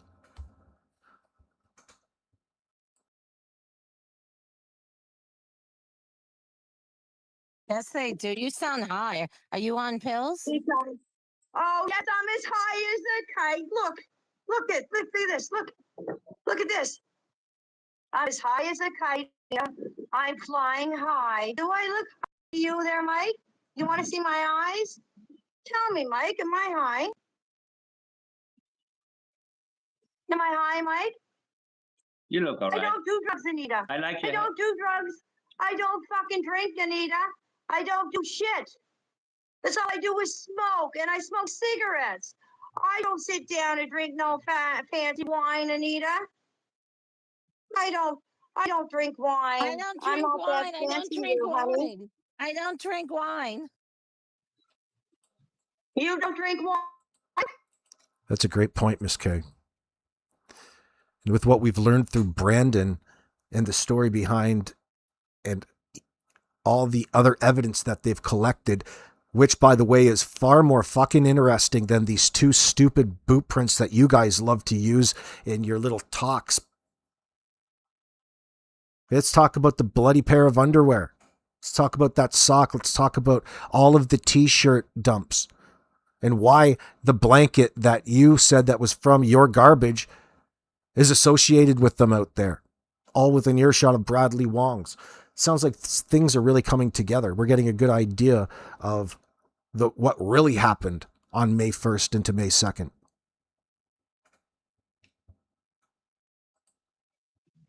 Is that what you just said? I'm reading some comments here. Repeat what you just said there, Anita. Hak Anita Hak. I'm reading some comments, guys. I'm reading your comments. I want to see if there's something good. Mike. Yeah, Ben. Did she just say she don't whine? Good observation. Where did I just read that? She's enjoying being facetious while admitting a micro truth, in my opinion, Miss Queenie, or Miss Queen Liz. That too. Good observation, though. I like it.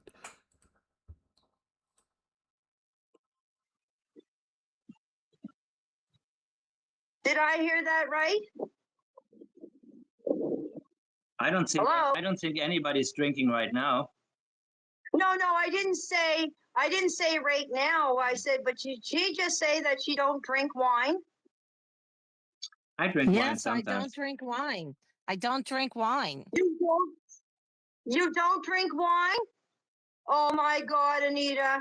What about that day that you were sitting down at Cindy's house and you were having a glass of wine and Malaya showed up? It's gin. Malaya, I drink Can gin. I have a glass of wine too? The real Norbeaster. Well, when you get to know, and it's coming up when we can talk about it, I can't wait. But when you get to know the association to Daniel's house about the other two dump sites and the diaper dump, which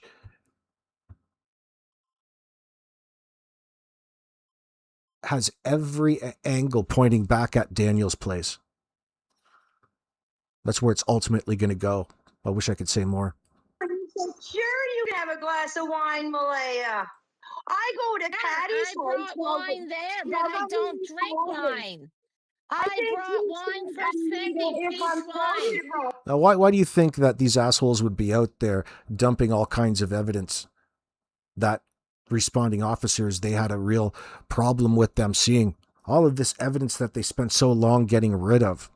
Well, why would they be getting rid of evidence hours before Malaya calls the RCMP in? And according to Janie, making a false report of the kids missing. That's what Janie's just got through accusing Malaya of. Well, we're accusing them all of, because why? Because they're all in a position of caregiver over Jack and Lily, who are now missing, Janie, including yourself. No matter how far you park your fucking RV in that driveway, you're still in a position of giving care over Jack and Lily in that environment because it's your place. It's not a separate address. It's your driveway. And you moved out of the trailer that you let Daniel, Malaya, Jack, and Lily move into. I don't drink wine. I don't drink wine. That Anita said that she went to Patty's house and Patty was having a drink, and I sat down with Patty. Now, how much more do you want from these assholes admitting to, at bare minimum, neglect when all of they say is that Malaya let the kids go by the wayside?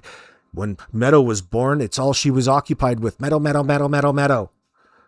Talking about how she was ignoring Jack and Lily. That's why they smelled like urine at school. You guys, all living under the same roof, weren't going to step in. You weren't going to do anything about it. You're just as guilty as Malaya. Just because you want everybody to believe Jack and Lily were solely Malaya's responsibility, it's an early indicator of you just putting all of the blame of what you're now in onto her.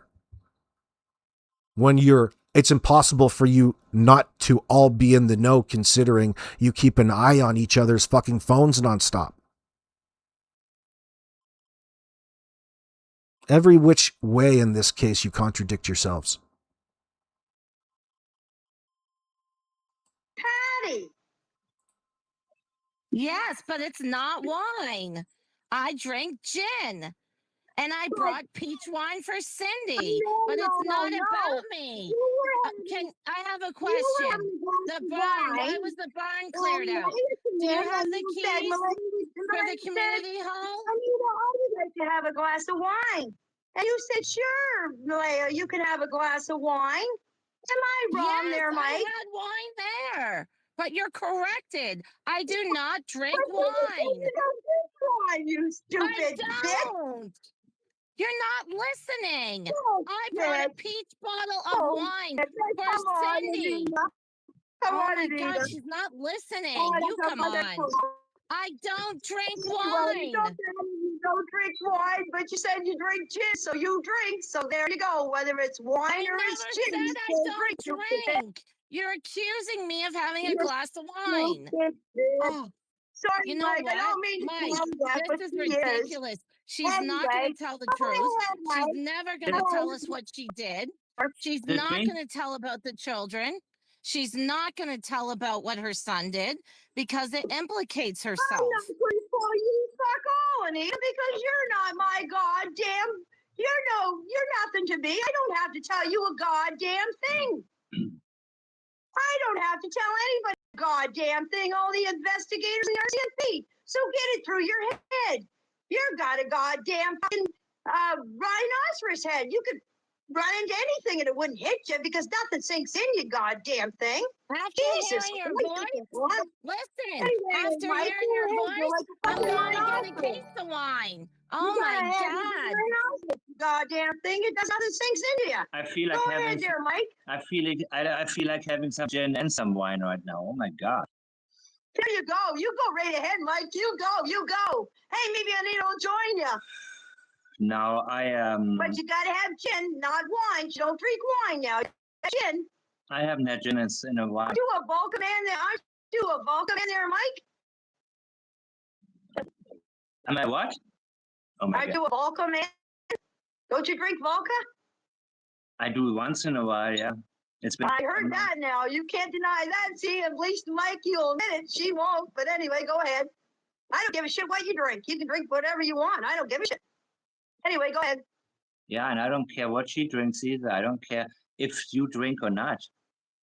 But Mike, you really should sit down and go through your lives with her and pick out all the false that she's saying, because she does tell a lot of lies, and you know it. Come on, Mike, face it. Address one thing that she said that you really, really did. Well, the problem is that she wasn't the last people to see the 2 missing kids alive. You're associated with it, not Anita. She could lie all day. It does not going to matter. But when you lie all day, Janie, it matters. That's a significant difference in this circumstance. You don't want that to be, but unfortunately, it's true. Disagree with. What is the number one thing? One thing. No. Let me see now. One thing. Well, for one thing, the other night there, she was on and saying that she accused Chance of knowing what kind of car. Well, Anita, you explained that a white Honda came to your house, and then you changed it to a white van. You said there was 2 people in it. You said one was Jordan the first time, and one was Justin. You said you knew it was Justin, but you never seen Justin before, and Jordan. But you could tell by Justin because of his shoulders. You know what's amazing right there? Is think about how sharp old Janie's memory is. Think about how sharp Janie is, except when it comes to the timeline surrounding Jack and Lily's disappearance. It's just ridiculous to think of what time you possibly went to bed on that Thursday night. It's just such a silly, out there, nonsensical question to Janie. Yet here she is rhyming off all kinds of specificities to use against Anita and pointing out all kinds of lies and deception. So she's ultimately capable of discerning between the lie and the truth in her mind. She loves to play games, doesn't she? Boy, she just magically forgets when it comes to all of the important scenarios in the timeline, especially with her own timeline to police. Then the next time you said it was Jordan and Daniel. You know, this is really fucked up their Christmas. Would you ever fucking trust any dish at like a potluck, family get together? Oh, all the brothers are getting together. We're going to have a big old party. Do you want to take care of the gravy, Janie? Fuck no. Dude, I wouldn't trust anything that comes out of there. Especially now. I think I'll pass. I'll have to pass on that. Janie's prepared all of these crazy fucking half-assed dishes.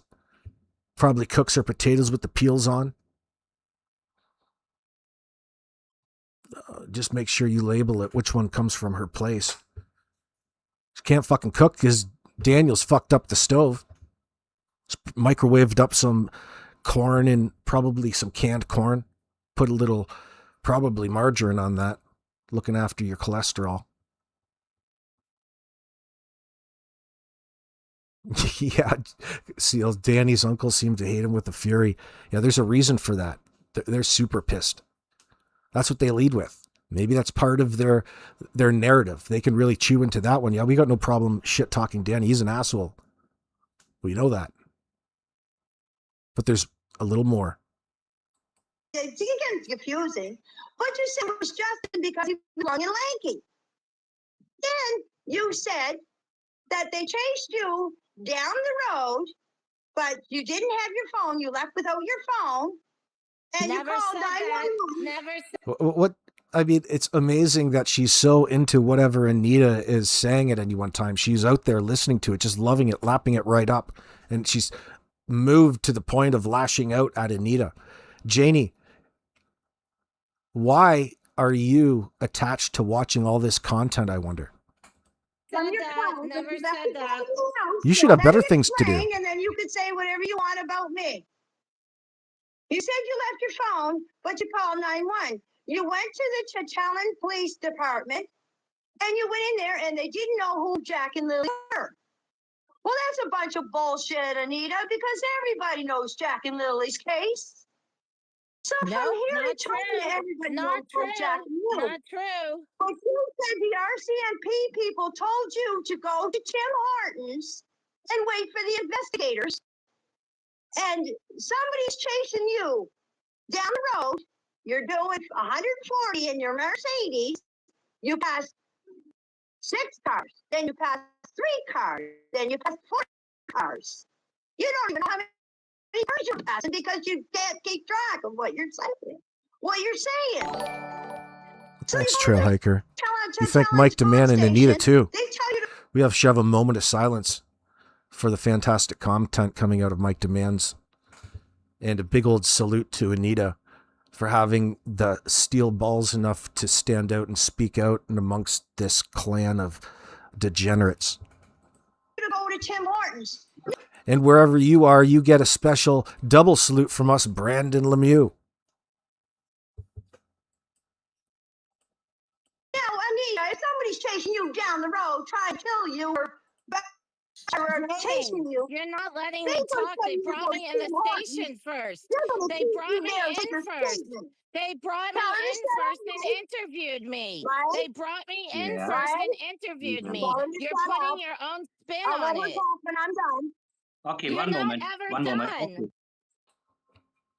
Oh, the old hit and run, eh? You wanted to hear my side of the story, honey. That's who heard your side of the story. You wanted to hear my side of the story. I'm telling you. So, anyways, you're getting chased by a car, people. Now, people, if you're getting chased by somebody, you don't go to a police station. You go to Tim Hortons because the cops are going to tell you to go there anyway. So you go to the police station. Somebody's chasing you. Go to Tim Hortons and wait for the investigators because the police department don't want nothing to do with somebody chasing you down the road.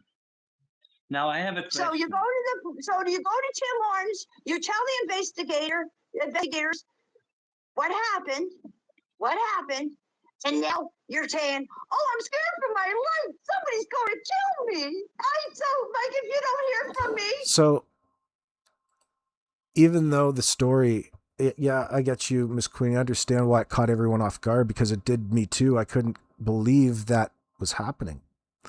Yeah, but the point, and right now we need to move on from it. We can still talk about it like this, but it's important to say that our girl Anita stood the test of time, but it's not a lie that she's receiving threats and attempts to intimidate her into silence, and it's a window into what's really going on in the background. It really is.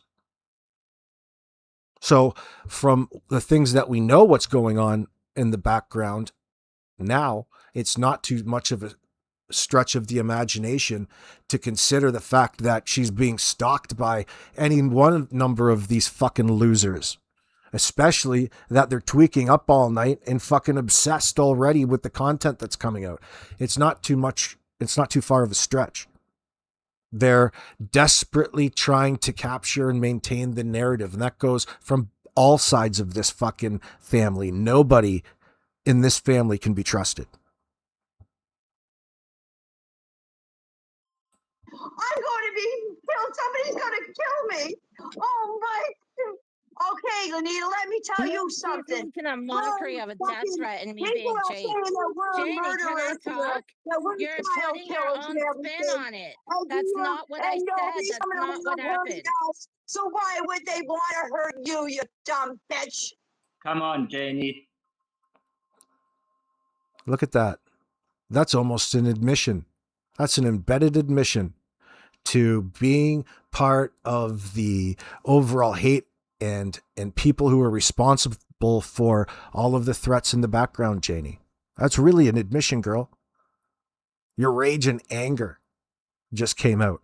Your whole performance was a delivery system for that last little fucking insult that you really wanted to just vent on her because of all of the problems that she brings you, all of the reasonable, relevant questions that the public wouldn't otherwise have access to, Janie. Okay? That goes for Brandon as well. 2 gifts from God. Saviors and martyrs for Jack and Lily. Let's stop this shit No, right come now. on, Mike. You can't. See, I'm sorry, Mike, but you can't. You know what the story, what I told you. You know she told that story, and every time she told that story, it was a different story. You can't be that. You can't be that stupid, Mike. I have a question. And? Go back and listen to your lives. But She changes her story every time she tells it. I pay attention to detail, but not about. Why not pay that much attention to what happened to Jack and Lily that day? Or in days leading up to the terrible event of May the 1st. The one that you guys desperately try to avoid at every step, every question. About you pay attention Not to that. detail. You only pay attention to detail.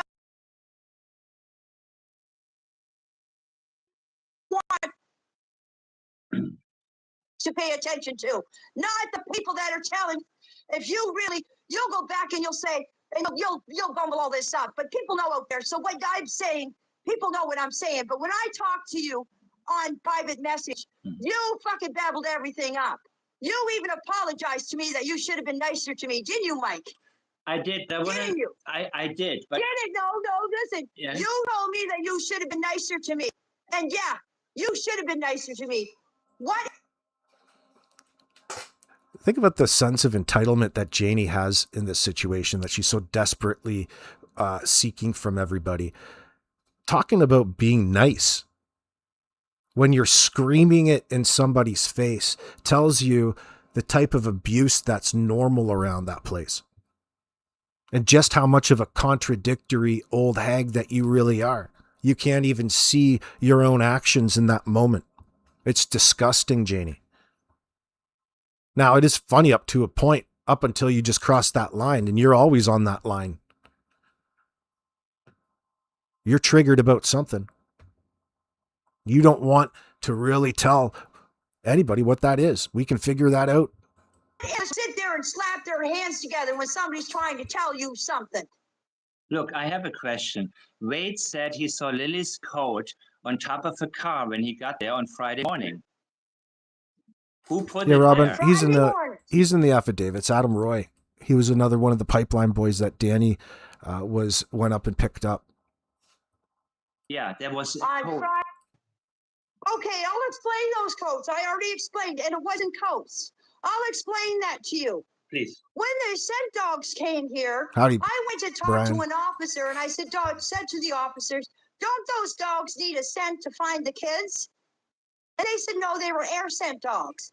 And I said, "Well, put something in front of their nose. Don't you think they're going to pick up the scent?" So I went in the house and I asked Malaya for a couple of pieces of clothes and the kids.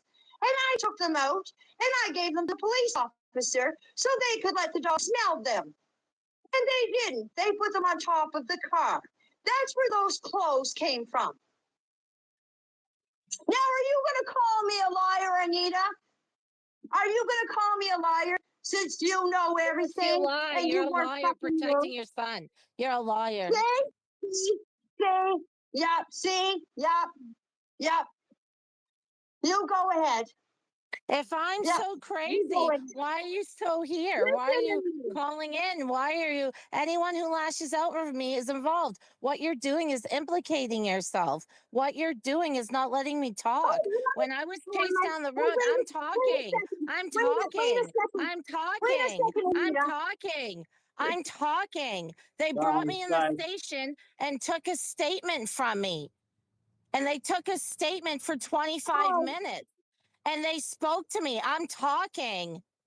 Is Tint here? Hey, Tint. And then they gave me a drink. Then I went to the Tim Hortons. But honestly, this isn't about me. This is about what happened on your property. And Mike, I think we should end it. She's making a mockery of 2 children that on her watch were starved. She's not going to admit about the locks on the bedroom. She's not going to say that her son abused the children. She's not going to implicate herself, but just her behavior is bizarre. The screaming, the yelling, the laughing. This is poor Lily and Jack were subjected to a person like this. And I had her grandbaby and fed her that couldn't walk and be starved. And you want me to go through this and listen to you lie? You're a liar, liar, liar, liar, liar. Baby is a fucking pond. You think that people are going to feel sorry for you because you're saying stuff about the baby. The baby has nothing to do with it. It came through your I head. want the truth of what happened on your property. You can I write don't anything need. and it wouldn't. I don't care about the public. I care about answers. So you can go to jail. You're going to jail. Do me a favor. Madam, If you want me to continue talking to you and telling you the questions that you want okay. answered, shut that thing off. You know what? I think we're going to end it now. Oh, okay. Well then. But you know Well, what? you know what? Jenna, Okay, Mike. I You want- take whatever I said and you will rearrange it the way you want No, to I make don't do that, yourself look Janie. good. No, you watch me. But you know what? If there are certain things that I need to get into, I will get into them. But I will ask you some questions if I have them, because I want you to clear them up Well, before I next do time that. you want to have me on, don't have that dingbat thing on, because you know what? She's not going to let any. She wanted me. She asked me to come on, or somebody asked me to come on, so I went on, so you could hear my side of the story and everything. And you know what? I'm tired of her bullshit. I'm tired of her lies. Mike, I'm going to ask you. Ma'am, Now, see, I'm not going to be a bully here, Anita. Mike, would you please please what? go back in your lives I do. and listen to your lives and see how much bullshit she has told you and how much she has changed her stories? I want things to be clear up here. And when you guys talk, I don't want any talking over each other. I want things just one by one cleared up. So she gave you an answer when you said her story didn't add up. You know what I mean? And you said, it doesn't add up. And to be honest with you, tuned out, because that's not even what I'm so interested in. You know what I mean? But I think, You're only interested in what you want to hear, No, what you want to hear. No, Mike, you're only interested in hearing what you want to hear. I'm You interested. don't want to hear. You don't want to hear the truth. I'm Because interested. you know what? I'm You interested. sit down and look at it. I was the one that was here on this property, right? Anita wasn't. Anita's only secondhand shit from everybody. You know what I mean? She wasn't here. She wasn't here. I'm interested in Thursday night. That's what I'm interested, to be honest with you. Okay? I told you what happened Thursday night. I went in the house about 6 o'clock. The kids went in the house. What went on in there? They probably got them fed for bed, fed them, put them to bed, and then that was it. They must have slept for Thursday night because I heard them Friday morning. They were alive Friday morning, Mike. And when this all comes out and I'm fucking telling the truth, you guys are all gonna look like fucking idiots. When this all comes out and I'm telling the truth. When it comes out that I'm telling the truth, come on, Janie. Only guilty individuals use that in these moments. Because those kids were alive Friday morning. After they left here, I don't know what happened to them. And Anita, you're going to look like the worst fool. The worst fool. It's And almost by like the at the way, end of a Anita, Scooby-Doo I episode. heard It's almost like, at the end of every Scooby-Doo episode, they catch the bad guys and they're going to take the masks off them. And the bad guys always say, if it wasn't for you pesky kids, they would have been able to get away with this. It's the same. It's like listening to Janie. It's the same thing. The big reveal, just a clapping seal. That's right. when they figure this out, and they figure out that I'm telling the truth, as opposed to now that everybody thinks you're a lying piece of shit. It's almost like an acknowledging that she's a liar, but then someday I'll promise you that they're going to figure out that I'm telling the truth. You're going to be sorry.